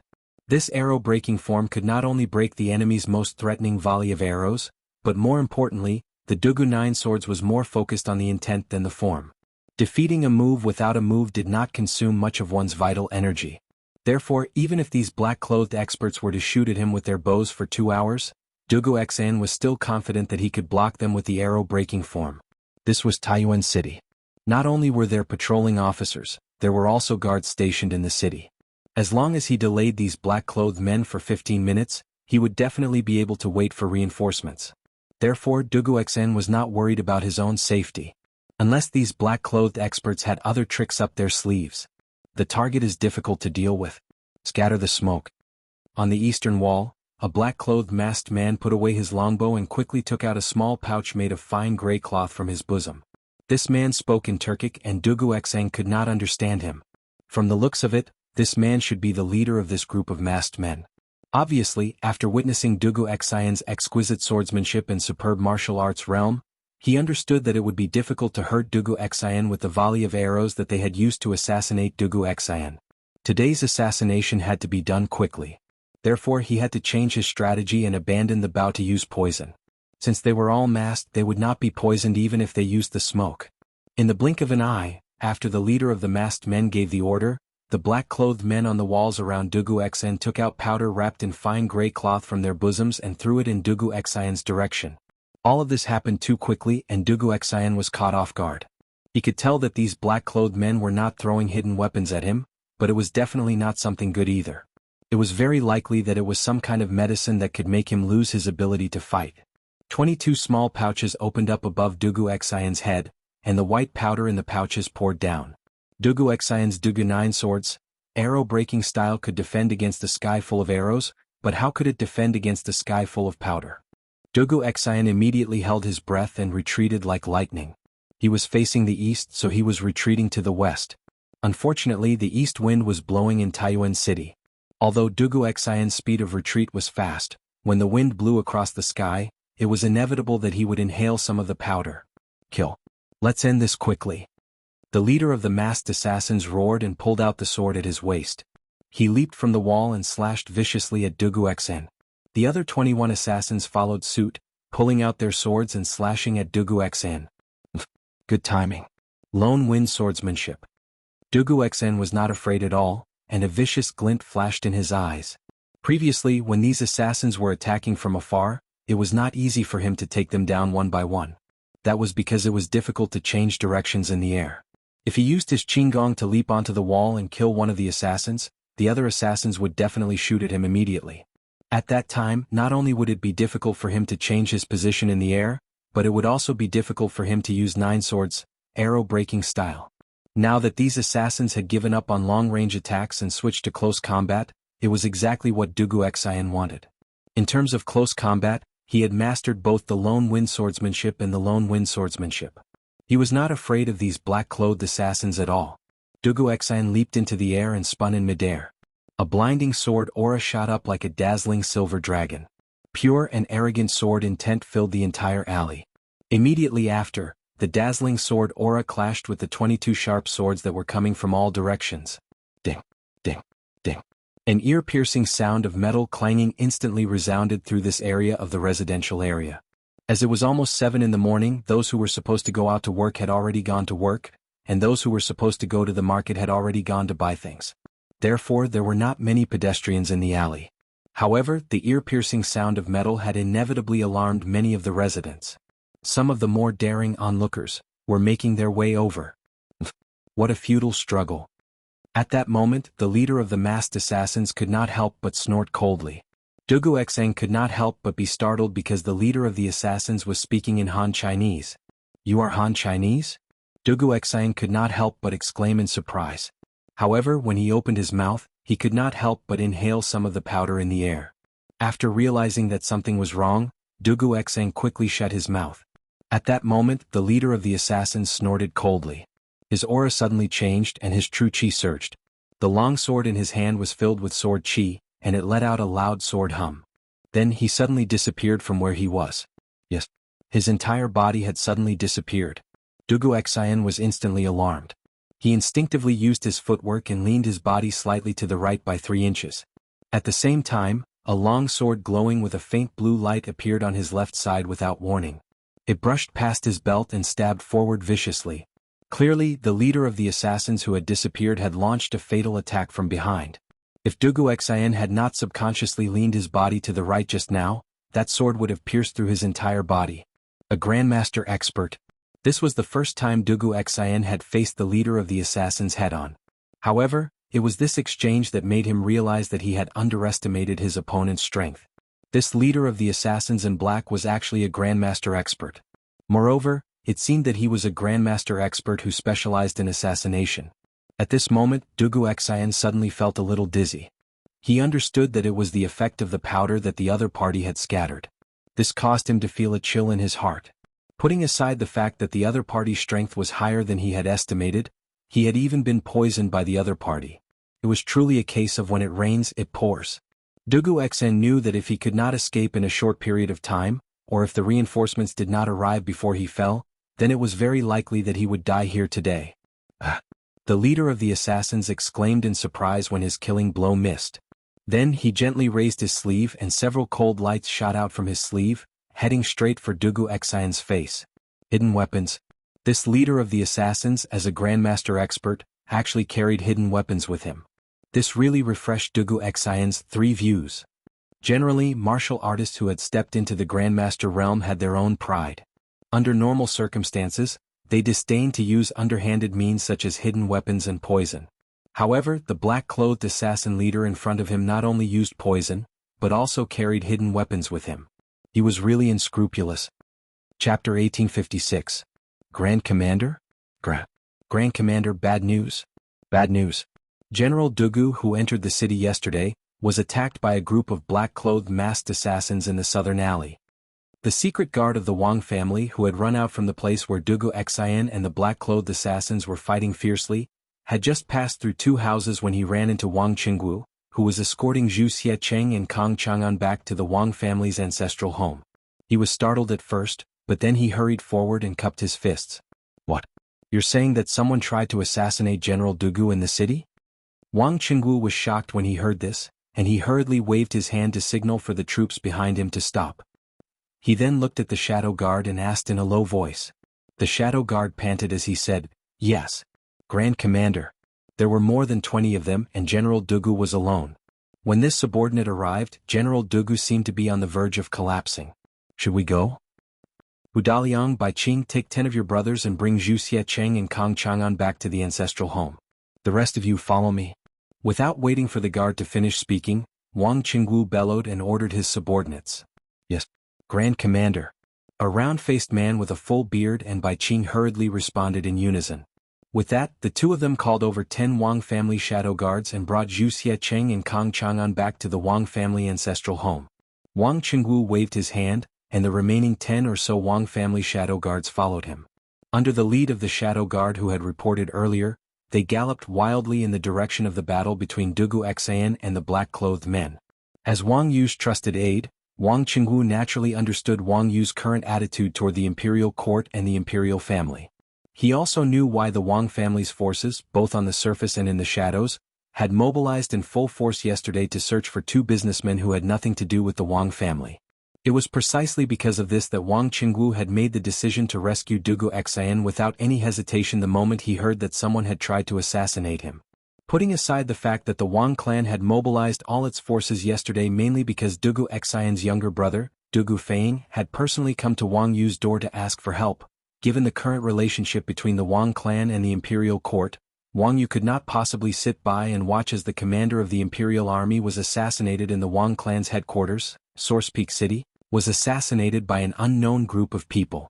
If something were to happen to Dugu Xinjian in Source Peak City, the Wang family and the officials of Source Peak City would face endless trouble. Therefore, there was no need to report this matter to Wang Yu. Wang Qinggu could guess Wang Yu's attitude. Most importantly, there was no time for him to return to the ancestral home and report the situation to Wang Yu. On the other side at the post house. After Li Tai returned, he immediately gathered everyone in the academy and informed them of everything he had seen on Dragon Mountain in the morning, as well as his decision to set the location of the telegram relay station at Dragon Mountain Boy Temple. After understanding the general topography of Dragon Mountain Boy Temple, the academy's teachers and students, including Mo Chue, unanimously agreed that the telegram relay station should be built on Dragon Mountain. At that moment, Li Tai led the members of Team 5 and Team 6 with measuring tools and prepared to go up the mountain for a field survey. Mo Chue also followed. He also wanted to see the terrain and discuss with Li Tai the future construction plan. After leaving the post house, Li Tai did not see Dugu Xian. There was only Dugu Feiying and the imperial army guarding the door. Li Tai couldn't help but frown. He went up to Dugu Feiying and asked, "General Feiying, where is General Dugu Xian? Didn't he come back with me just now?" Dugu Xian had already told Li Tai about Zhu Xiecheng and Kang Chang'an before entering the city yesterday, so Dugu Feiying had nothing to hide. He told the truth, "Your Highness, I just received news that the Wang family shadow guards found Zhu Xiecheng and Kang Chang'an's whereabouts at Xuanren Square in the southeast of the city and were preparing to capture them. After my brother heard about it, he went alone to check it out. He should be back soon." Zhu Xiecheng? Kang Chang'an? I heard that the Wang family had been looking for these 2 for almost an entire day yesterday, but they couldn't find their whereabouts. How did they suddenly find them today? Hearing this, Li Tai frowned and muttered to himself suspiciously. Now that the situation in Source Peak City was treacherous, Li Tai had become paranoid. He subconsciously felt that something was wrong, but as for what was wrong he couldn't put his finger on it. Dugu Feiying's ears were sharp, so he naturally heard Li Tai's muttering. However, he could only pretend that he didn't hear it because he couldn't answer this question. Did you just say that General Dugu Xian went alone? Suddenly, Li Tai raised his voice and asked Dugu Feng. There was a faint nervousness in his expression. Dugu Xian was the strongest fighting force in the Imperial Army, and he was also the brain of the Imperial Army. If something happened to him, it would be almost impossible for the people from the academy to complete their mission and return safely to the academy. Therefore, Li Tai couldn't help but feel nervous when it came to Dugu Xian's safety. Dugu Feng chuckled and said, "Your Highness, you don't have to worry. My brother is now a master. No one in Taiyuan City can hurt him." As Dugu Xian's younger brother, Dugu Feng had full confidence in Dugu Xian's personal strength. Chapter 1857. Scorching Sun Saber Technique. The newcomer was none other than Wang Qingwu, who had just rushed over to help. When he saw the black-clothed man completely disregard him and insist on killing Dugu Xian first, Wang Qingwu was greatly alarmed and immediately used his trump card. Wang Qingwu held a large saber with both hands and spun it rapidly in the air. The scorching saber aura directly blasted away the other men in black who wanted to stop him. At the same time, his speed instantly doubled.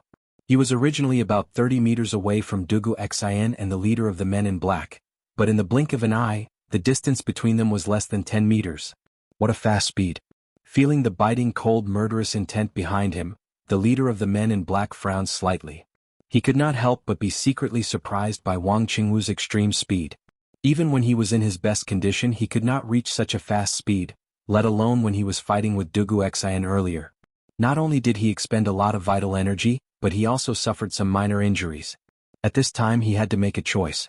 Should he continue to swing his sword to kill Dugu Xian, or turn around to block Wang Qingwu's swift and domineering saber? If he continued to kill Dugu Xian, by the time he stabbed his sword into Dugu Xian's throat, Wang Qingwu's saber would be close to his back. He would not be able to block it in time and would be seriously injured or even killed. If he gave up on Dugu Xian and turned around to block Wang Qingwu's attack, he was confident that he could withstand Wang Qingwu's saber. However, if he did so, Dugu Xian would be temporarily spared from death, and there would be many more variables in this assassination attempt. It was a difficult choice, but there was not much time left for the leader of the men in black to consider, because Wang Qingwu's saber was about to arrive. Concentrate all your strength and kill Dugu Xian first. At this critical moment, the leader of the black-clothed men did not hesitate.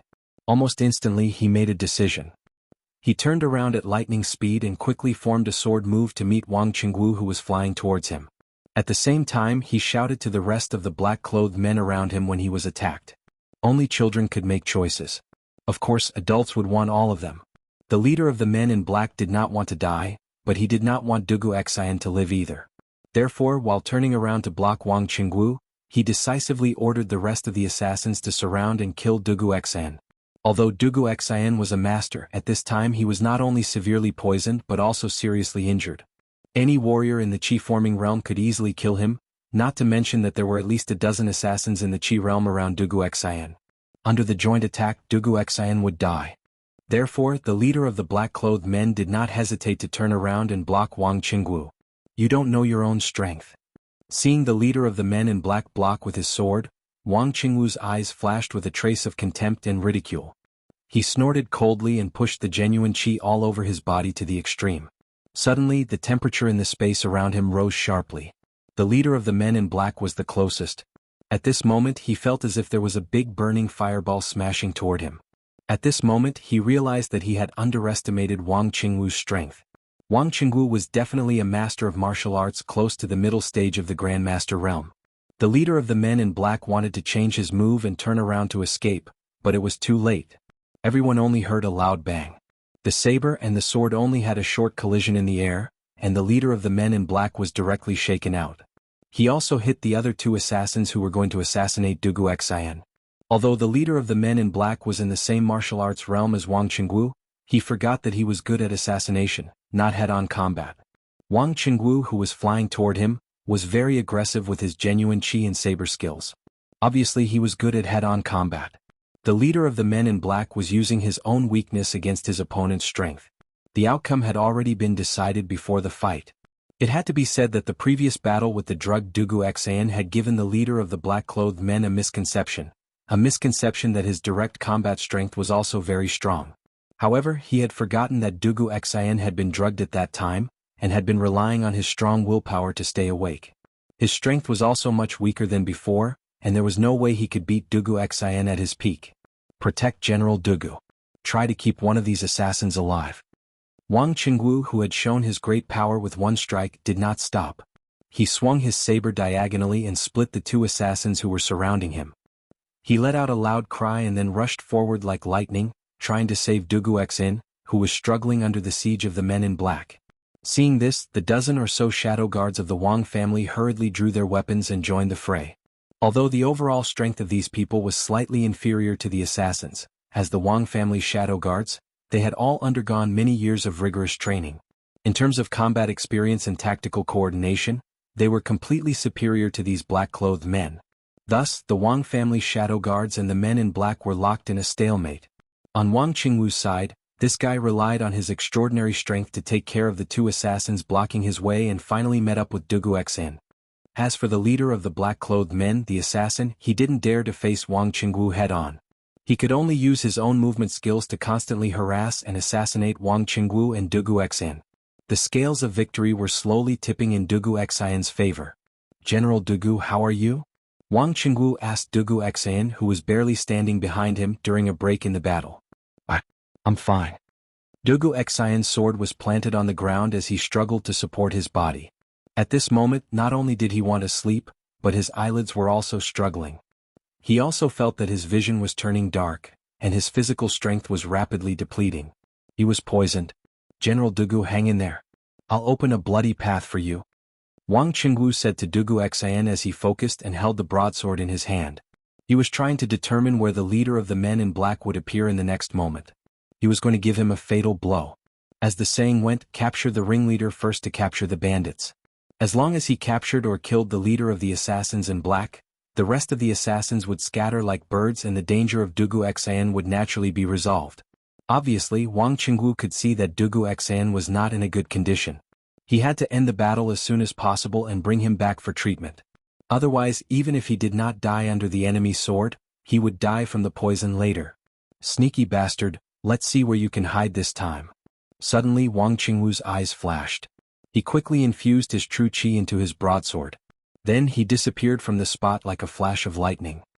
His entire body was covered in a blazing radiance as he slashed at Dugu Xian's right rear. Chapter 1858. What? General Dugu was attacked by a group of assassins in the southern part of the city? The shopkeeper of the Chu ironware shop, Kang Chang'an, was ambushed by 3 black-clothed men on his way back? At the same time, in the Wang clan's ancestral home, after listening to Bai Qing's report, Wang Yu abruptly stood up from his seat, his face ashen. The Wang clan had been in Taiyuan for many years, but this was the first time someone had slapped them in the face. This subordinate is incompetent. Patriarch, please punish me. Bai Qing and the other Wang clan covert guards got down on one knee and bowed. Where's Cheng Wu? Wang Yu walked up to Bai Qing with his hands behind his back and asked coldly. Patriarch, the Grand Commander received the news and went to the southern part of the city to rescue General Dugu. We brought Wuxia Cheng and Kang Chang'an's corpses back first. Bai Qing replied in full detail. Quickly bring people to the southern part of the city. Wang Yu was silent for a moment, then he ordered, in addition, bring people to the provincial governor's residence and inform Provincial Governor Wang. Wang Yu knew very well that this was not the time to hold these people accountable.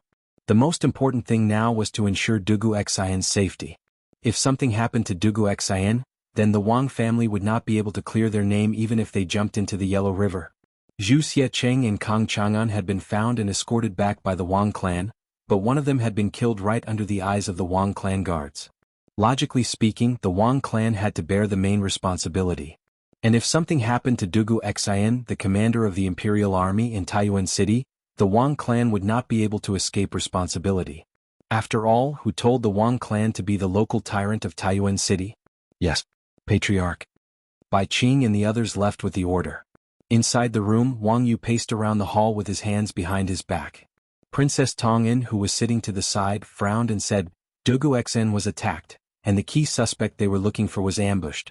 Who are these people? How dare they commit murder in public in Taiyuan City? And even make a move against our Wang clan? Wang Yu paused and sighed. No matter where they come from, since they dared to behave so atrociously in Taiyuan City, this old man will definitely ferret them out. Moreover, I'm afraid that this group of people's goal isn't so simple. Their true goal should be. At this point, Wang Yu turned to look in the northwest direction. That was the post house in Taiyuan City. Li Tai and the other Yanhuang College teachers and students were staying there. Princess Tong, and naturally understood what Wang Yu was trying to say. Her heart sank slightly as she revealed a worried expression. The other party wants to harm Qingke? In this way, I'm afraid we won't be able to return to Sui province for the time being. Speaking of which, she and Li Tai had returned to their ancestral home from Qizhou. Originally, they had planned to settle Wang Rinbiao's matter and then immediately return to Suizhou. However, Li Tai was her grandnephew. Whether it was due to emotion or reason, whether it was public or private, she had to look after Li Tai. After all, this was Taiyuan, the territory of her husband's family. We definitely can't return to Suizhou for the time being. Nothing must happen to King Wei and the others in Taiyuan City. Right now, he had to see if Cheng Wu could save Dugu Xian and capture one or two of them alive. From the looks of it, we are in the open while the enemy is in the dark. Moreover, the enemy knows everything about us like the back of his hand. We must grasp the enemy's situation as soon as possible. Wang Yu sternly said, his eyes blazing. As the saying went, know thyself and know thy enemy, and thou shalt be victorious in every battle.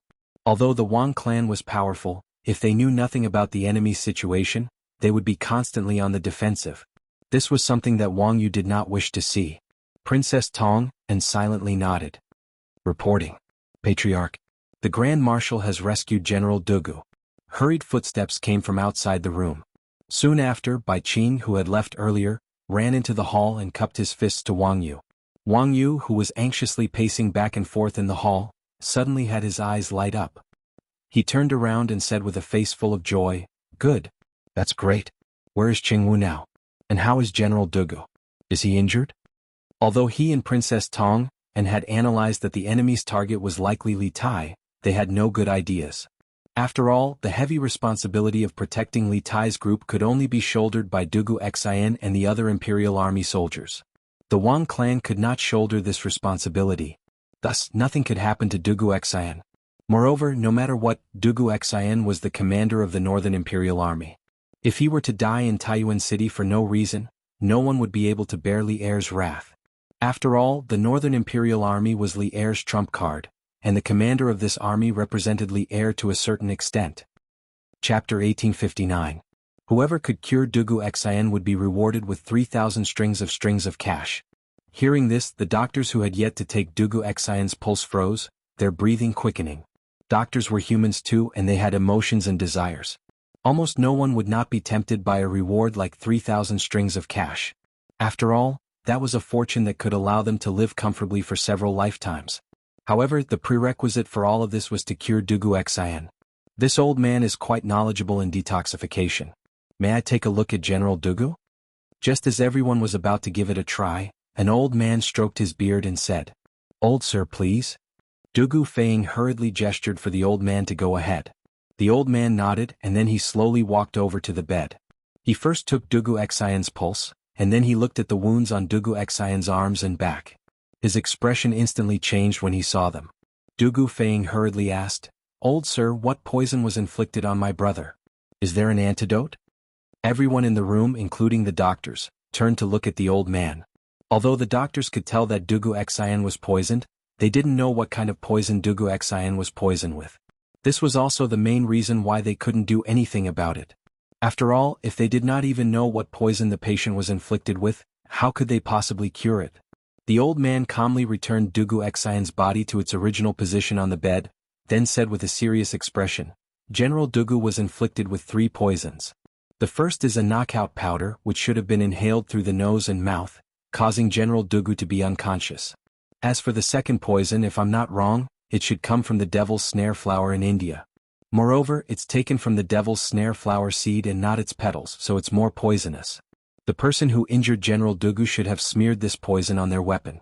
Those who are poisoned will first feel dizzy and have a headache, followed by tachycardia, hallucinations, delirium, and convulsions. If the poison isn't detoxified as soon as possible, it will take at most 2 days to half a day for the poisoned person to slowly die in their sleep.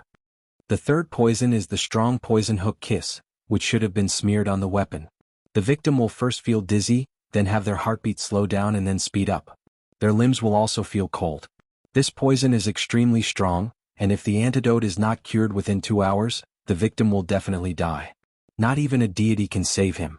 Hook kiss, also known as heartbreak grass, humang vine, etc., is highly poisonous.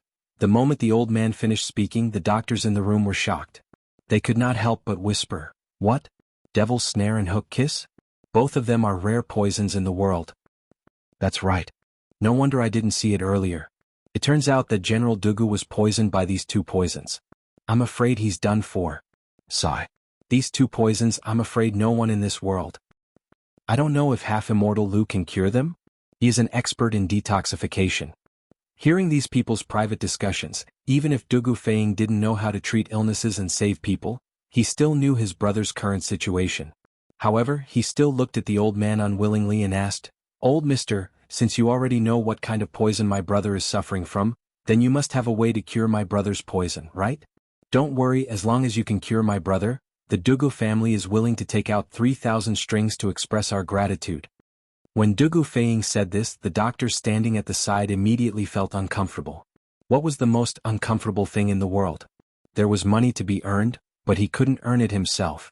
The old man bitterly laughed, shook his head and said, "The people of Taiyuan City call me half-immortal Lu, but this old man is just a mortal with a mortal body. How can I be considered a half-immortal? I'm afraid that only a true immortal can cure General Dugu's poison. This old man is really powerless. I hope that your highness and young general can find someone else as soon as possible. Don't delay General Dugu's treatment." Hearing this, the doctors in the room were relieved, but also sighed with some regret. Even half-immortal Lu can't cure the devil's snare and hook's kiss poison. In order not to delay Dugu Xian's treatment, half-immortal Lu cupped his hands and left. The other doctors knew that their medical skills were not as good as half-immortal Lu's, so they also left the room. Perhaps only Mr. Gongsun can cure this poison. When a doctor walked out of the room, he couldn't help but sigh softly. Mr. Gongsun? Which Mr. Gongsun? When Dugu Feiying, who was in despair, heard this, it was as if he had grabbed onto a life-saving straw. He quickly wanted to chase out of the room, but when he went out, the doctors were already far away. He pulled over the constable of the provincial government office standing at the door and asked, "Who is this Mr. Gongsun they were talking about? Can he cure the poison in my brother's body?" Chapter 1860. 1 coin of skullcap root, 1 coin of gold thread, 2 coins of philodendron, 1 coin of licorice, 1 coin of mung bean, 1 coin of honeysuckle, half a coin of forsythia. Inside the Taiyuan courier station, Gong Sun Liang picked up a brush and wrote 2 prescriptions on a piece of paper without hesitation. The alchemy apprentice who came in with him frowned, but due to Gong Sun Liang's prestige, he didn't say anything. After a while, Gong Sun Liang finally put away the brush and handed the prescriptions to the medicine boy, saying, "Xiao Bao, take these 2 prescriptions and quickly go back to the medicine hall to get the herbs. Let your senior brother pick the best herbs. Go and come back quickly." "Yes, master." The medicine boy wanted to say something but hesitated, but in the end he took the prescriptions and turned to leave. Dugu Feiying stepped forward and grabbed the medicine boy, saying, "This place is not close to the rejuvenation hall. I will ride a horse and take you there. This way we can save a lot of time." He did not forget that before Master Lu left, he said that if the hook kiss poison in Dugu Xian's body was not cured within 2 hours, he would die without a doubt. Although Gong Sun Liang in front of him had promised to save Dugu Xian, Dugu Feiying did not dare to risk his brother's life. In fact, since Gong Sun Liang could boast, then the 2 hours were invalid. Even if the medicine boy could not come back within 2 hours, he had his own way to ensure that Dugu Xian would not die. The medicine boy looked back at Gong Sun Liang and saw that Gong Sun Liang was smiling without saying anything, so he nodded in agreement. "Thank you, General."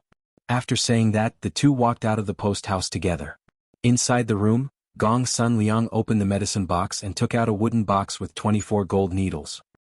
He waved to Iron Egg, who was standing beside Li Tai, and said, "Kid, come and help this old man lift this general up and take off his clothes. This old man wants to give him the needles." Li Tai frowned and complained in his heart, "Is this old man still holding a grudge? Is that why he's called Iron Egg and not me?" In fact, this was completely Li Tai thinking too much. Although Gong Sun Liang had an eccentric temperament, he was already 70 to 80 years old. His tolerance was not small, to the point of being angry with a child. The reason why he called for Iron Egg to come over and help instead of Li Tai was because in terms of physique, Iron Egg was stronger than Li Tai. Moreover, Li Tai was the king of Wei. Even if he did not put him in his eyes, he could not so blatantly order him around. Otherwise, Li Tai's subordinates would jump out and accuse him. He did not want to cause trouble.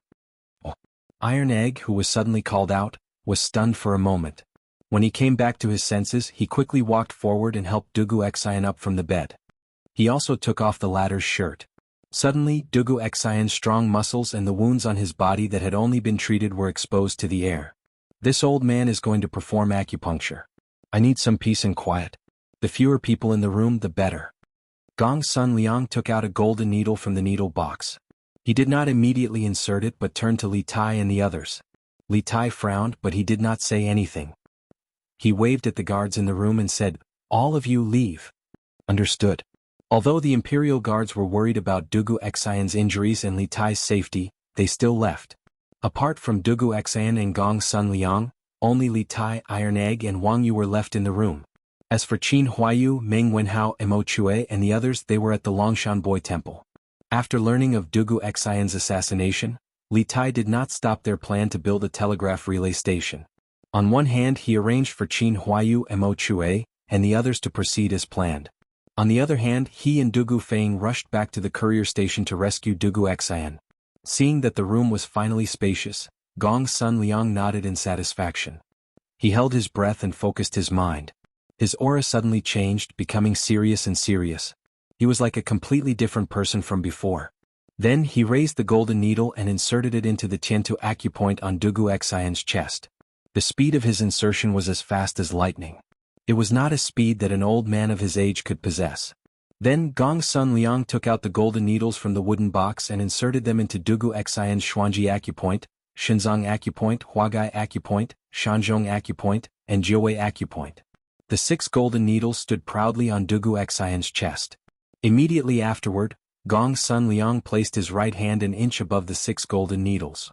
The 6 golden needles seemed to be driven by an invisible force and began to vibrate rhythmically. A few drops of sweat appeared on Gong Sun Liang's forehead at this time. Controlling the needles with qi. Who would have thought that this frail old man in front of them was actually a martial artist? He could even control the needles with qi? Iron Egg, who was closest to Gong Sun Liang, could not help but widen his eyes in shock. Obviously, he did not expect Gong Sun Liang to practice Nigong. Looking at Dugu Xian's chest, the chest that was originally covered in black gas was gradually returning to its normal color. After a while, Gong Sun Liang let out a sigh of relief and put down his palm. The golden needles naturally stopped vibrating, but the old man had no intention of withdrawing the needles. Taking advantage of this gap, Iron Egg could not help but ask, "Mr. Gong Sun Liang, did you use qi to control the needles? Could it be that Mr. Gong Sun Liang also practiced Nigong?" Iron Egg was also a martial artist. Although his martial arts realm was not high, he could still clearly feel that Gong Sun Liang had transferred his qi into Dugu Xian's acupoints through the golden needles. That was why he asked this question. Gong Sun Liang was sitting on the couch with his eyes closed at this time. When he heard Iron Egg's question, he opened his eyes and looked at Iron Egg with interest. Then he smiled and said, "Oh, I didn't know that you were also a martial artist. Moreover, your eyesight and knowledge are good. At such a young age, you actually know how to control the needles with qi. Who is your master?" Although Gong Sun Liang did not directly answer Iron Egg's question, he tacitly agreed with Iron Egg's guess. Hearing this, Li Tai, who was standing to the side, widened his eyes in shock. Although he was not a martial artist and had never practiced medicine, he had still heard of using qi to control needles. Previously, when Li Gang was injured by Wuxia, his life was in danger. It was Sun Simiao, Li Zishuan, and Xian Qing, these 3 top medical masters, who worked together to control the needles with qi, that pulled Li Gang back from the gates of hell. Li Tai never expected that on this trip to Taiyuan, he would meet a master like Sun Simiao who could control needles with qi. At this moment, Li Tai didn't dare underestimate Gong Sun Liang in the slightest. Iron Egg thought for a moment and answered truthfully, "My master is the current Marquis of Yong, and Li Zishuan, who is also the Yamacho of Yanhuang College. My master and Daoist son of the college both know how to control needles with qi, and I have seen both of them before so I could recognize them." Gong Sun Liang let out a long "oh." It was unknown whether he had really heard of Li Zishuan or was pretending to have heard of him. After a moment he asked, The Daoist son you were talking about, is it Sun Simiao? He actually went to Yanhuang College? Li Tai couldn't help but say at this time, Daoist son is naturally the doctor's son that everyone praises. He is now in the medical school of our college. In addition to Dr. Sun, our medical school has many masters with superb medical skills. Even many respected doctors from the Imperial Medical Department have joined our medical school. In time, our medical school will definitely be able to cultivate many students with superb medical skills. As a student of Yanhuang College, naturally he was proud of Yanhuang College. Moreover, Li Tai had another intention in saying this, which was to make Gong Sun Liang interested in Yanhuang College. If he could directly attract Gong Sun Liang to join Yanhuang College, that would be even better. He believed that Li Zixuan would definitely remember his merit. After all, although the words of this old man in front of him were not very pleasing, he still had some real skills. Yanhuang College. Gong Sun Liang smacked his lips and didn't say anything more. After adjusting his breath for a moment, he stood up and said to Wang Yu, "This old man just used a golden needle to protect the general's heart meridian to ensure that the poison won't enter his lungs in a short period of time. The poison of datura is relatively mild in nature, but it is like a gangrene attached to the bone and is extremely difficult to eradicate. The poison of hook kiss is extremely poisonous, like a flood or a fierce beast. These two poisons, under normal circumstances, are difficult to achieve the effect of fighting poison with poison. However, the two medicines this old man prescribed are used to induce the two poisons in the general's body and balance the power of the two poisons so that they can be used to fight poison with poison. After Xiaobao brings the herbs here, boil the medicine near the post house and then feed it to the general. This old man will administer the needles from the side to ensure that the two poisons will not harm the general's heart meridian." Hearing this, whether it was Wang Yu, Li Tai or Iron Egg, all of them gasped. Under normal circumstances, when a patient was poisoned, the first thing a doctor would do was to detoxify the patient. However, this old man in front of them not only did not detoxify Dugu Xin, but also directly used the power of the medicinal stone to induce the poison to act up in advance for fear that it would take too long for the poison to take effect.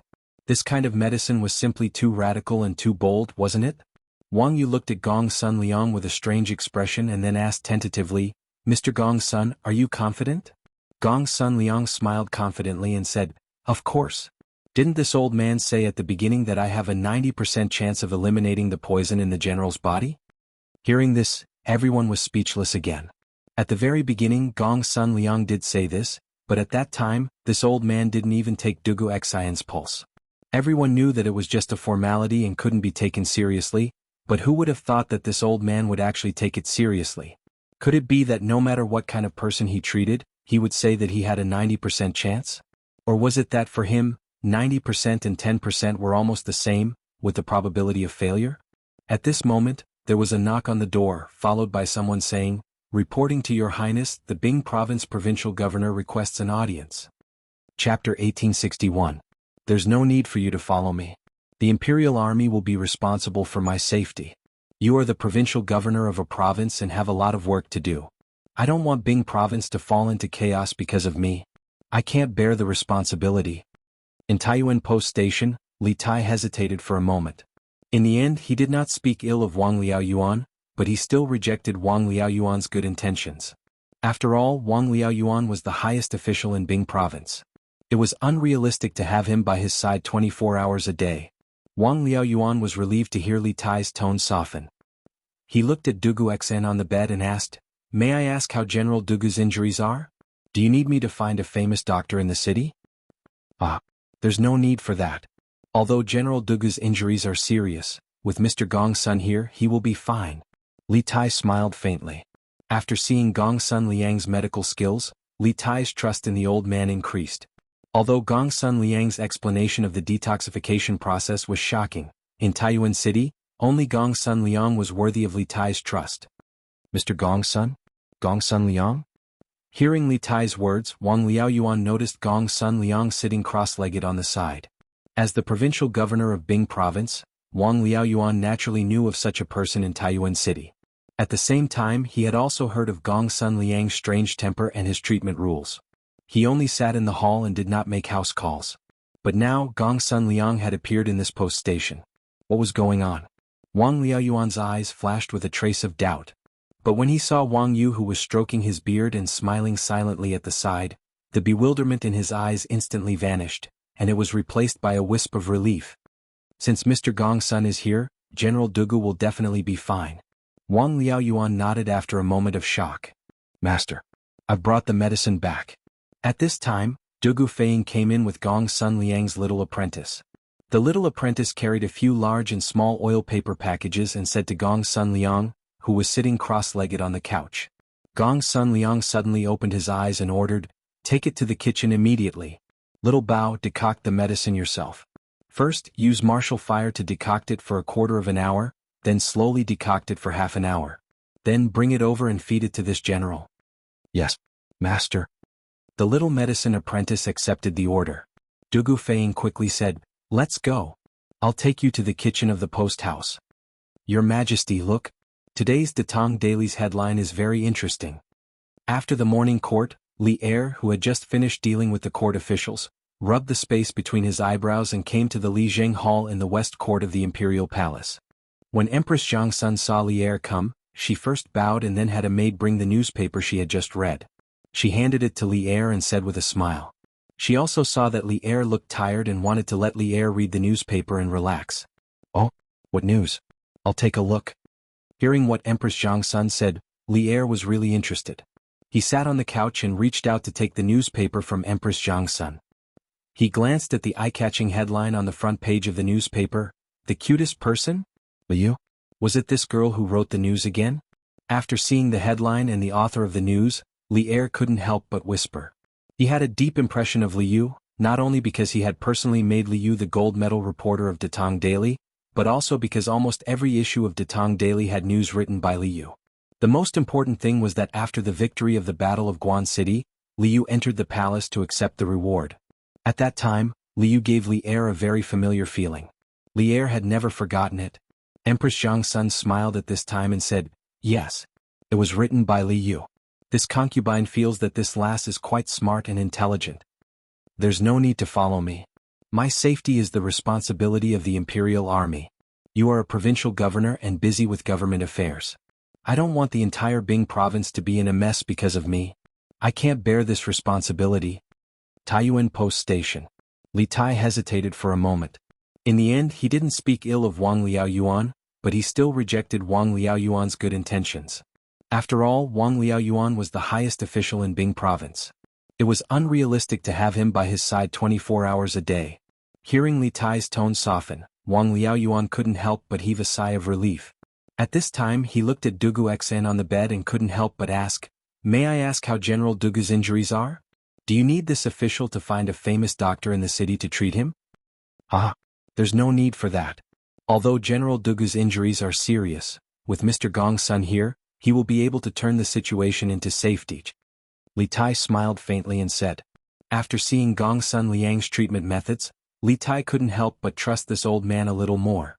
Although Gongsun Liang's words about the detoxification process were shocking, in Taiyuan City, perhaps only Gongsun Liang was worthy of Li Tai's trust.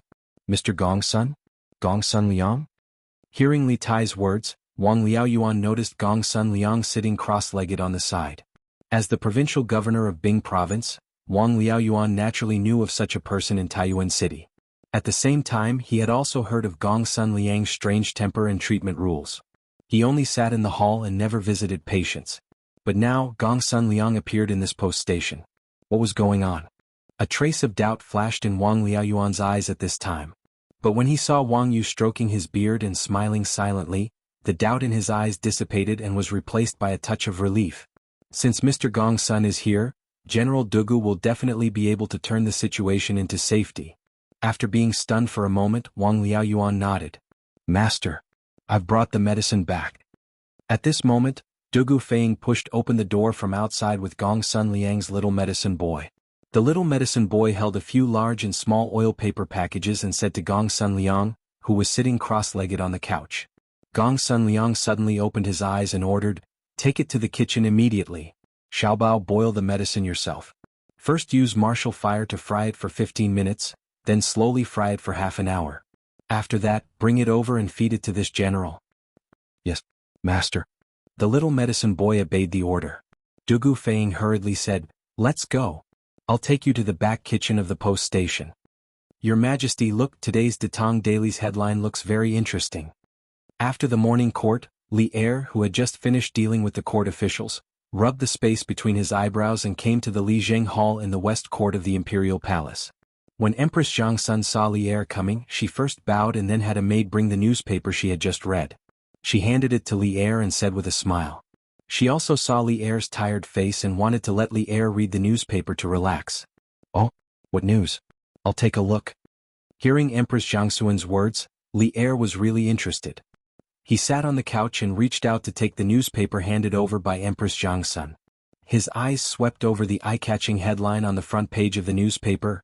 The cutest person? Liu? Was it this girl who wrote the news again? After seeing the headline and the author of the news, Li Er couldn't help but whisper.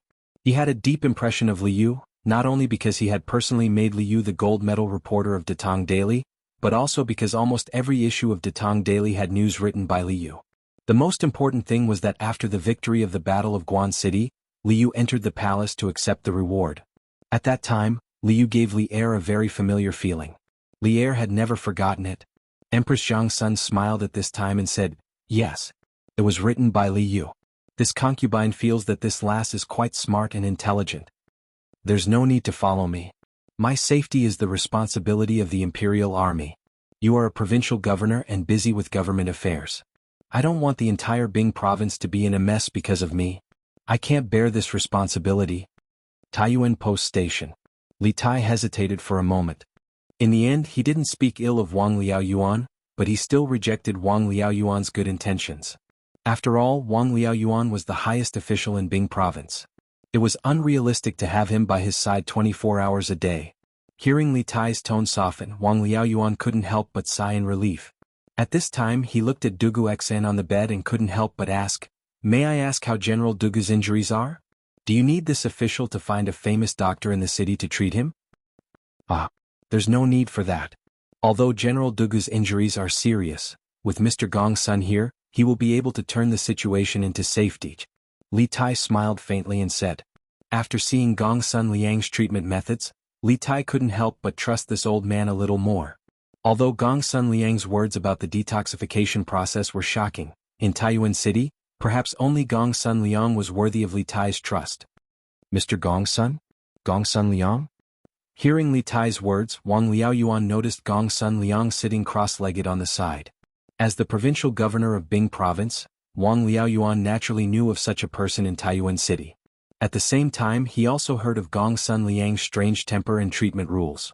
He only sat in the hall and didn't make house calls. But now, Gong Sun Liang appeared in this post station. What was going on? A trace of doubt flashed in Wang Liaoyuan's eyes at this time. But when he saw Wang Yu stroking his beard and smiling silently, the doubt in his eyes dissipated and was replaced by a touch of relief.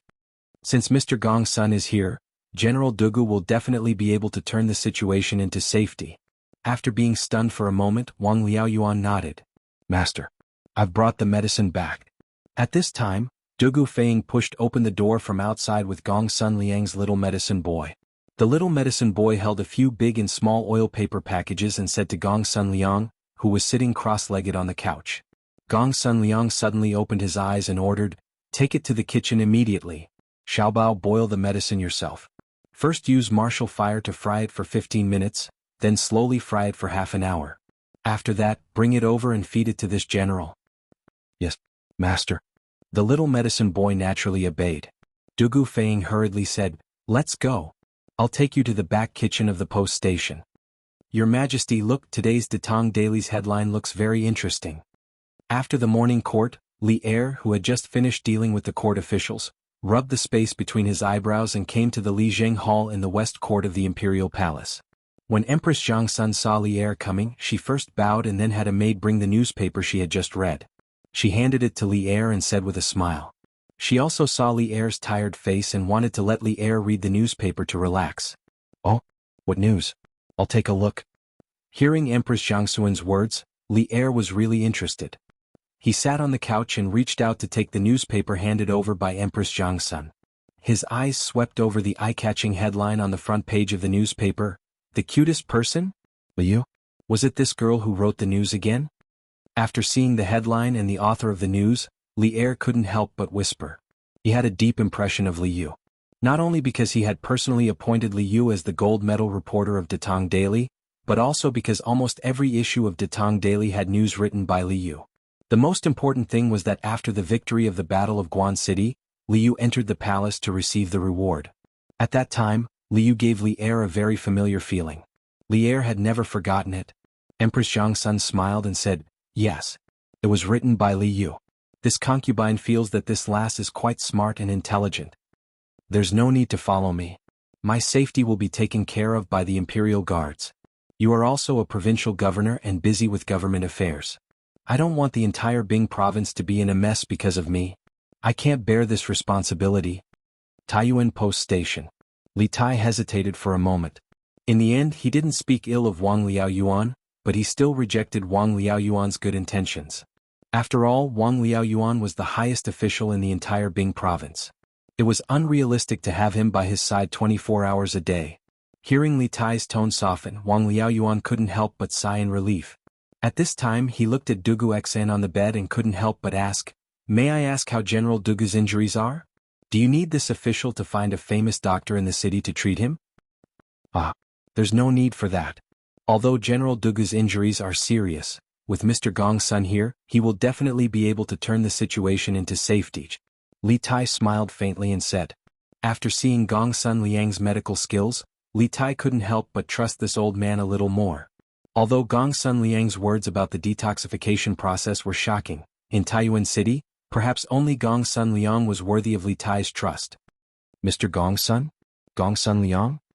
Hearing Li Tai's words, Wang Liaoyuan noticed Gong's son Liang sitting cross-legged on the side. As the provincial governor of Bing province, Wang Liaoyuan naturally knew of such a person in Taiyuan City. At the same time, he also heard of Gong's son Liang's strange temper and treatment rules. He only sat in the hall and didn't make house calls. But now, Gong's son Liang actually appeared in this post station. What was going on? A trace of doubt flashed in Wang Liaoyuan's eyes at this time. But when he saw Wang Yu stroking his beard and smiling silently, the doubt in his eyes dissipated and was replaced by a touch of relief. Since Mr. Gong's son is here, General Dugu will definitely be able to turn the situation into safety. After being stunned for a moment, Wang Liaoyuan nodded. "Master, I've brought the medicine back." At this time, Dugu Feiying pushed open the door from the outside with Gong's son Liang's little medicine boy. The little medicine boy held a few large and small oil paper packages and said to Gong's son Liang, who was sitting cross-legged on the couch. Gong's son Liang suddenly opened his eyes and ordered, "Immediately take these to the kitchen. Xiaobao, boil the medicine yourself. First use martial fire to fry it for a quarter of an hour, then slowly fry it for half an hour, then bring it over to feed this general." Chapter 1862. County Magistrate, His Majesty has issued a decree to reward the merchants who participated in the charity event yesterday. Other than publicly praising them on Datong Daily, the merchants who donated money yesterday will receive the same amount of tax exemption this year. However, more than half of the merchants who donated money yesterday came from Arlantian County. The total amount of money donated by these merchants is close to 260,000 strings of cash. If Arlantian County collects taxes according to His Majesty's decree, won't we collect less than 260,000 strings of cash in business tax? The county office's treasury is already not abundant, and we even donated 10,000 strings of cash yesterday. After that, the county office still has to expand the city and assist Yunshan in laying electric wires for the county. Now that His Majesty has issued a decree, the business tax collected by our county office will be reduced sharply in the future. What should we do? In the back hall of the Lantian County office, County Deputy Meng held a notice in his hand as he worriedly spoke to County Magistrate He. In the hall, other than the two of them, there was also Registrar Zhang and County Lieutenant Wang. It could be said that all the administrative officials of the Lantian County office were present. As for Jianghu and Constable Sun, they were in charge of the prison and public security, so they did not participate in this small-scale meeting within the county office. The notice in County Deputy Meng's hand was naturally the notice of commending merchants that was posted in Chang and the surrounding counties after the morning court. The four people present had all seen it. After County Deputy Meng finished speaking, Registrar Zhang could not help but speak up. County Magistrate, County Deputy Meng's worries are not without reason. Back then, Marquis returned the financial authority of Lantian County to the county office and instructed us to collect and use the taxes collected by the county office for the people. Seeing that the business in the city has just picked up and the business tax collected is increasing month by month, the county office dares to start many large and small projects. Right now, we have such a big business and borrowed a lot of money from Yanhuang Bank. Furthermore, the expansion of the city walls and the laying of electric wires will require a lot of money.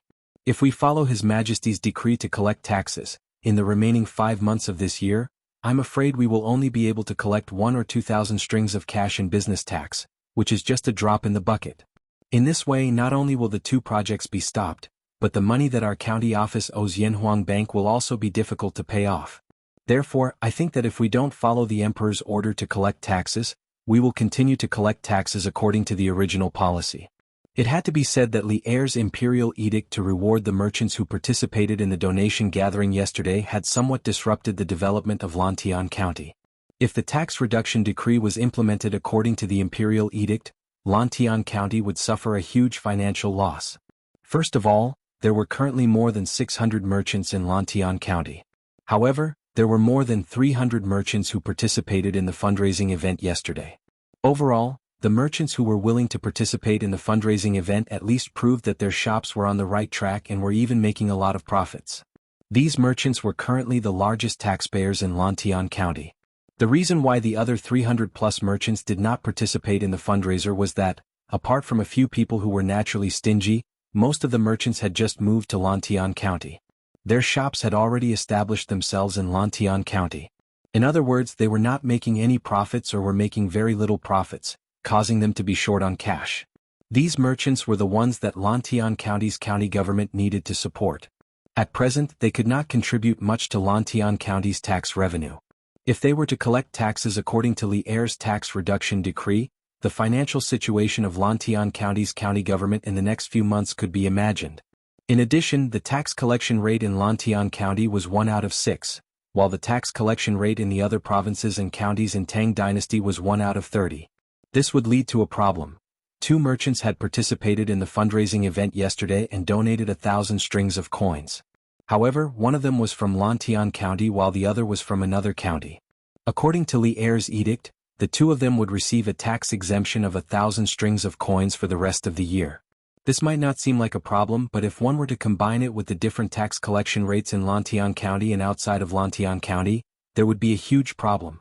According to the tax collection rate of 1 out of 30 for most provinces and counties in Tang Dynasty, as long as the merchant from another county who donated 1,000 strings of coins did not make a total profit of more than 30,000 strings of coins for the remaining 5 months of the year, he would not have to pay any additional tax to the imperial court. In other words, only when he made a total profit of 30,000 strings of coins in 5 months would he be able to use up the tax exemption of 1,000 strings of coins that he received from the fundraising event. But in reality, there were very few merchants in the entire Tang Dynasty who could make a profit of 30,000 strings of coins in 5 months. In other words, even though the merchant from another county who donated 1,000 strings of coins received a tax exemption of 1,000 strings of coins, he would not be able to use up this tax exemption because his profits in 5 months were likely to be only 10,000 strings of coins or less. In this way, the imperial court's actual loss of tax from this merchant was only 1 out of 30 of 10,000 strings of coins, which was around 300 strings of coins or less. But the Lantian County merchant who donated 1,000 strings of coins was different. According to the tax collection rate of 1 out of 6 in Lantian County, as long as his total profit in the next 5 months of the year could reach 6,000 strings of coins, he would be able to use up the entire tax exemption of 1,000 strings of coins. At this time, the Lantian County's official loss of business tax from this merchant was a solid 1,000 strings of coins, without any discount. Chapter 1863. In some TV series there was often such a scene. When the male lead, female lead, was seriously injured and unconscious, it was difficult to feed the medicine. Therefore the female lead, male lead, would first pack the medicine into her mouth, and then feed the male lead, female lead, the medicine mouth to mouth. Putting aside the need of the plot for the time being from a pure medical point of view, did this method have a scientific basis? Obviously not. Not to mention that when a person was lying down, it was very easy to reflux and accidentally inhale the liquid into the trachea. Even if the medicine was fed mouth to mouth, it would not change this reality. In addition, feeding medicine to a patient in a coma, no matter what position, lying down or sitting, was an extremely dangerous behavior in itself. In modern medicine, coma refers to the complete loss of consciousness. It is a serious vision of a person who has completely lost awareness of things. It is a high degree of mental breakdown due to the serious suppression of the higher nerves for various reasons. The cause must be found as soon as possible, and effective measures must be taken in time to save the patient. Generally, coma is divided into two types: shallow coma and deep coma. Shallow coma refers to the patient losing consciousness, but the pharyngeal reflex, corneal reflex, and pupil reflex still exist. The patient will still have a painful expression and slight movement in response to strong stimuli such as compression of the eye socket and stimulation of the nerves of the eye socket. In deep coma, the patient does not respond to various stimuli. The clinical symptoms are muscle relaxation, incontinence, and so on. It is impossible for such a patient in a deep coma to spontaneously swallow. Once the liquid is poured into the mouth, because the patient does not have the basic swallowing reflex, the liquid will not squirm along the esophagus to reach the stomach. Instead, a large amount of liquid will gather in the throat, making it very easy to reflux and accidentally inhale due to choking. In other words, these things will mistakenly enter the trachea and reach the lungs, resulting in aspiration pneumonia. In this case, a lung infection is often life-threatening.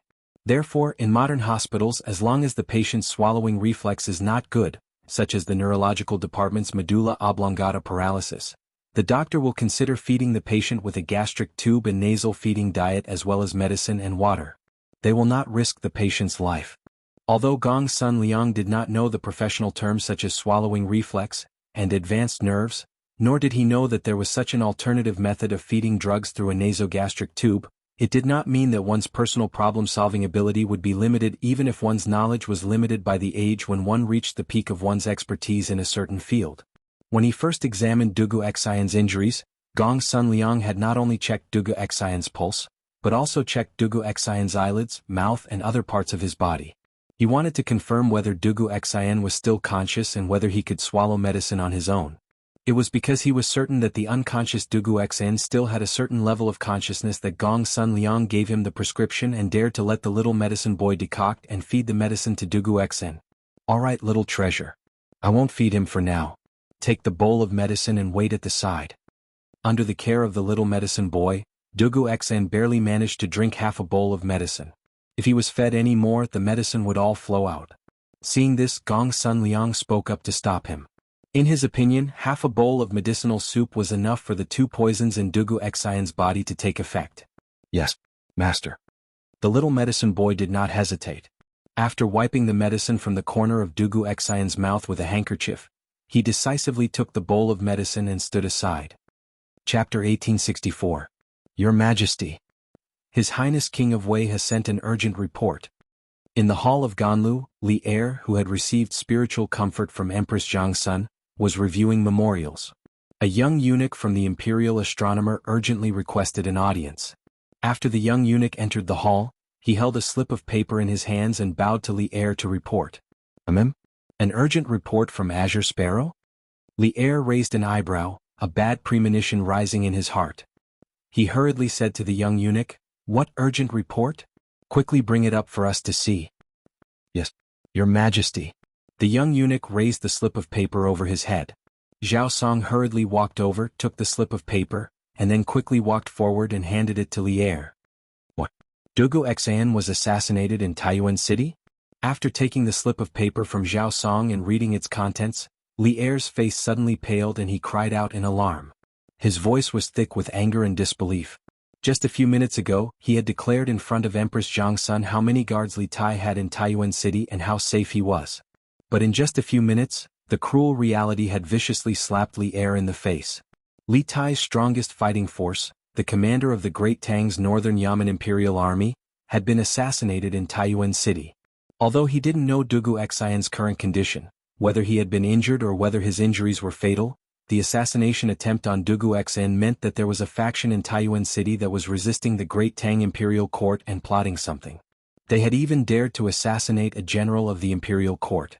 This meant that Li Tai was not absolutely safe in Taiyuan City and might be the next target of the assassins. This also reflected the grim situation in Taiyuan City. Zhao Song, who was standing next to Li Er, also revealed a look of shock upon hearing Li Er's words. Zhao Song was well aware of Dugu Xian's strength. He was a Grandmaster-level martial arts expert before the age of 30. Apart from Li Zishuan, Dugu Xian's martial arts talent was probably the best among all the generals in the imperial court. Moreover, after Li Zishuan's guidance, Dugu Xian's swordsmanship had improved by leaps and bounds. If he used his full strength, even Zhao Song would have a headache. How could such a great expert encounter an assassination attempt in Source Peak City? Just how powerful and confident was the enemy? Send a telegram quickly. Tell Qing Ke to tell me the details of Dugu Xian's assassination.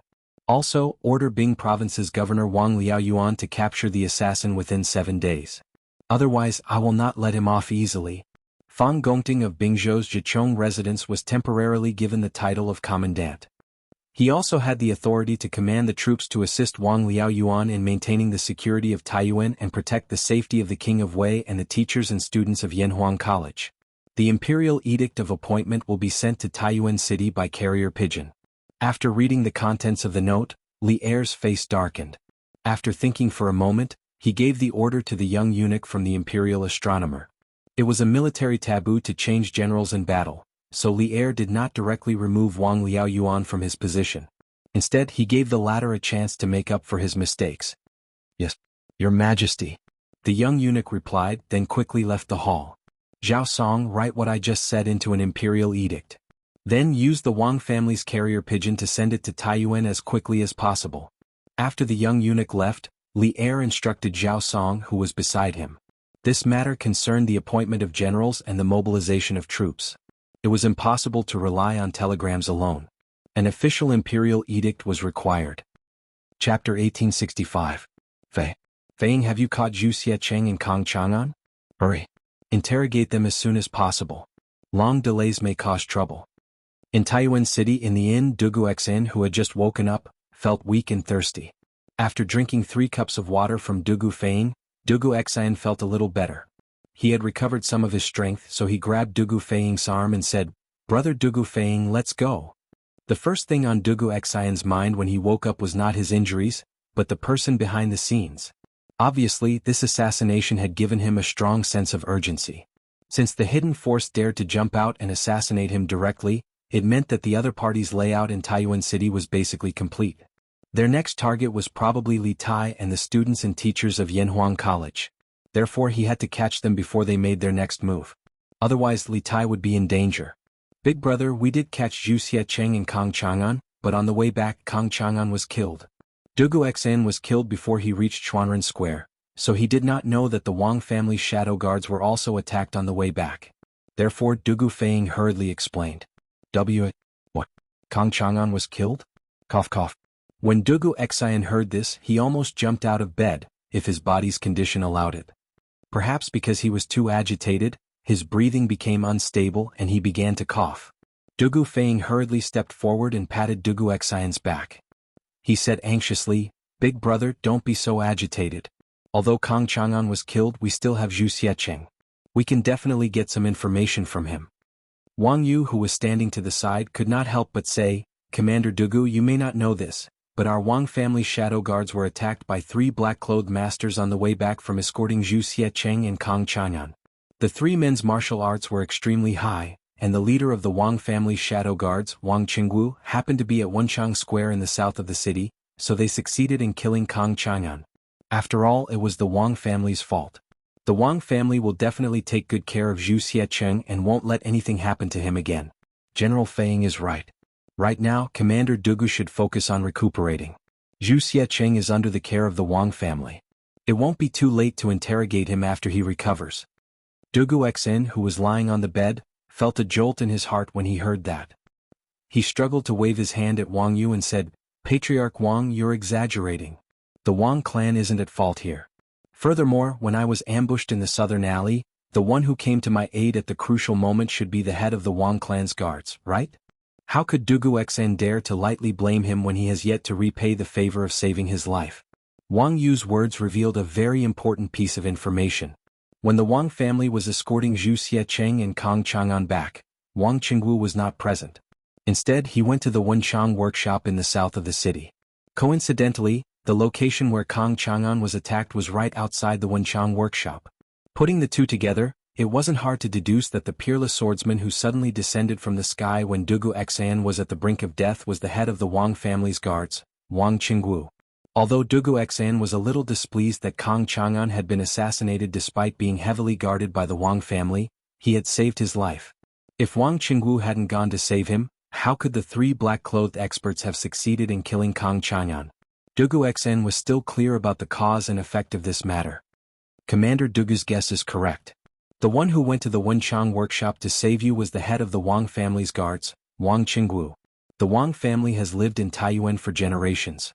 Although they don't have the responsibility of guarding the city like the government, they still don't allow anyone to behave atrociously at their doorstep. Therefore, it is the Wang family's duty to save Commander Dugu. Commander Dugu, you don't have to be so polite. In the face of Dugu Xian's thanks, Wang Yu spoke with a righteous expression. Wang Liaoyuan, who was standing at the side, suddenly felt a little ashamed. Speaking of which, maintaining the law and order of Taiyuan City should be the responsibility of the provincial government or the county government. Dugu Xian had been assassinated in the city, and the person who had saved him wasn't someone from the government, but the head of the Wang family's guards. This made the government lose face. Fortunately, Constable Feng from the provincial government had brought people to the scene at the last moment and had more or less contributed some effort. Otherwise, Wang Liaoyuan's expression would have been even uglier. No matter whether it is the Wang family's duty or just following orders, to me, Dugu Xen, it is still a life-saving grace. How can this life-saving grace just be taken lightly? When I'm feeling better, I will personally visit Brother Qinggu to thank him. Dugu Xen shook his head and insisted. Without waiting for Wang Yu to say anything, he changed the topic and said in a low voice, "But the most important thing right now is to interrogate Zhu Xiecheng as soon as possible. Among the assassins that appeared in the city today, the strongest one was a grandmaster. Their origins are probably not simple. We have to find out their identities and hiding places as soon as possible. Otherwise we will always be in a passive position."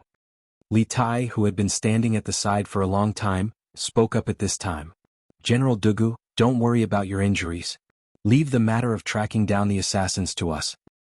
But Dugu Xen wanted to say something else, but Li Tai firmly cut him off. "No buts. This is my order. Dr. Gong Sun said earlier that General Dugu needs to rest more for the next few days, and you can't use force. I'm still waiting for General Dugu to recover as soon as possible so that you can lead the Imperial Army to protect me. General Dugu, please don't disappoint me. During this time, the Imperial Army will be led by General Fei Ying." It was rare for Li Tai to be so forceful. His resolute words left Dugu Xan with no room to refute. After that, Li Tai turned to look at Wang Yu, Wang Liaoyuan, and the others and said solemnly, "General Dugu still needs to recuperate. We won't disturb him. In addition, my father has just sent an imperial edict through the telegraph. Everyone, please follow me to receive the edict." When they heard that Li Er had sent an imperial edict, everyone in the room couldn't help but look solemn. Wang Yu's heart was as clear as a mirror. After all, Li Tai had suddenly left the room just now because the telegraph had rung. It must have been a telegram from the palace. Moreover, when Li Tai had replied to the telegram, he must have reported what had happened in Taiyuan City to Li Er. Therefore, Li Er's imperial edict must have had something to do with Dugu Xian's assassination. "Yes, sir." Everyone in the room, except for Dugu Xian, who was lying on the bed, cupped their hands in acknowledgement and followed Li Tai out the door. After a while, the crowd arrived at a side hall. Li Tai stood in front of the crowd and took out a piece of paper from his bosom. He faced the crowd and read it aloud. "Father has ordered Bing Province's provincial governor, Wang Liaoyuan, to investigate Dugu Xian's assassination with all his might. The murderer must be caught within 7 days. Otherwise he will be severely punished. Fang Gongting of Bing Province's Zhichong residence will be temporarily promoted to the rank of commandant. He will also temporarily have the authority to command the army to assist Wang Liaoyuan in maintaining the security of Taiyuan City. He will also protect the safety of Yanhuang College's teachers and students." The content of the imperial edict was very short. It was so short that it didn't seem like an imperial edict at all. There were no pleasantries or anything difficult to understand. It was more like Li Er was giving orders in front of everyone. Although this was only an imperial edict in the form of a telegram, no one could tell if it was real or fake. Whatever Li Tai said was the truth. However, no one questioned the authenticity of the imperial edict. This was because the person who announced the imperial edict was Li Tai, Li Er's favorite son. It was impossible for Li Tai to lie about this matter. This was because lying about this kind of thing could be easily exposed. Moreover, once exposed, his political career was basically over. Moreover, Li Tai had no reason to lie about this. There was no benefit to lying to him. Your subject, Wang Liaoyuan, obeys the imperial edict. Listening to the imperial edict, Wang Liaoyuan couldn't help but feel relieved that Li Er didn't dismiss him directly. Instead, he wanted him to make up for his mistakes. However, the 7-day deadline made him nervous again. He was afraid that he wouldn't be able to sleep in the next 7 days. Li Tai nodded and said, although this imperial edict came from a telegraph, you don't have to doubt its authenticity. The imperial edict with the imperial seal has already been sent here by the Wang family's carrier pigeons in the capital. It will probably arrive at noon.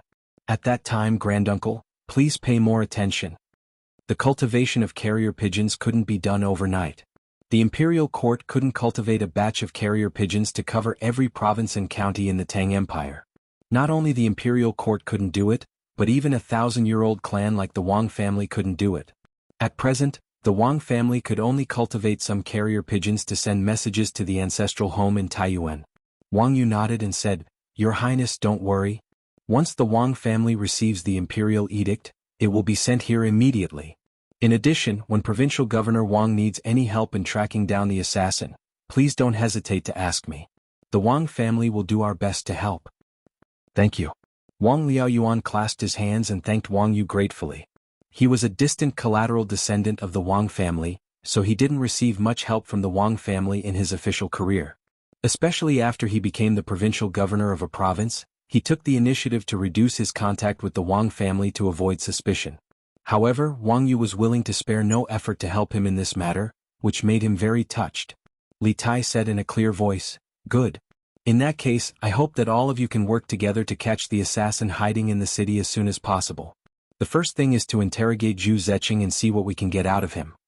Wang Liaoyuan clasped his hands and said, I will do as you command.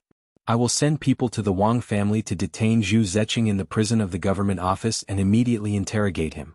We will set up a heavy guard and won't let anything happen to him. Li Tai shook his head and said, There is no need to set up a heavy guard. I think that we shouldn't have too much hope for Zhu Zeqing. The reason why the assassin only killed Kang Chang'an and let Zhu Zeqing go means that they are not afraid of Zhu Zeqing falling into our hands. In other words, Zhu Zeqing probably doesn't have the information we want. So, for this person we just need to interrogate him briefly. At the very least, he should know Kang Chang'an's identity. Let's not waste too much time and energy on this person. Calm and wise. While everyone was clamoring to interrogate Zhu Zeqing and try to get information about the assassin from him, Li Tai remained absolutely calm. It had to be said that Li Tai was much calmer than before. The people present were not stupid. After hearing Li Tai's words, they all reacted. Indeed, according to the description of the Wang family's secret guards, after the 3 black-clothed masters killed Kang Chang'an, they had the strength to kill Zhu Zeqing as well. But why didn't they do that? The only possibility was that Zhu Zeqing was just an abandoned pawn that they had pushed out. An abandoned pawn that was useless and didn't know anything about their identities. Your Highness is right. I am ashamed that I almost fell into their trap. Wang Liaoyuan clasped his hands and said, ashamed. After a pause, he continued, After I transfer Zhu Zeqing to the prison, I will personally go to the Bing province camp and pass on the Emperor's decree to Fang Zicheng. Then I will ask Fang Zicheng to immediately mobilize the troops to protect Your Highness and the others, as well as to track down the assassin in the city. Although Li Tai hadn't stamped the imperial edict of appointment and mobilization of troops, Li Tai had just said that the imperial edict would soon be transported to Taiyuan City. Wang Liaoyuan and Wang Yu had no choice but to believe it. Fang Gongting wouldn't dare to doubt it either, because they had already learned from the mistakes of the past. When Li Zishuan mobilized troops from Taiyuan City to stop Wuxia, he also mobilized troops in the same way. Therefore, in Wang Liaoyuan's opinion, this imperial edict in the form of a telegram could definitely allow Fang Gongting to mobilize the troops in advance. Good. Let's move out immediately. This time, Li Tai didn't reject Wang Liaoyuan's request to have the provincial government's troops protect the academy. Because by now he also felt the seriousness of the situation. Your Highness, please excuse us. Wang Liaoyuan and Wang Yu cupped their hands and left.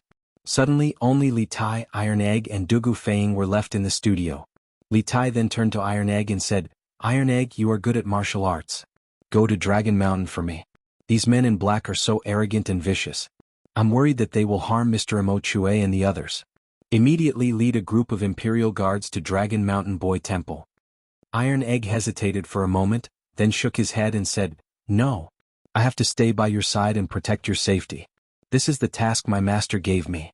Li Zixuan had asked Iron Egg to follow the academy north not because he wanted Iron Egg to contribute to the construction of the telegram relay station, but because Iron Egg's martial arts were the best among the students of the academy. In addition, he had a good relationship with Li Tai, so he was the most suitable person to protect Li Tai.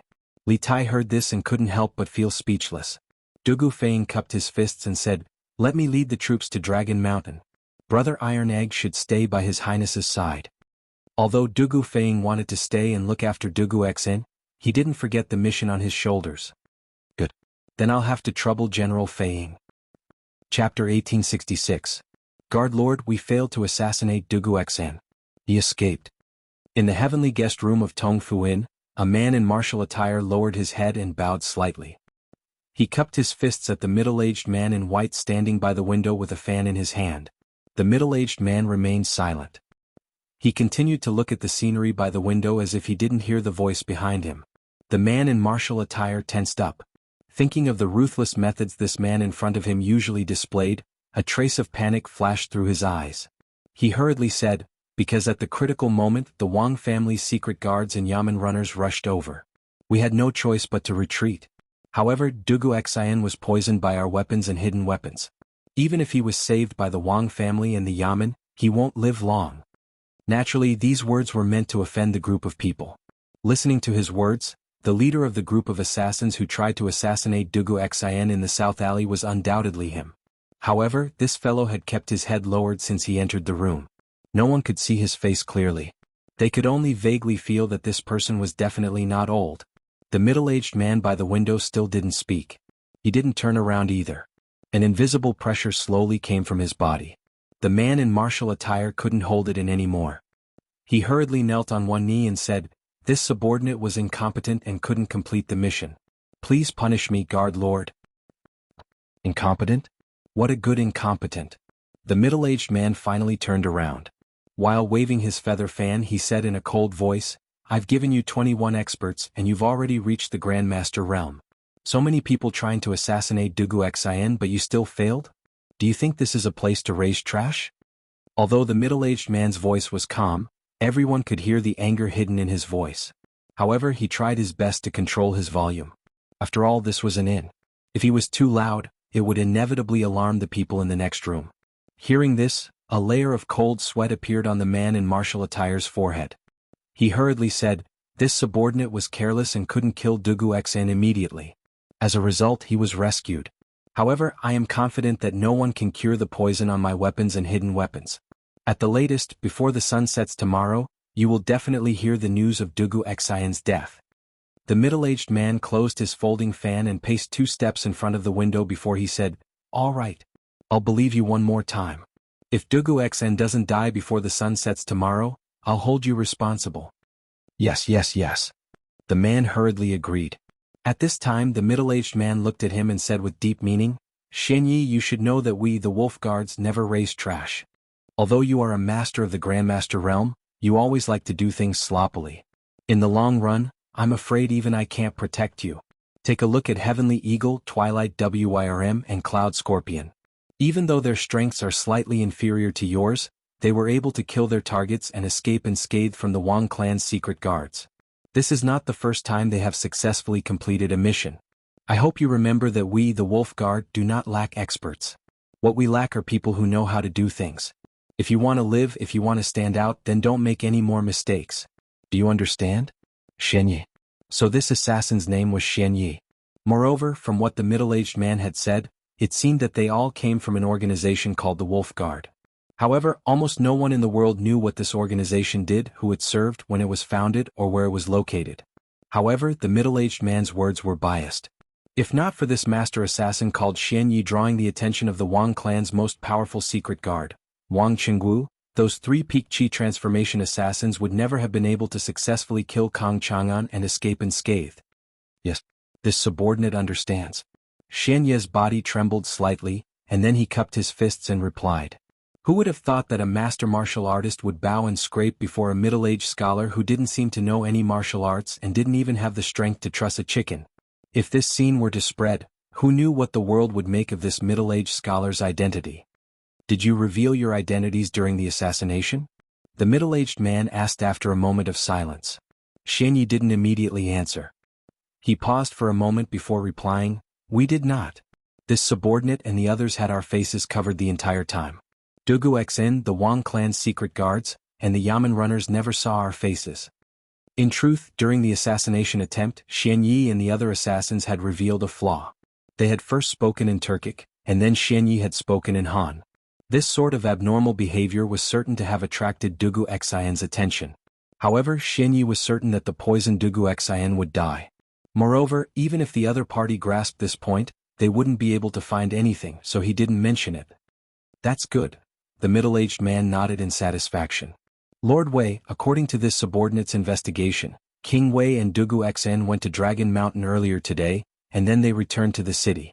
However, after they returned, even more Yanhuang College's teachers and students went to Dragon Mountain. Dugu Xian is currently on the verge of death, and their defenses are at their weakest. Should this subordinate take some men to Dragon Mountain and capture the Yanhuang College's teachers and students?" Seeing that the middle-aged man didn't speak, Xianyi probed. The reason he was so proactive was that he wanted to find an opportunity to atone for his crimes.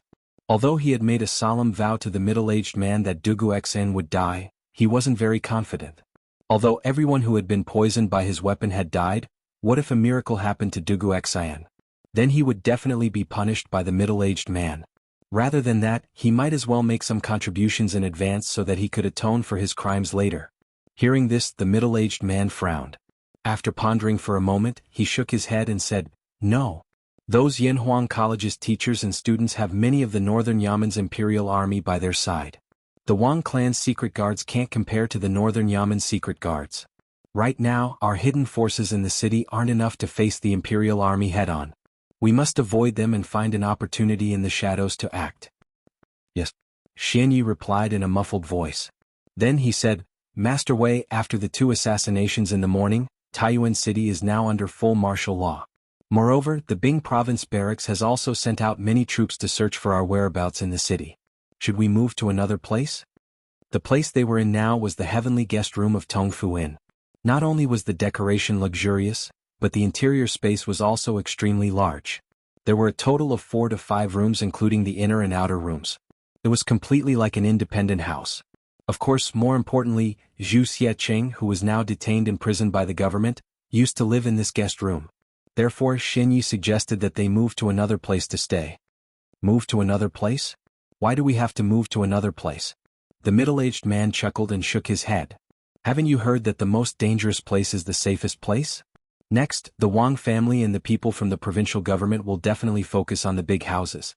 Even if they search here, they won't be able to find anything." It had to be said that this guy was really brave. Speaking of which, if a normal person wanted to lurk in Taiyuan City and cause trouble, they would definitely rent a remote house to stay. After all, there were too many people in a place like an inn, not to mention that the guest room he was staying in now had just been occupied by a suspect from the government. Xianyi didn't try to persuade him again, but he was a little puzzled. "Master Wei, did we make such a big fuss today just to kill Kong Chang'an and Dugu Xan? Now that the whole city is under martial law, it will be very disadvantageous for our next operation. Only by stirring up the water will the fish come out and swim. Only then will I know where the fish are and where they are going." The middle-aged man waved his feather fan lightly and smiled confidently. "Haha, Kong Chang'an's identity is not as simple as it seems. Now that he died in Taiyuan City under the heavy protection of the Wang family's shadow guards, the ones who will have a headache next are the Taiyuan government and the Wang family, not us. And this is just a test of the fish's purpose in coming to Taiyuan City. But there is no need to test them now, someone has already come to tell us the answer. How interesting, it seems that there are some smart ones in this school of fish." These words were very vague, but Xianyi understood. He asked tentatively, "Master Wei, that Wang, that person, can we trust him? Will he betray us?" The middle-aged man frowned slightly, but after a moment he smiled faintly. "If he wanted to betray us, he wouldn't have gone through so much trouble. In the end, he and I are the same kind of people who don't want to be trapped in this small Taiyuan city. He is also a smart person. And with him secretly helping us, it will be easier for us to succeed." At this point, the middle-aged man turned to look at Xianyi and said with a serious face, "Go back now and watch over them. Tell them to bury their weapons properly.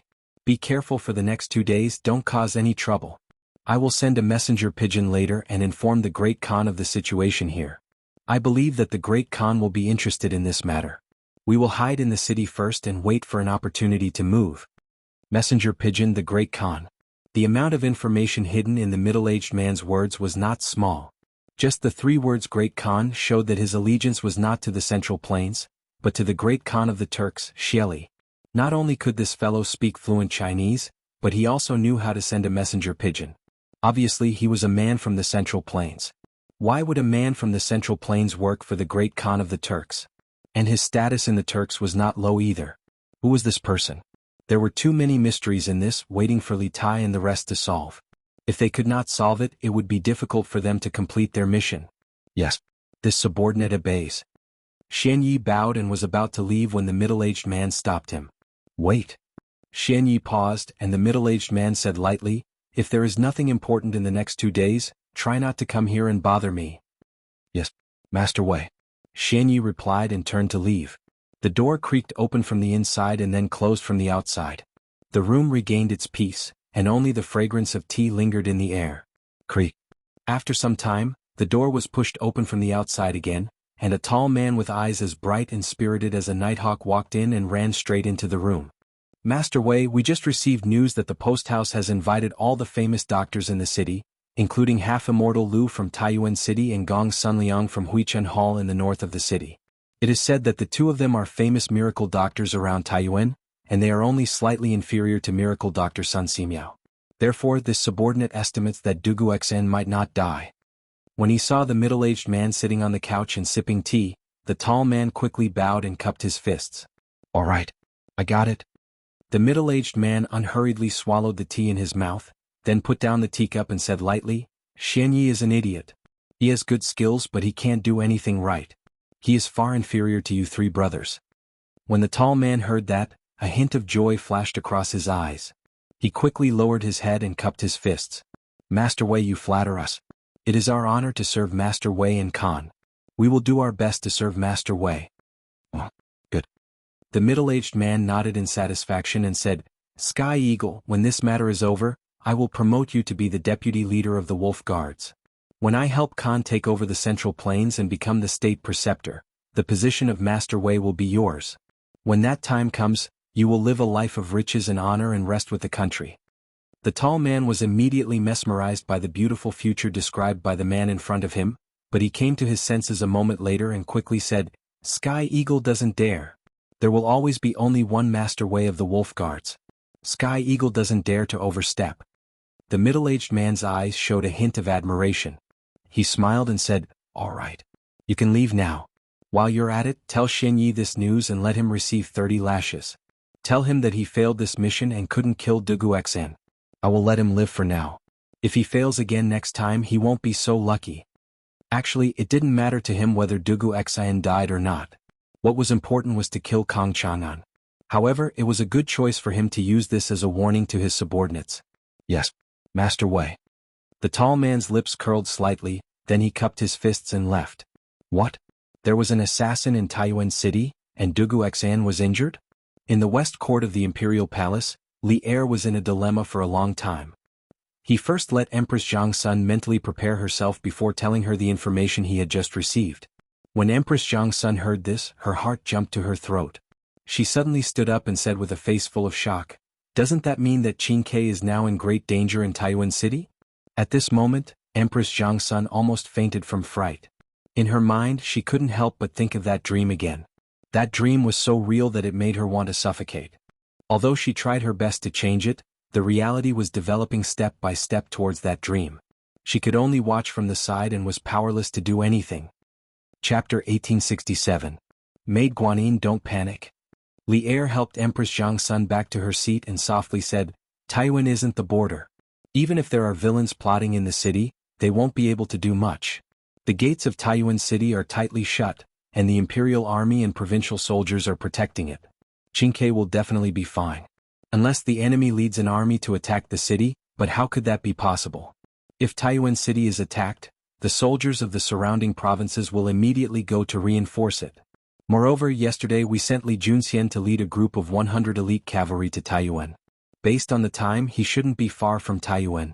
With him here, no one will be able to touch Qingke. Mei Guanyin, don't worry. Yesterday, when Li Er had sent a telegram to Li Tai, he had also summoned Li Junxian and had him lead a group of 100 elite cavalry to Taiyuan City to protect Li Tai. If they moved quickly enough, they should be able to reach Taiyuan City before nightfall today. The 100 cavalry was Li Er's most elite and secret force, and each of them was a 1 in 10,000 elite. The commander of the 100 cavalry, Li Junxian, was skilled in both martial and civil matters, and he was also resourceful. As a spy, Li Junxian had played a significant role in vanquishing the Heavenly Dragon sect. With him at Li Tai's side, Li Er could not be worried about Li Tai's safety. 100 cavalry? Li Junxian? Empress Jiang Sun felt a little better after hearing Li Er's gentle words of comfort, and her breathing gradually stabilized. She sat up straight and looked at Li Er. Is your Majesty's words true? Is Li Junxian really about to reach Taiyuan with 100 cavalry? It was clear that Empress Jiang Sun had heard of Li Junxian and was very confident in his abilities. Li Er patted Empress Jiang Sun on the back and chuckled. Ah, how could this be false? Besides, when have we ever lied to you? Just relax and don't let your imagination run wild. We promise you that nothing will happen to Qingke. Empress Jiang Sun leaned her head against Li Er's chest and said with a light N. The resolute promise of the man in front of her gave her a great sense of security. Her heart, which had been in a mess, finally calmed down. If the Marquis of Yong is by Qingchua's side, then I will truly be at ease. Empress Jiang Sun nestled in Li Er's arms, but this thought popped up in her mind for no reason. Although Li Zixuan was strong, he was still much weaker than Li Zixuan. After all, Li Zixuan had managed to escape from the hands of the world's #1 expert, Wuxia. Moreover, since Li Zixuan's debut, not only had he made many outstanding achievements, but he had also saved himself from many desperate situations. His life was like a cheat code. This was a man of destiny who had the attribute of avoiding danger. As a mother, Empress Jiang Sun naturally hoped that the strongest person would be at her son's side to protect him. But as the Empress Jiang Sun was not willing to use public resources for private use at this time. This was because Li Zixuan was currently training the Black Armored Army, and the Black Armored Army was his strongest trump card in the upcoming war between the Great Tang and the Turks. Empress Jiang Sun did not want her own matters to affect the training of the Black Armored Army and thus the outcome of the war between the Great Tang and the Turks. Thus, although this was what she thought, Empress Jiang Sun did not speak to Li Er.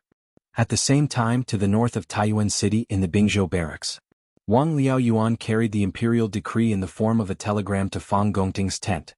He first told Fang Gongting about the 2 assassinations that had occurred in the city today, and then he proposed that the soldiers of the Bing province barracks be sent into the city to search for the assassins and maintain order.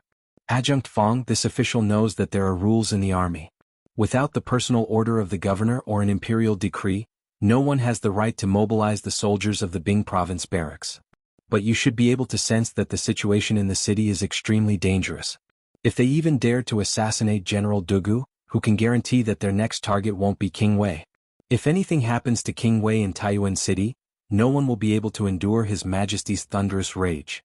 Although this official's imperial decree does not have a seal and cannot compare to an imperial decree to mobilize soldiers, this official still hopes that Adjunct Fang can understand the severity of this matter. Do not put King Wei in danger because of a mere formality.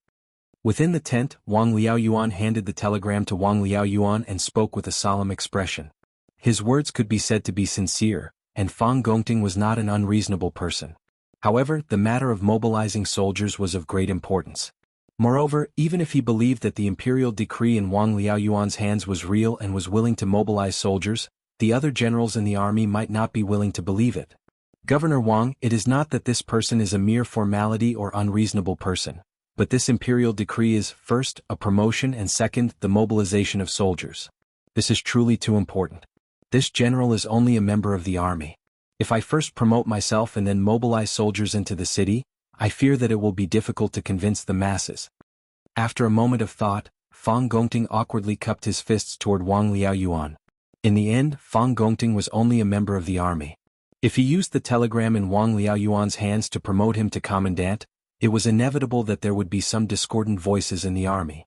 This was because ever since the Bing province barracks had stopped the Turkic army at Yanmen Pass and the original commandant Su Tingda had died at Yanmen Pass, many generals in the Bing province barracks had covetously eyed the position of commandant.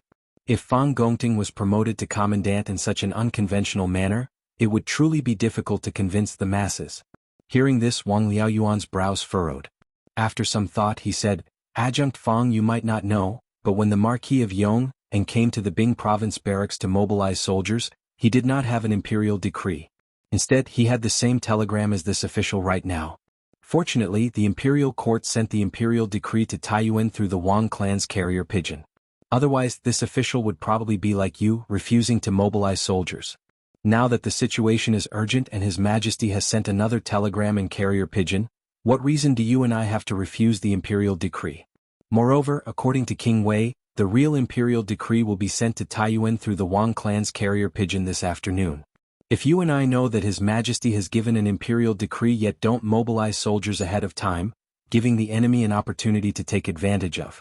If His Majesty pursues this matter, neither of us will be able to bear the responsibility."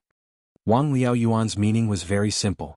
If the imperial decree sent by Li Er in the form of a telegram was sent to other places, the officials of other places would naturally have reason to not believe it because they had never seen it before. However, now that the imperial decree was sent to Taiyuan City, they had no reason to not believe it because the same situation had happened once before. Fang Gongting was silent for a moment. He gritted his teeth and cupped his fists. Since Marquis used this method to mobilize soldiers last time, this general naturally has no reason to refuse. How about this? This general will summon all the officers and soldiers.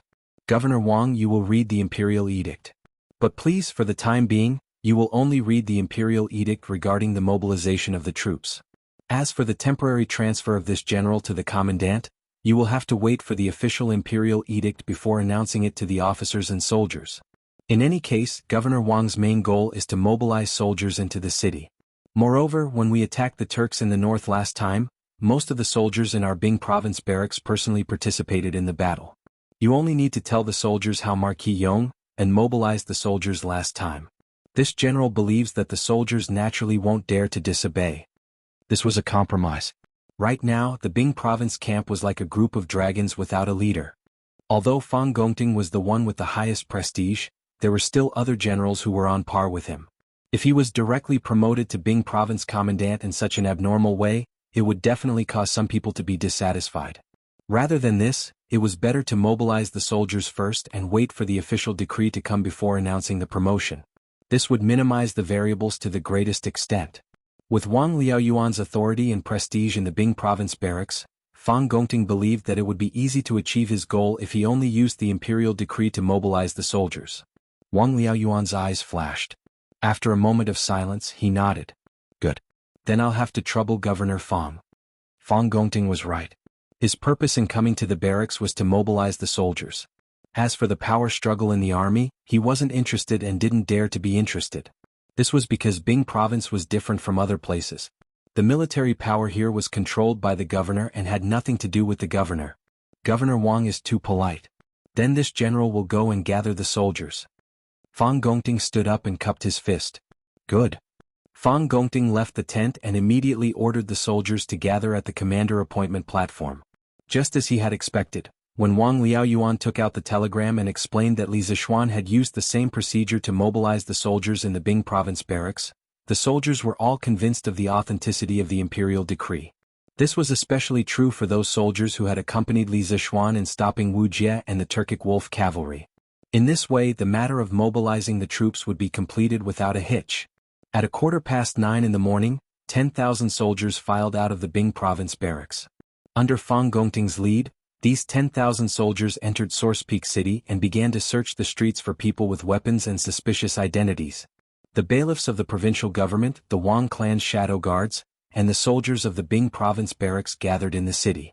For a moment, the atmosphere in the city was unprecedentedly tense. An invisible net was cast over Source Peak City, making it impossible for any hidden faction to hide. At the same time, in the prison of the Bing province barracks, Wang Liaoyuan, Du Gufeng, Li Tai, and Wang Yu, these four representatives of the various factions, were interrogating Zhu Xiecheng. In truth, Li Tai's status as a prince was not suited to enter the prison. The ancient people were mostly superstitious and believed that the yin qi in the prison was heavy and inauspicious. Before entering, Wang Liaoyuan had tried to persuade Li Tai, but Li Tai was eager to understand the truth and insisted on following. No one could do anything about it. Chapter 1868. Zhu Hongxing, your real name is Zhu Xiecheng, right? Are you a Turk? In the prison of Taiyuan Prefecture, Wang Liaoyuan, Wang Yu, Dugu Feiying, and Li Tai were sitting on the same bench. Wang Liaoyuan slapped the table in front of him and asked Zhu Xiecheng, who was kneeling on the ground in front of him. This was a prison, so the conditions here were naturally much simpler than in the court, but no one cared about that. The reason why they chose to interrogate Zhu Xiecheng in the prison instead of in the court was mainly, first, to keep it a secret, and second, to make it more convenient for the punishment. After all, the torture tools in the prison were much more abundant than those in the court. If Zhu Xiecheng refused to tell the truth, Wang Liaoyuan would immediately send someone to torture him. This was not a place where human rights were concerned. First, this was ancient times. Second, this was a prison. Most importantly, there was a huge crisis lurking in Taiyuan City. Li Tai's life was in great danger, and Zhu Xiecheng happened to be the only person Wang Liaoyuan had caught who might know the enemy's background. In this case, even if Wang Liaoyuan killed Zhu Xiecheng, the civil and military officials would not hold Wang Liaoyuan responsible for anything, let alone human rights. Zhu Xiecheng looked up at Wang Liaoyuan unhappily and said nothing. Then he lowered his head again.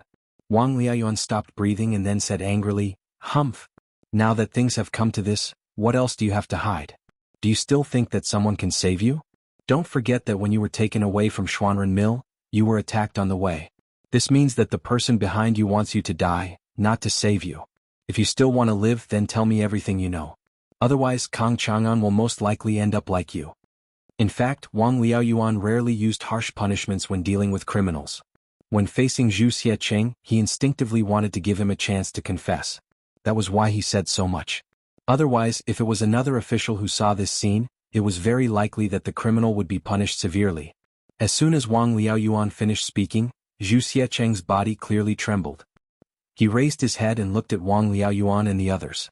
After hesitating for a moment, he stuttered, If I tell you the truth, can I really live?" "How dare you talk about conditions? If you don't tell me, do you think I won't kill you right now?" Zhu Xiecheng's words angered Dugu Feiying, who had just returned from patrolling Dragon Mountain. Dugu was ordered by Li Tai to bring people to Dragon Mountain to protect Mo Chue and the other Yanhuang College teachers and students. However, when he arrived, he found that everything was normal. There was nothing out of the ordinary. The students had already started building and started testing the machines. Dugu Feiying and the Imperial Army. Of course he returned. As soon as he returned, he saw Wang Liaoyuan interrogating Zhu Xiecheng, so he followed Li Tai. His most respected brother had just been assassinated in the morning and almost died. He was still angry, but Zhu Xiecheng was still stammering. Wasn't he trying to provoke him? How could Dugu Feiying tolerate this? As he spoke, Dugu Feiying had already stood up. He pulled out his sword and was about to teach Zhu Xiecheng a lesson. Zhu Xiecheng was scared out of his wits. He couldn't help but want to run away. At this time, Wang Yu grabbed Dugu Feiying and said, "General Dugu, please calm down. Why don't you give this guy a chance? If he doesn't tell the truth, then it won't be too late to beat or kill him." Wang Yu was the head of the Wang family, the provincial governor of Sui province, and the emperor's son-in-law. In addition, when Dugu Feiying went to the Wang family's ancestral home to ask for help, Wang Yu didn't hesitate to send out all of the Wang family's forces to help Dugu Feiying find Zhu Xiecheng and Kang Chang'an's whereabouts. Although they didn't find anything after a day of searching, Dugu Feiying had to accept this favor. Therefore, when he heard Wang Yu's words, Dugu Feiying immediately stopped and glared at Zhu Xiecheng fiercely. "Hurry up and tell me. If you don't tell the truth, I'll cut you into pieces." Dugu Feiying snorted and returned to his seat. Wang Liaoyuan looked at Zhu Xiecheng and said, "I promise you that as long as you tell the truth, I'll do my best to save your life. Can you tell me now?" These two people were playing the good cop and bad cop. After a series of threats and promises of benefits, Zhu Xiecheng's psychological defense was finally broken. "I'm willing to tell you everything. I'm willing to tell you everything. I hope the provincial governor can show mercy and spare my lowly life." Zhu Xiecheng seemed to have found a life-saving straw. He knelt and bowed to Wang Liaoyuan. After a while, he calmed down a little and slowly said, I'm Kang Chang'an. I'm from the Wuxia tribe of the Turkic Khaganate. I've been doing business on the grasslands since I was young." Chapter 1869. Taiyuan City, in the prison of the government office. Under the interrogation of Wang Yu, Dugu Feiying, and the others, Zhu Xiecheng told them everything that had happened after he came to Taiyuan City, including why he had stayed in the same inn, why he and Kang Chang'an had suddenly disappeared from the Chu ironware shop, and how the two of them had escaped the Wang family's pursuit. After everyone heard this, they all frowned. According to Zhu Xiecheng's confession, it meant that there was an invisible black hand in the shadows of Taiyuan City that was manipulating and controlling everything. Moreover, this black hand could be said to be omnipotent. Who was the owner of the house you hid in Xuanren Market? Why was there no one in the house other than the two of you when the Wang family's guards went there? After a long silence, Wang Yu couldn't help but ask. Since he had told them almost everything, Zhu Xiecheng was no longer afraid of the revenge of the mysterious person behind the scenes, so he simply confessed everything, replying to Sir, after Boss Kong and I arrived there according to the mysterious person's instructions yesterday, we found that there was no one living in the house. At that time, the two of us thought that the mysterious person in the E-Temple was lying to us, but at that time, the whole city was chasing us, and we had no other place to stay, so we could only go to the backyard suspiciously. We didn't expect that there really was a cellar in the backyard. After we hid in the cellar, we thought that no one would send us food. At night, Boss Kong and I were so hungry that we had no choice but to crawl out of the cellar to look for food. Unexpectedly, at the cellar's exit, we found a food box full of good wine and good food.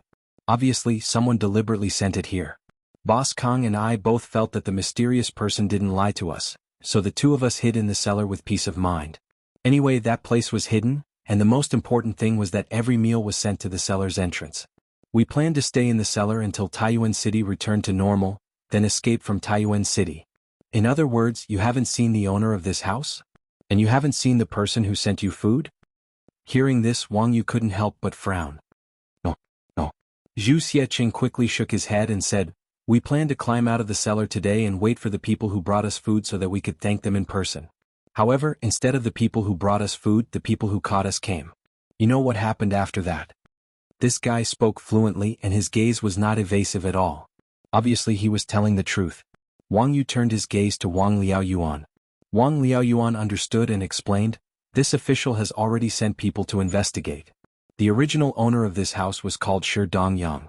He was a grain merchant. However, this person went south to buy grain a year ago. On the way he encountered bandits and died. Shi Dongyang has no children, nor does he have a wife, so this house has been abandoned since last year. When Wang Yu heard this, a look of disappointment appeared on his face. With this lead was broken again. Speaking of which, he had planned to investigate the owner of this house and obtain some information about the mastermind behind the scenes. Looking at it now, his plan was definitely ruined again. Since this house has been abandoned for a long time, how were you two found by the Wang family's guards? It was rare for Dugu Feiying to be intelligent. He looked at Zhu Xiecheng and asked a very important question. Chapter 1870. I just went back and checked. The reason why Bai Qing was able to find Zhu Xiecheng hiding in Xuanren Square was not because of himself. Someone sent him a note through a feather arrow when he was patrolling in the south of the city this morning. The content of the note was the person the Wang family is chasing is hiding in the basement of the backyard of the fifth house in the east of Xuanren Square. Bai Qing followed the note and went to the backyard of the fifth house in the east of the Xuanren Square. As expected, he found Zhu Xiecheng and Kang Chang'an. But in order to take the credit for himself, he lied and said that he found Zhu Xiecheng and Kang Chang'an by himself. That's why I was fooled by him. After the interrogation of Zhu Xiecheng, Wang Liaoyuan, Dugu Feiying, and Li Tai were sitting in the back hall of the government office. They were all at a loss. At this time Wang Yu came in with a sullen face. He cupped his hands and said to the three people in the room. Judging from his tone, it was likely that after he returned to the Wang family alone, the Wang family must have been in a state of chaos. As for the instigator Bai Qing, he would definitely not have a good ending. He would most likely suffer some physical pain. Is there such a thing? Wang Liaoyuan was slightly surprised, but then he felt that it was inappropriate to say that. It seemed like he was rubbing salt on Wang Yu's wound, so he quickly changed the topic and said, so, someone deliberately let us know about Zhu Xiecheng and Kang Chang'an's news. Who could it be? Everyone in the room was stumped by this question. Wang Yu, Dugu Feiying, and Li Tai all frowned and thought about the connection between these clues. At this moment a person quickly walked in. He bowed to Wang Liaoyuan and said, my lord, I've brought people to the Chu family ironware shop. We've searched the entire place. Other than the weapons that are usually displayed for sale, We didn't find a large number of weapons in the warehouse. The person was Constable Feng from the provincial government office. After the interrogation of Zhu Xiecheng, Wang Liaoyuan ordered Constable Feng to go to the Chuji ironware shop to do a more detailed search. Now that this case was related to the smuggling of weapons to the Turks, he had to find out the whereabouts of these weapons no matter what. This way he could give the imperial court an explanation. No weapons? Okay. This official understands. You may leave first. Wang Liaoyuan frowned slightly and asked Constable Feng to leave. He stroked his beard and said, "It seems that Kang Chang'an has already handed over the weapons to the mysterious person behind the scenes. But how is that possible?" In Wang Liaoyuan's subconscious mind, since the mysterious person was so cautious, he must have controlled Zhu Xiecheng, Kang Chang'an, and the others to do things for him from afar. Therefore, he naturally thought that Kang Chang'an couldn't have given the weapons to the mysterious person in such a short time. Li Tai said, "What's impossible about that? Perhaps the mysterious person behind the scenes is also in Source Peak City right now." Li Tai said something that no one dared to think about. Everyone was shocked. Wang Liaoyuan's hand shook and almost pulled his beard off. He couldn't believe it and said, "What? The mysterious man behind the scenes is in Taiyuan now? How is this possible?" Wang Yu had always been calm. After thinking for a while, he said, "Your Highness' guess seems impossible, but it is the most reasonable explanation for the sudden disappearance of the weapons from the Chu ironware shop. If I were the person behind the scenes, I would probably choose to stay in Source Peak City right now. Not only would it be easier for him to command his subordinates to do things here, but the most dangerous place is also the safest place. In Source Peak City, Zhu Xiecheng and Kang Chang'an are covering for him on the surface while he himself is watching from the shadows. It will only be safer. The most dangerous place is also the safest place. Zhu Xiecheng and Kang Chang'an are only covering for the person behind the scenes on the surface." Everyone's eyes lit up when they heard Wang Yu's words. Li Tai couldn't help but say, "If that's really the case, then many things can be explained." When Zhu Xiecheng first stepped into the Tang Empire, he was already used as a chess piece to distract us. Although this person seems to have many clues, none of them are directly related to the mysterious person behind the scenes. We can't find any information about the mysterious person through him. Therefore, there is no risk to the mysterious person behind the scenes by using this kind of person to distract himself. 2 days ago, General Fei Ying brought people to Source Peak City to investigate the hidden dangers in the city in advance. He quickly noticed the suspicious Zhu Xiecheng, which means that the mysterious person's plan was successful. At that time, because of Zhu Xiecheng and Kang Chang'an, Source Peak City was in turmoil. However, after Dugu Xian and I entered the city, General Dugu Xian ordered the Imperial Army to focus on protecting the people from the academy and ignore the whereabouts of Zhu Xiecheng and Kang Chang'an. As a result, the plan of the mysterious person behind the scenes was completely ruined. The mysterious person was unwilling to give up, so he used a special method to inform the guards of the Wang family about Zhu Xiecheng and Kang Chang'an. He wanted to use this to draw our attention back to the two of them. At that time, the two of them had already become the abandoned pawns of the mysterious person behind the scenes. However, it was possible that Kang Chang'an knew the identity of the mysterious person behind the scenes, so he was intercepted and killed on the way back to the Wang family. Zhu Xiecheng is just an abandoned pawn who knows everything but knows nothing at the same time. The other party probably gave this guy to us for free just to attract our attention and waste our time. Li Tai relied on the clues he possessed to his heart's content and let his imagination run wild. Needless to say, these thoughts of his seemed to be unconstrained, but when one thought about it carefully, it was actually completely reasonable. Everyone couldn't help but feel a chill run down their spines when they heard this. Because if the matter was really as Li Tai guessed, then the scheming of this mysterious person behind the scenes was so deep, his methods were so secretive, and he was so cunning that it simply caused one to shudder with fear. They had fallen into the trap set by the mysterious person from the very beginning. "Your Highness, what you said is reasonable but also creepy. If this is the case, then haven't we all fallen into the mysterious person's trap?" Wang Yu frowned and said worriedly. Wang Liaoyuan said in a low voice, "The mysterious person behind the scenes is so cunning. We must catch him as soon as possible. Otherwise, the consequences will be unimaginable." Dugu Feiying said with a troubled look, "But now that Kang Chang'an is dead, our only clue is gone. How can we find the mysterious person behind the scenes?" Chapter 1871. The 9 families of Jianghu refer to the Swedes and their descendants who came to the Central Plains from China during the Northern and Southern dynasties, the Sui dynasty and the Tang dynasty. Their kings all had the surname Jianghu. The 9 families of Jianghu were originally from the Yu family. At the beginning of the Han dynasty, the Xiongnu destroyed the Yuezhi and forced them to move west. The Yuezhi tribe, which used to live in Jianghu, Gansu as their old home, fled west and entered the Sut region of Central Asia. They conquered the local natives and formed a number of city-states. Later on, under the rule of Kuta, they were forced to change their surname to Wenasha. After the decline of Dada, the various city-states regained their independence. Their surname was Jianghu, forming the Jiaota city-states headed by the Kang kingdom. Among them were Chao, Shi, Mi, He, Shi, Mu, Bai and so on. They were collectively known as the 9 surnames of Jianghu. In the Tang dynasty, they were also known as the 9 surnames of Hu, or simply, Hu. In the West, they were known as Sogdians. Later on, some of the 9 families of Jianghu accepted the rule of the Turks in the Tang dynasty. In the 8th century the country fell to the Arabian Empire. After that, most of the people gradually became Turks and Muslims, becoming one of the modern Uzbeks of Central Asia. A small portion of them scattered among the Tajiks. Although the 9 families of Jianghu were far weaker than the Turks in terms of fighting ability, their business attribute was much higher than that of any nomadic people in the north. As the Sweet region was the throat of the Silk Road, the 9 families of Jianghu naturally became a people with a business tradition. To put it bluntly, they became hereditary middlemen, selling China's silk to the west and western gems and wine to the Tang dynasty. After all, they started as nomads but couldn't beat the Tang dynasty. They could only rely on their mobility to become merchants. Even the technology of making paper was passed to Central Asia by the Kang kingdom. In fact, since the Han and Wei dynasties, this group of Swedes had entered the Central Plains to do business along the Silk Road.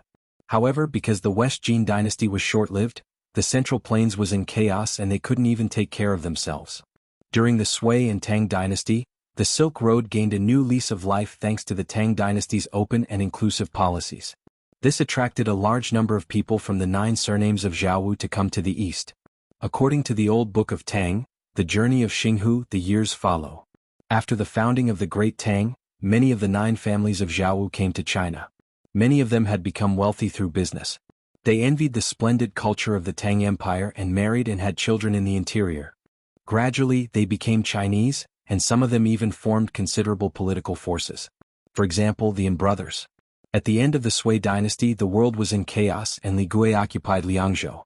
In order to recover Liangzhou, and Xingui submitted a memorial to Li Yuan, hoping to persuade Li Gui to surrender and submit to the Tang dynasty. Li Yuan did not agree, so the two of them once again offered a plan and ultimately helped the Tang army to flatten Prince Liang, Li Gui who occupied Heshi. Because of the outstanding contributions of the An brothers, and Xingui was conferred the title of Right Marquis Great General, the title of Lianggu Duke of Shangzhou State, the title of Lianggu Duke, the title of 600 households and 10,000 pieces of silk. And Xiu Ren was also conferred the title of Great General of the Left Martial Marquis, conferred the title of Duke Xin, bestowed upon the Tian residents, and conferred upon 600 households. However, this peace had nothing to do with An Lushan's peace. Although they were all Socrates and had the surname An, this An was like our Lu, Wang and Li surnames. There were many Socrates with this surname. Not only that, the descendant of the An family and Baoyu was later placed in an important position by the famous general Li Guangbi. He contributed a lot in the fight against the An Lushan rebellion, and the imperial court gave him the surname of Li.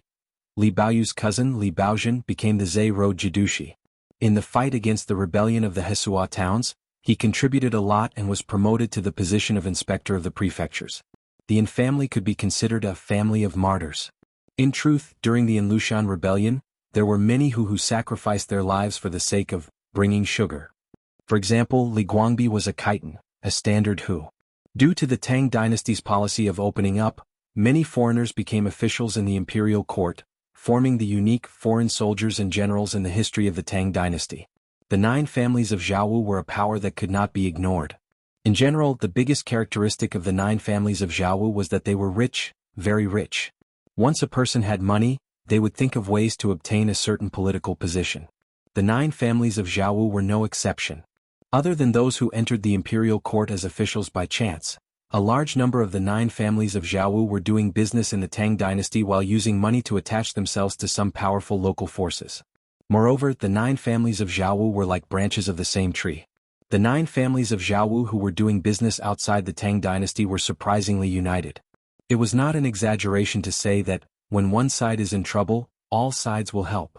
Therefore, the influence of the 9 families of Jianghu in the Tang dynasty could not be underestimated. Not to mention that Kang Chang'an was from the Kang Kingdom, the sovereign country of the 9 families of Jianghu. Coincidentally, this guy had connections with the royal family of the Kang Kingdom.